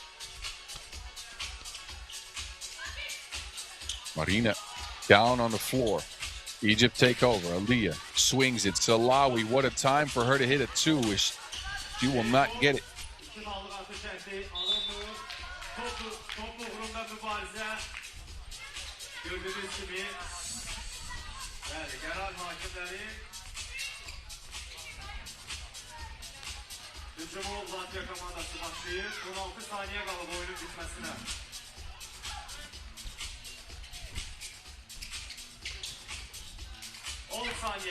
Ball screen action is not good. It's out of bounds, but under 10 seconds to go for Egypt to do anything. They have not managed to knock down twos at a high clip here. They need one now. Quickly, too. It's out of bounds, 4.7 left. It's looking like Latvia might hang on.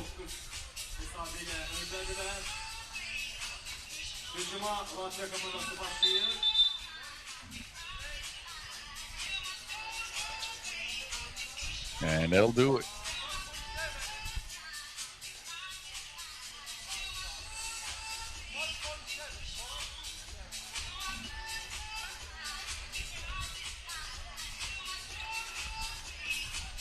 Korzane can just dribble out the clock here. Sheikh Salawi. Korzane lofts it up.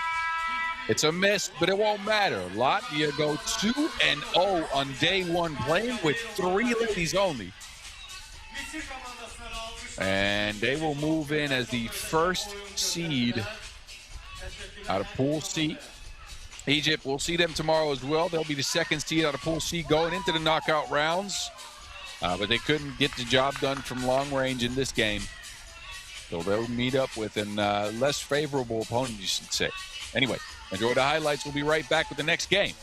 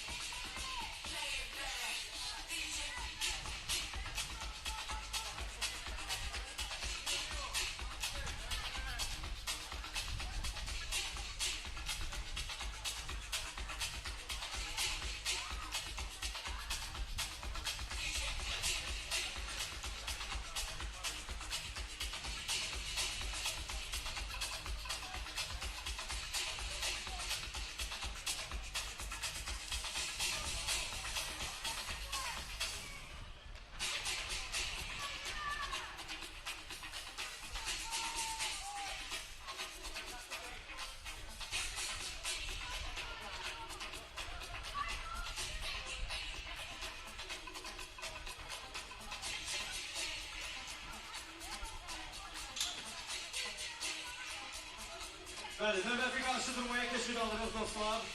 The ladies and gentlemen, please welcome Team Yanjing, number 7, Yanjing.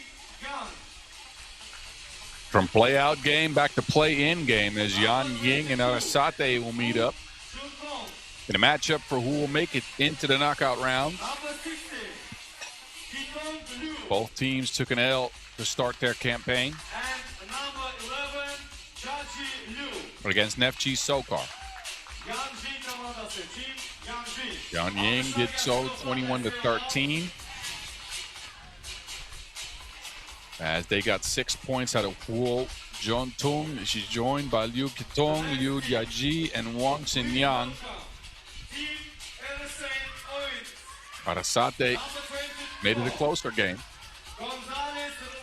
12-10. They were down 12-7, stormed back in the last minute. behind a big time two, but not enough against the number 2 seed for either unit. And number 14, Delgado. Murua had the most points in that loss to Neftchi SOCAR for Arrasate with 5. He's joined by Dembele, Bedia, and Gonzalez. Yanjing komandası Arrasate komandasına karşı. Yanjing komandası Of course, this is their first ever matchup between these two teams. No clear favorites yet. Yanjing is the more experienced 3x3 squad, that's for sure. But Arrasate really showed some things.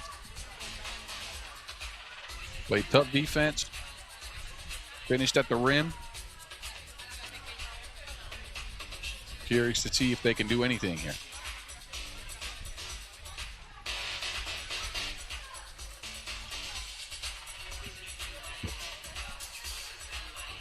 It'd be an incredible feat for them to move into the knockout rounds. Again, they played one tournament in 2025, finished 14th. This is already their deepest run ever.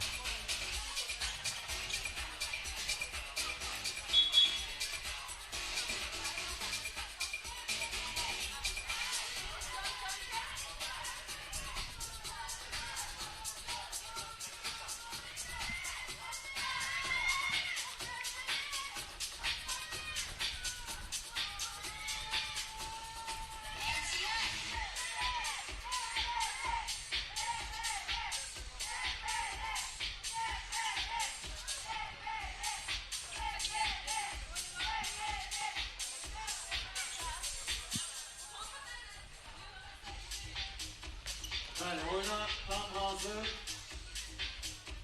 Hakemler oyuna başlayabilir ve her iki komandaya vurmalar arz edilir.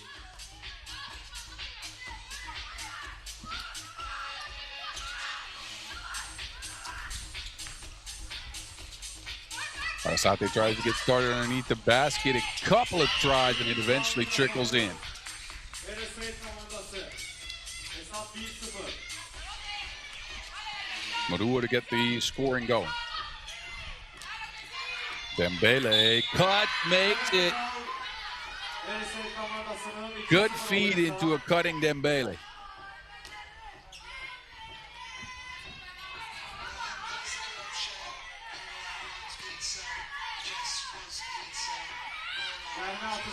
And she finishes a two-point play from the charity stripe. Good start to the game for Arrasate. Yanjing go down low. They are the more sizable unit. 3 of their players are over 187 centimeters.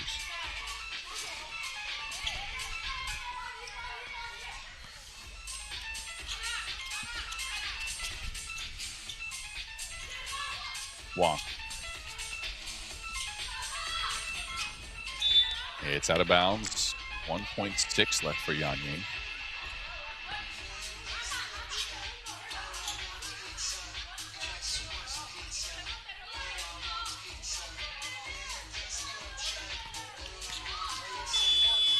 The shot will get off in time. It will not go down. Arrasate will get another chance here. Badia was open. Gonzalez couldn't get it to her. It's out of bounds. They'll have 1.9 or 0.9 to work with.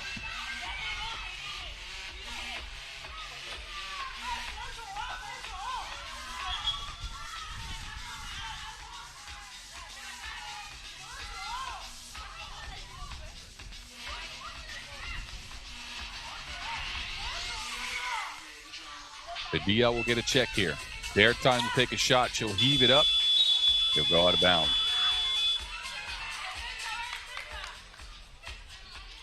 What a story it will be for the Spaniards to move into the knockout round. Second Spanish team active here, of course, after Madrid, who have already punched their ticket.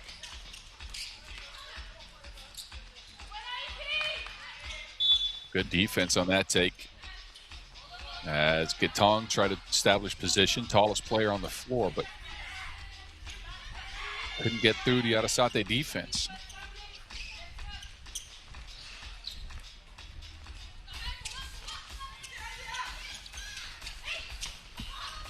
Dembele.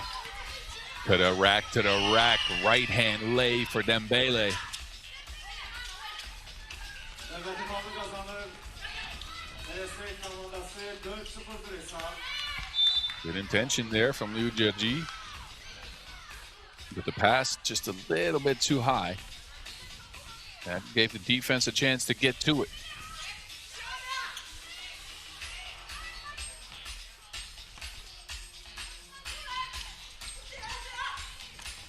Gonzalez. Not enough English on that one. It was almost in. Yanjing still looking for that first bucket.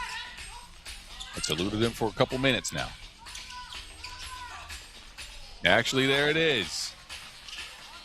Yu Kitong trickles in at 2. Beautiful drive. Great finish by Murua.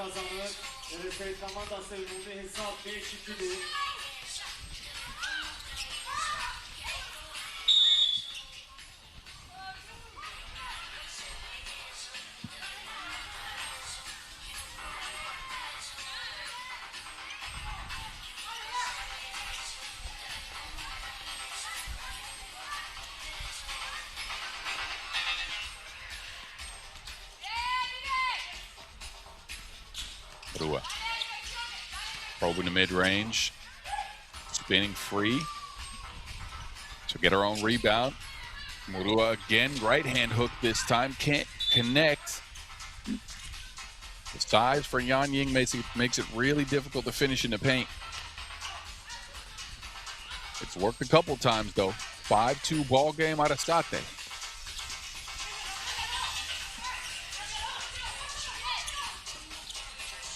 Dembele, good defense, and then a foul called. Unsportsmanlike, actually.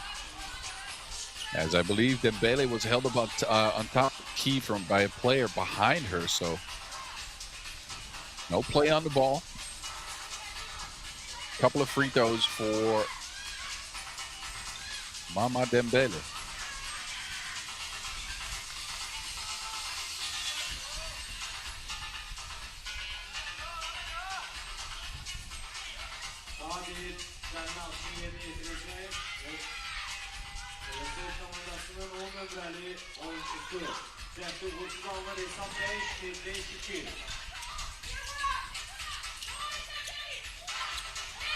Spaniards are playing their signature brand of pressure defense again. For a team that doesn't play much 3x3 at the women's series level, Arrasate sure does bring the physicality.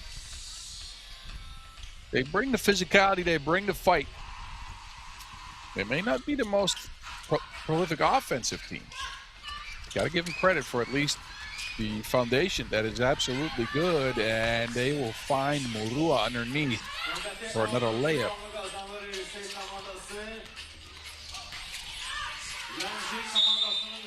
There's a foul called on the Spaniards this time.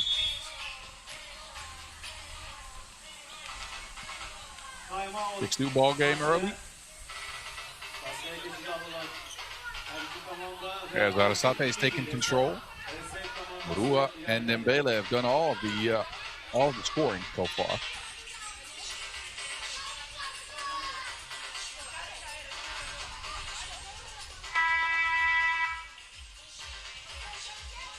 The only one who scored for Yanjing is Liu Ketong.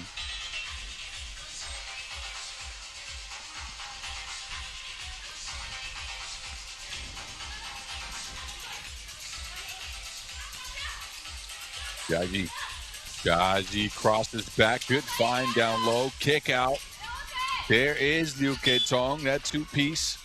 It's the side of the rim only. Pele again probing the defense, going into the paint. Murua fouled on the attempt.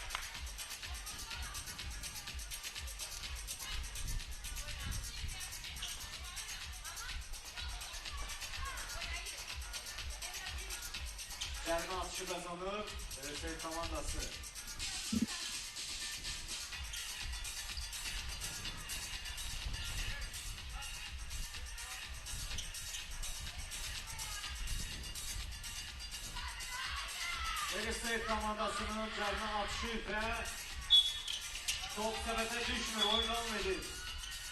One more chance for Marua. Kayda pozisyonu var idi. Ona göre yeniden gelme atışı takdir olmuş. Altın ömreli oyuncu. Topu sepete salabilmiyor. Miss from Marua from the strike. Yanjing is up to 4 fouls. Got a couple more to give. Jaji avoids the defense, but the make eludes her. 3 in the key on Gonzalez now.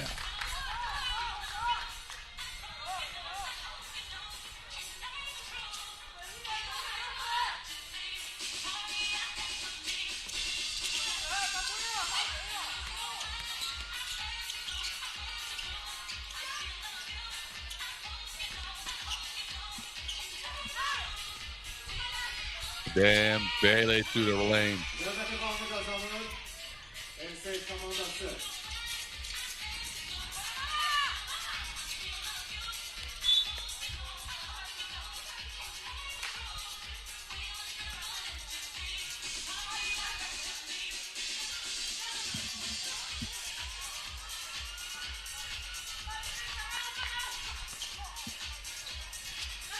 Yanjing having trouble scoring the ball. A lot of trouble actually with Dembele doing just that. Uh-oh, hard foul.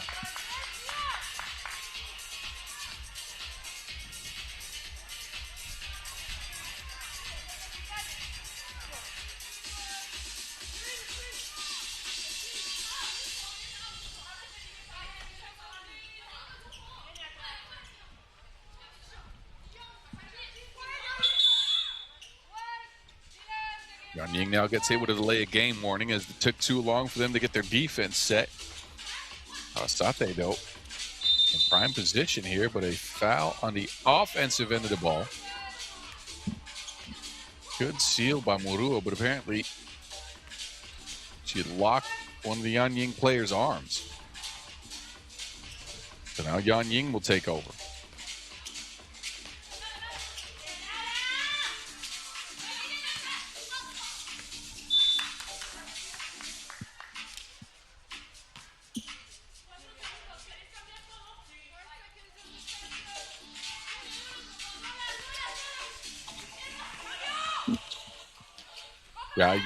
Dembele, quick transition for Arrasate. Turning the corner, Dembele again continues her onslaught, going to the rack. 5 points for Mama Dembele.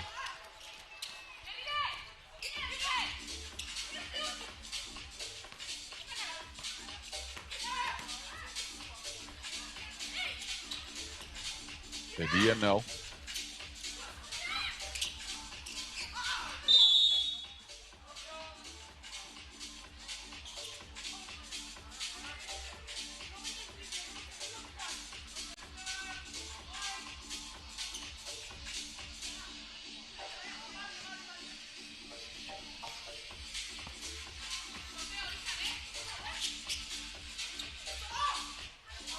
Yanjing looking for any scoring opportunity, but they have not managed to play a very consistently clean game. They have turned the ball over, have not found any offense or any offensive action that gets them easy looks against the defense from Arrasate that's been stout.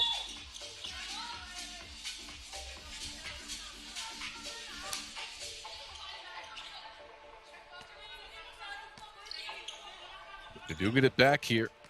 They face a 6-point deficit as we've just moved past the halfway mark in this one. Oh, beautiful spin move. That is actually nice action, but again, another turnover. Ugly game so far. Rua down low. Patience working for Arrasate. They are up 9-2. Jayi, no.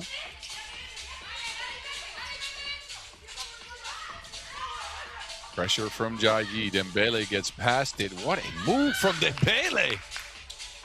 Man, a filthy fake and then a make.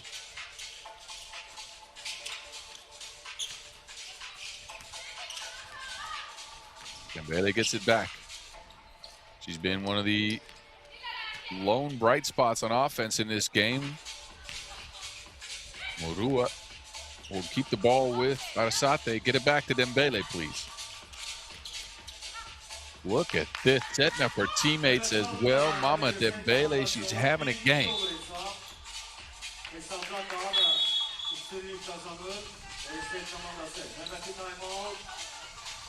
Dembele's got 6. Came in with only a single point to her name. But she is getting a job done here. Rua's got 4 in the game. Yanjing still at 2 points after 6.5 minutes to play. Got a 2 out of Yu Ketong, and that is about it. Have not been able to play the size game. They have not been able to find an advantage at all.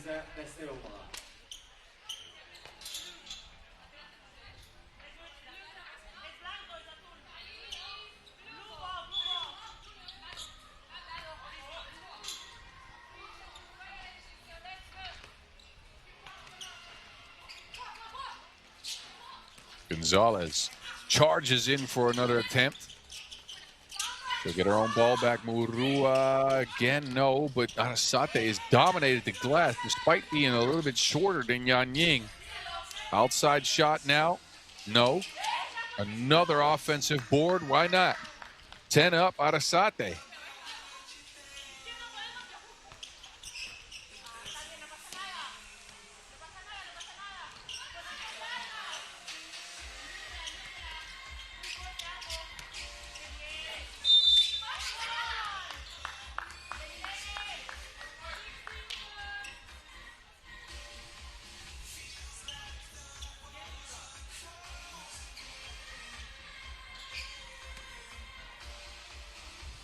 Rito coming up here. Murua. It'll go down. Comfortable lead now for the Spaniards. And a first ever chance for them to move into the knockout rounds of a women's series tournament. Jayi steps back, separates, doesn't hydrate. Murua takes over, back to Dembele. Screening action now. Badia crosses back, but Dia gets involved in the scoring department. First bucket of game for her.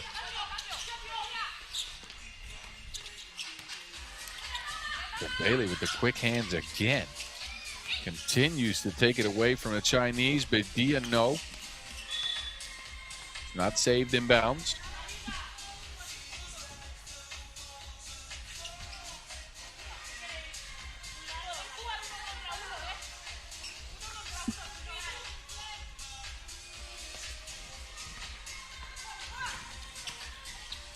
Dembele is putting on a clinic, finishing around the rim.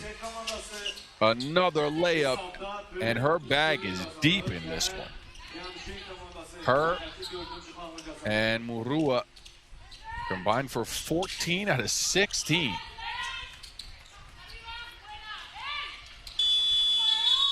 Out of time, shot clock violation.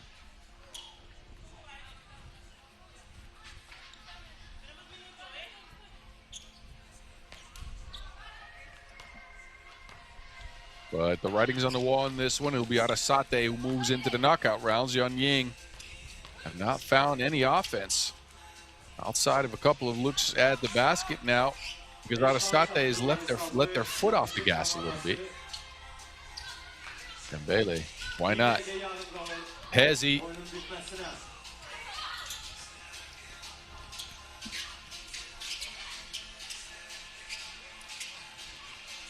And another score here. Kuo Juntong as Arrasate tosses it away. And with Arrasate being a little bit inexperienced here, they have to be careful not to leave their foot off the gas for too long, or at least not to dial it back too much. 1:17 on the clock, still some time left. Yanjing, I don't think, has the offensive firepower to make this game close, but you want to go into the knockout round with a little bit of momentum, a little bit of confidence.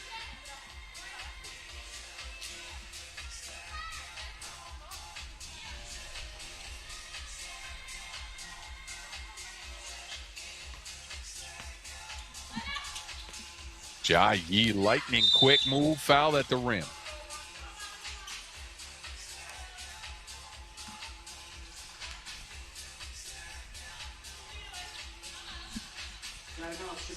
Sixth foul on the Spaniards.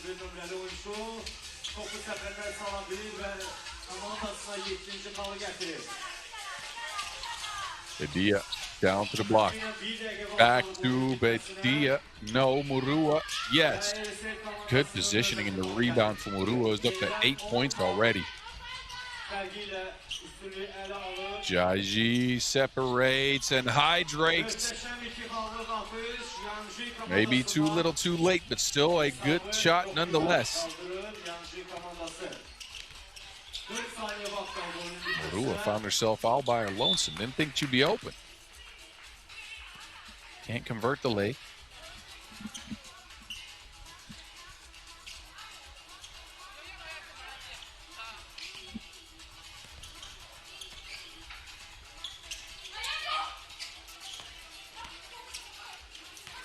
Dembele takes another ball away from Yanjing. We don't keep kind of steals here. But I'm sure if we did, she'd be up to like 5 or 6. And then another layup. Different looking game from Dembele this time around. We have not seen that out of her yet. Here she is again. 4 seconds on the clock. They'll just dribble it out. And Arrasate move into the knockout rounds. What a game from the Spaniards. Murua and Dembele with 16 points total. As Arrasate Ointxe moves into tomorrow's action. We will not see Yanjing again. Enjoy the highlights as we got a couple of pools left to wrap up. At least one, I mean. Now, as we'll see Czechia and Warsaw up next in just a few minutes.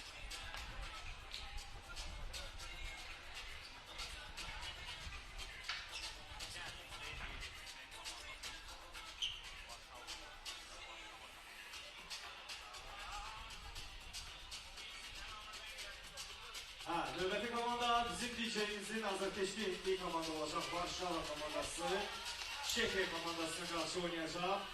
Belki destek olarak bir ritmik mahnılar gelsin diyeceğimize.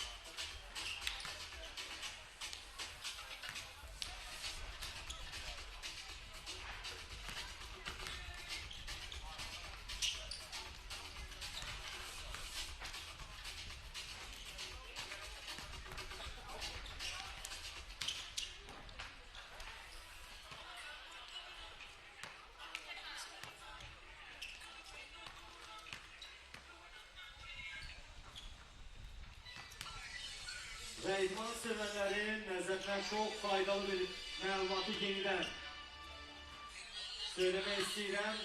Gənclər və İdman Nazirliyinin səhər idmanı layihəsi var ki, bu layihə hər gün şəhərin mərkəzi parkında, Paraguay parkında və eləcə də zabitlər bağında keçirilir.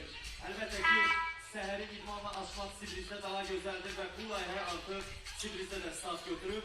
Hər gün səhər saat 7:00-da Sport Beach Club'da səhər idmanı keçirilir. Odur ki, hər kəsi səhər idmanına dəvət edilir.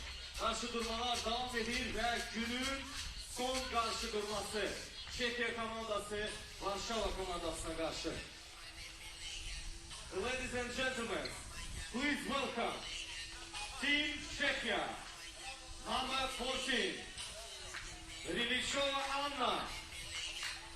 A last playing game to close things out here in Baku as Czechia and Warsaw make their way to the court. Both teams lost to the Netherlands. Czechia did so looking not so good.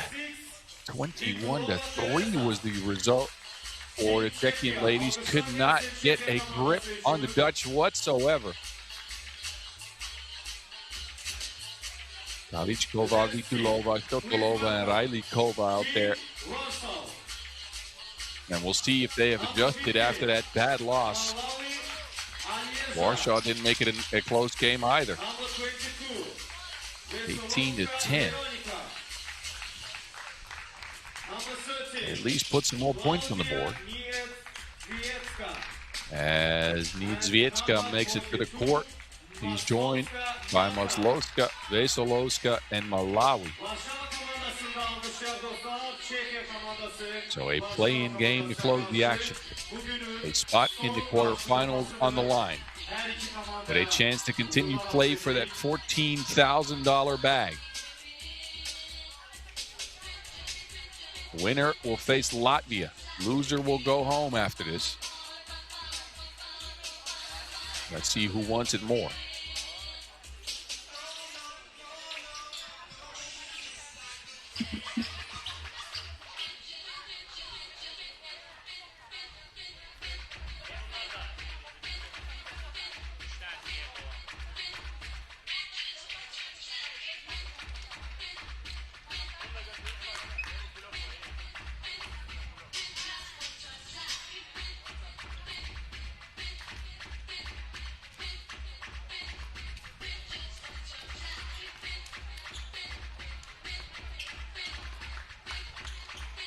Warsaw in the red, Czechia in the white threads. Last 10-minute sprint of the day. As we trim the field from 16 to 12, now down to 8 after this game. Czechia start things off with a turnover. And a big time, too, to start things off. Veselovska.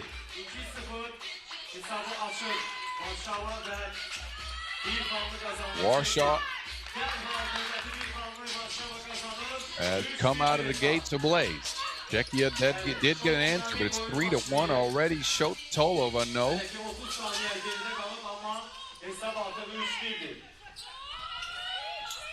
Now Niedzwiecka cut to the rack, and another score for the Poles.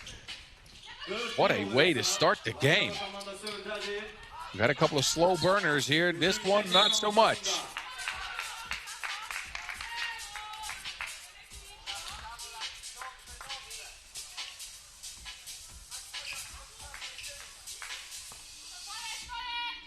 High post action for the Czechians, Vitulova. Railikova, no. It's Warsaw who come away with it. Maslovska to the rack. No one home to guard that.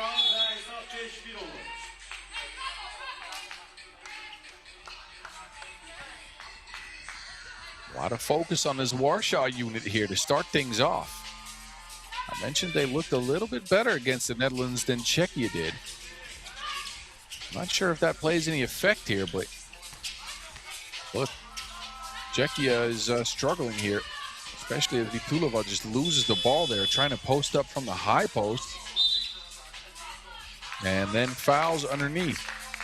A free throw coming up for Weronika Veselovska.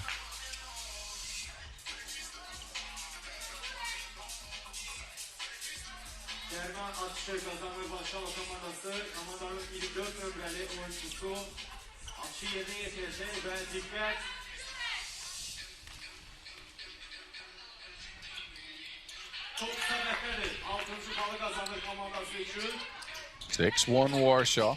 Shotolova, over defense, no good. To get it down to Railikova, who steps into a mid-range shot. It's off the mark. Czechia has just not looked crisp here to start things off. Normally a team that is sharp on defense. But they've let Warsaw get the better of them on a lot of these possessions in the first minute and a half. They also have not scored outside of a single point from Vitulova. They do finally get a stop here.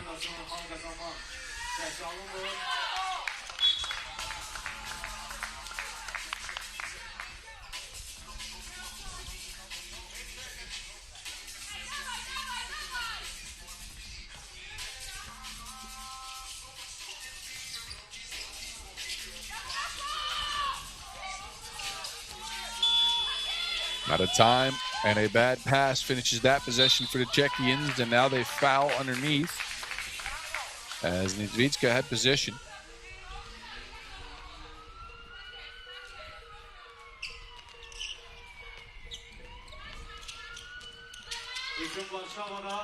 Hey, Solotka managed to get away from the defense, just not managed to get the shot down. Here's a Valichkova sliding, going to the basket. Catherine Gunn, a 45% two-point shooter on the season, has not attempted many twos, let alone hit one.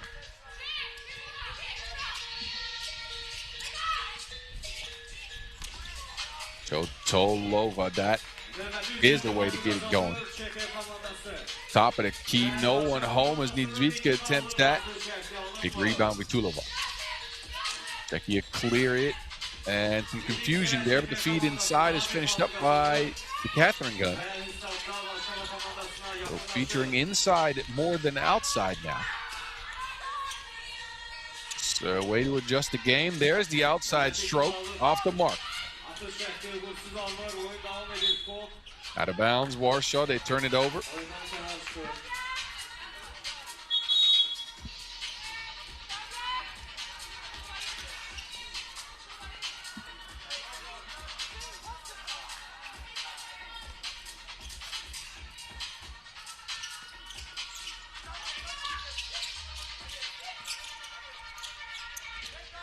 Radikova going left.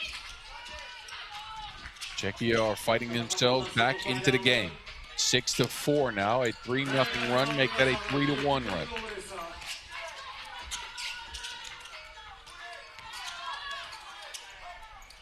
Valichkova can't trickle that one in.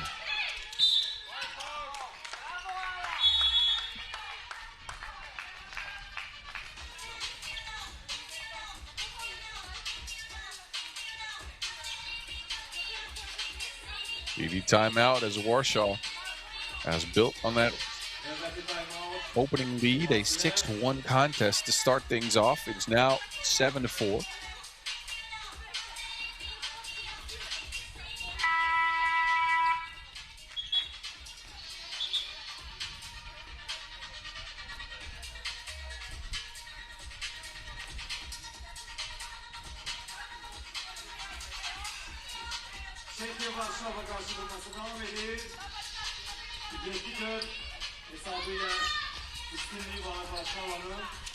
Two-piece off the mark. And Radikova looked at one, didn't want to take it. Good pick and roll action for the Czechs. They will get a bucket, 2-point contest. Step through, beautiful move. Marta Maslowska.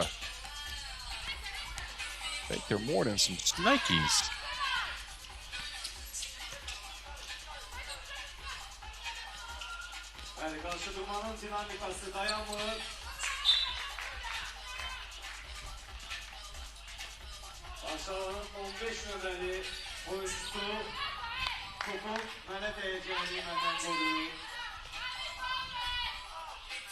Low scoring affair here as we have hit the 6-minute mark.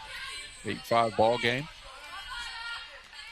Good hands by Neftchi, pokes it out of bounds. It'll leave 6 for Czechia to work with.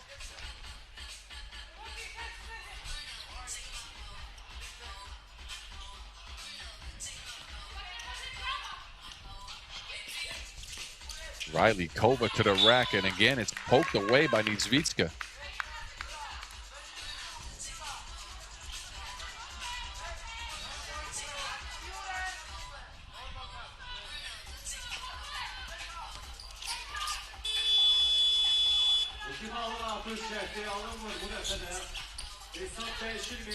Catherine Gunn, no.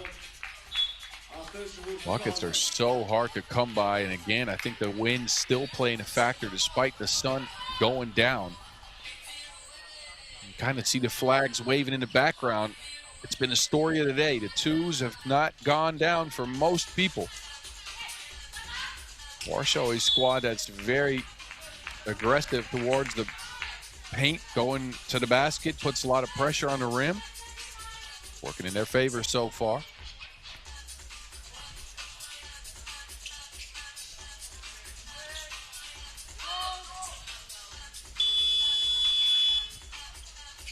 Galichkova down to Vitulova. Vitulova looking to make a move in the paint. Beautiful fake left-handed hook. Get out the way.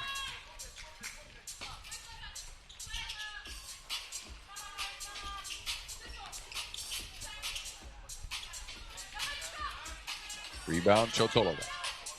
Czechia swing it.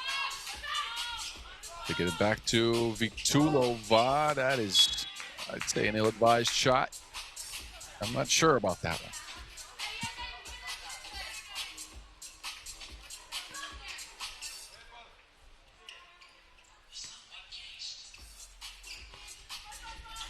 Eight-six contest. Again, winner goes on.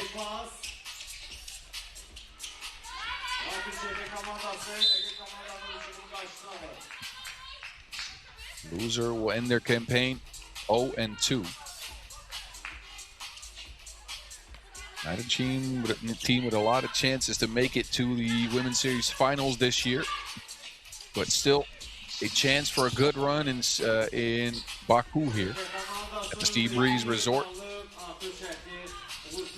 Veselowska, why not? Why not? They leave her all by her lonesome. She pays off with a two-piece. Czechia with an answer.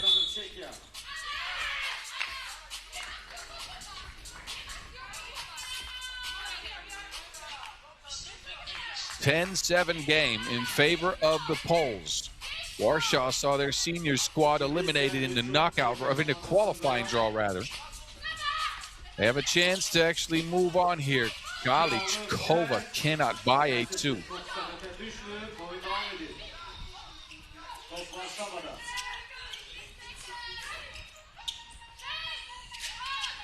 Madrid no, but Warsaw will get the rebound. Get it down to Maslowska. Good hands on the Czechs. Another 2-point. Damn, Galichkova is way off the mark.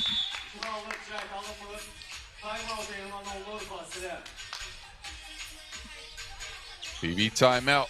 It remains a tight contest. We've gotten 5 points from Veronika Veselowska, 3 from Maslowska, and on the Czechian side has been Vitulova who's getting it done. She's got 3 in the game as well.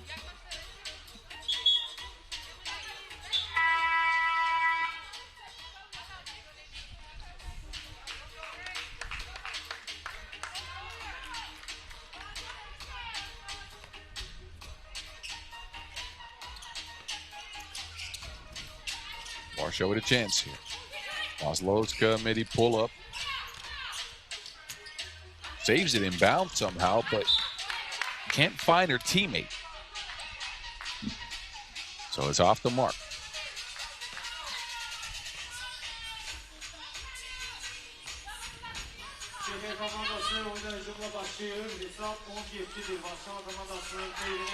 And a score down low is Czechia. Continue to fight back in the game. That will go.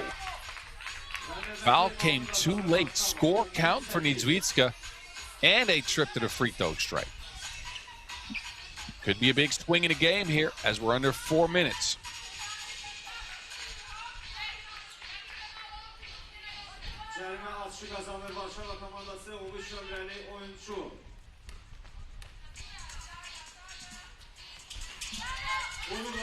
Well, 8 ball games just like that. Czechia, who have had trouble scoring, now have to climb back again. Vitulova turning over her left shoulder. That right-hand hook is pure. Good take again. And then Warsaw turn it over.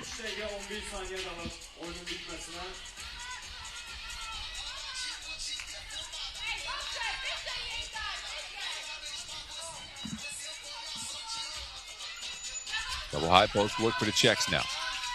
Tolova, no. Did he get the rebound here? Wait a minute. Shot clock reset, and I don't think that was supposed to happen. Vitulova, by the way, is up to 5 points for the Czechs. He's keeping them in the race somehow.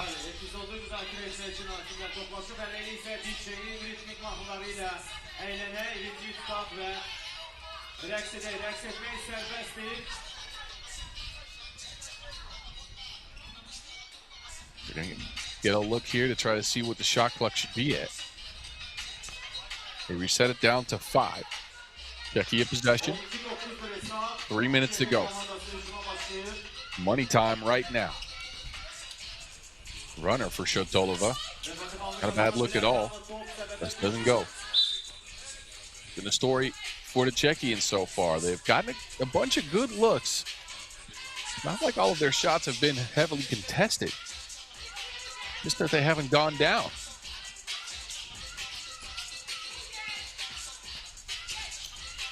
Masloska.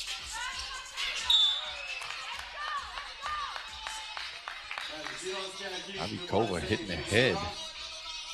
Spill there right into the path of Masloska. It ends up a Czechian foul. 5th on them. A free throw coming up for Marta Masloska. That extends the lead to 4. Shotolova streaks to the rack. Good take. Czechia on a shoestring right at that 2 3-point deficit. They've been there all game long. Can Warsaw hold on, or is Czechia able to climb back? There's a foul here on the poles. And Radikova will get to the free throw stripes. It'll stop the clock as well.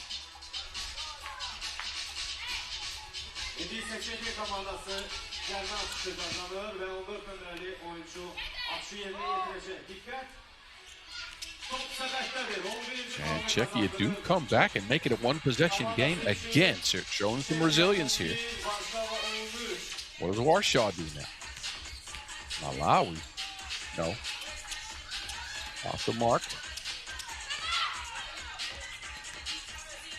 Shotolova out to Riley Kova. 2 up. Front of the rim. Riley Kova gets her own rebound. That won't go. Another rebound for the Czechs, but a foul's called.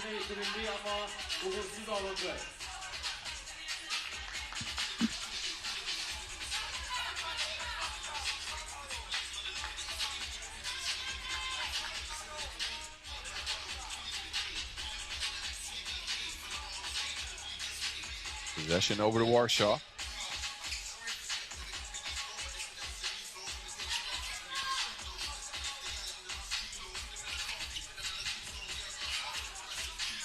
Good combination again, but Warsaw hasn't exactly been crisp on offense. Galijkova willing herself to the basket. That one won't go. Miss after miss after miss for both teams. Niedzwiecka could change that, and she does.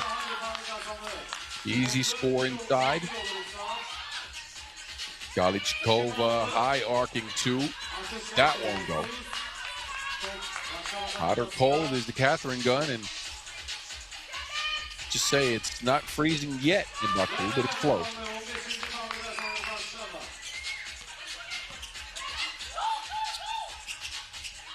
Miscommunication as Vitulova has to heave it up at the end of the shot clock. That will go. Czechia won't go away. 3-point ball game again.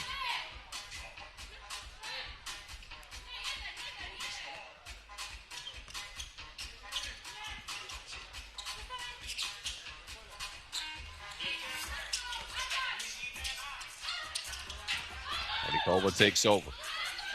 What a time it would be for Galijkova to show up. There she is. 1-point ball game. 45 seconds left. Veselowska loses the Wilson out of bounds.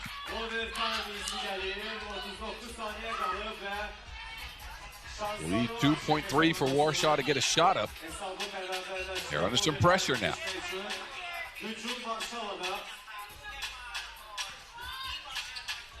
Turnover, Warsaw. Oh, and a foul to boot. They did have a couple fouls to give. They stopped the clock, reset the defense, timeout on the floor. A 1-point ball game. They tripped to the knockout rounds at stake. Czechia has remained at about a 3-point deficit throughout the entirety of this game until Katarina Galichkova came through with a wet ball that shred the threads.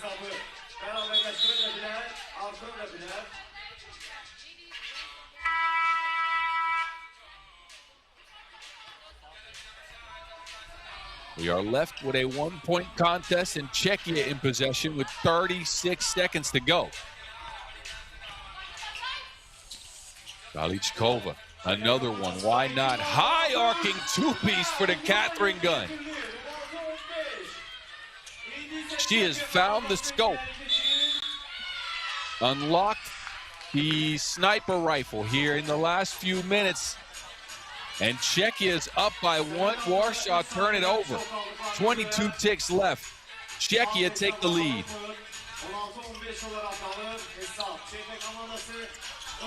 Chotolova gets a screen. Hezi stops, goes, gets their own rebound back. Czechia can dribble out the clock here. 7 seconds left. They're trying to evade the defense. And Rylikova is hammered on the play. Warsaw has a couple of fouls to give, so they stop the clock, but they don't have a chance to put Czechia on the free throw line just yet. Their only opportunity is to try to get a steal here. Totolova gets away from the defense, of course. Smart play. And it looks like Czechia is going to hang on unless some magic happens here. Warsaw's at 5 fouls. They need a couple more. 3 ticks left. Galichkova gets away from the defense. That'll do it. Czechia come through in the clutch. Galichkova with a couple of two pieces will get the Czechians a win and a trip to the knockout rounds tomorrow. Warsaw are done. Warsaw are done. They were up all game long. Couldn't execute down the stretch. Let Czechia loose for a couple of easy looks at the basket that, despite not having gone down all game, went down late. Vitulova and Galichkova finished with 6 apiece. Lidzvicka did most of the damage for Warsaw with 7. Veselowska had 5. But that concludes this day. As I'll let you enjoy the highlights and I'll get you updated on what time we'll start tomorrow. Ona qeyd edeyim ki, fasilələr zamanı müsabiqələr keçiriləcək ki, siz bu müsabiqələrdə iştirak edib, hədiyyələr də qazana biləcəksiniz. Hər birinizə təşəkkürümüzü bildiririk, sabah görüşmək ümidi ilə.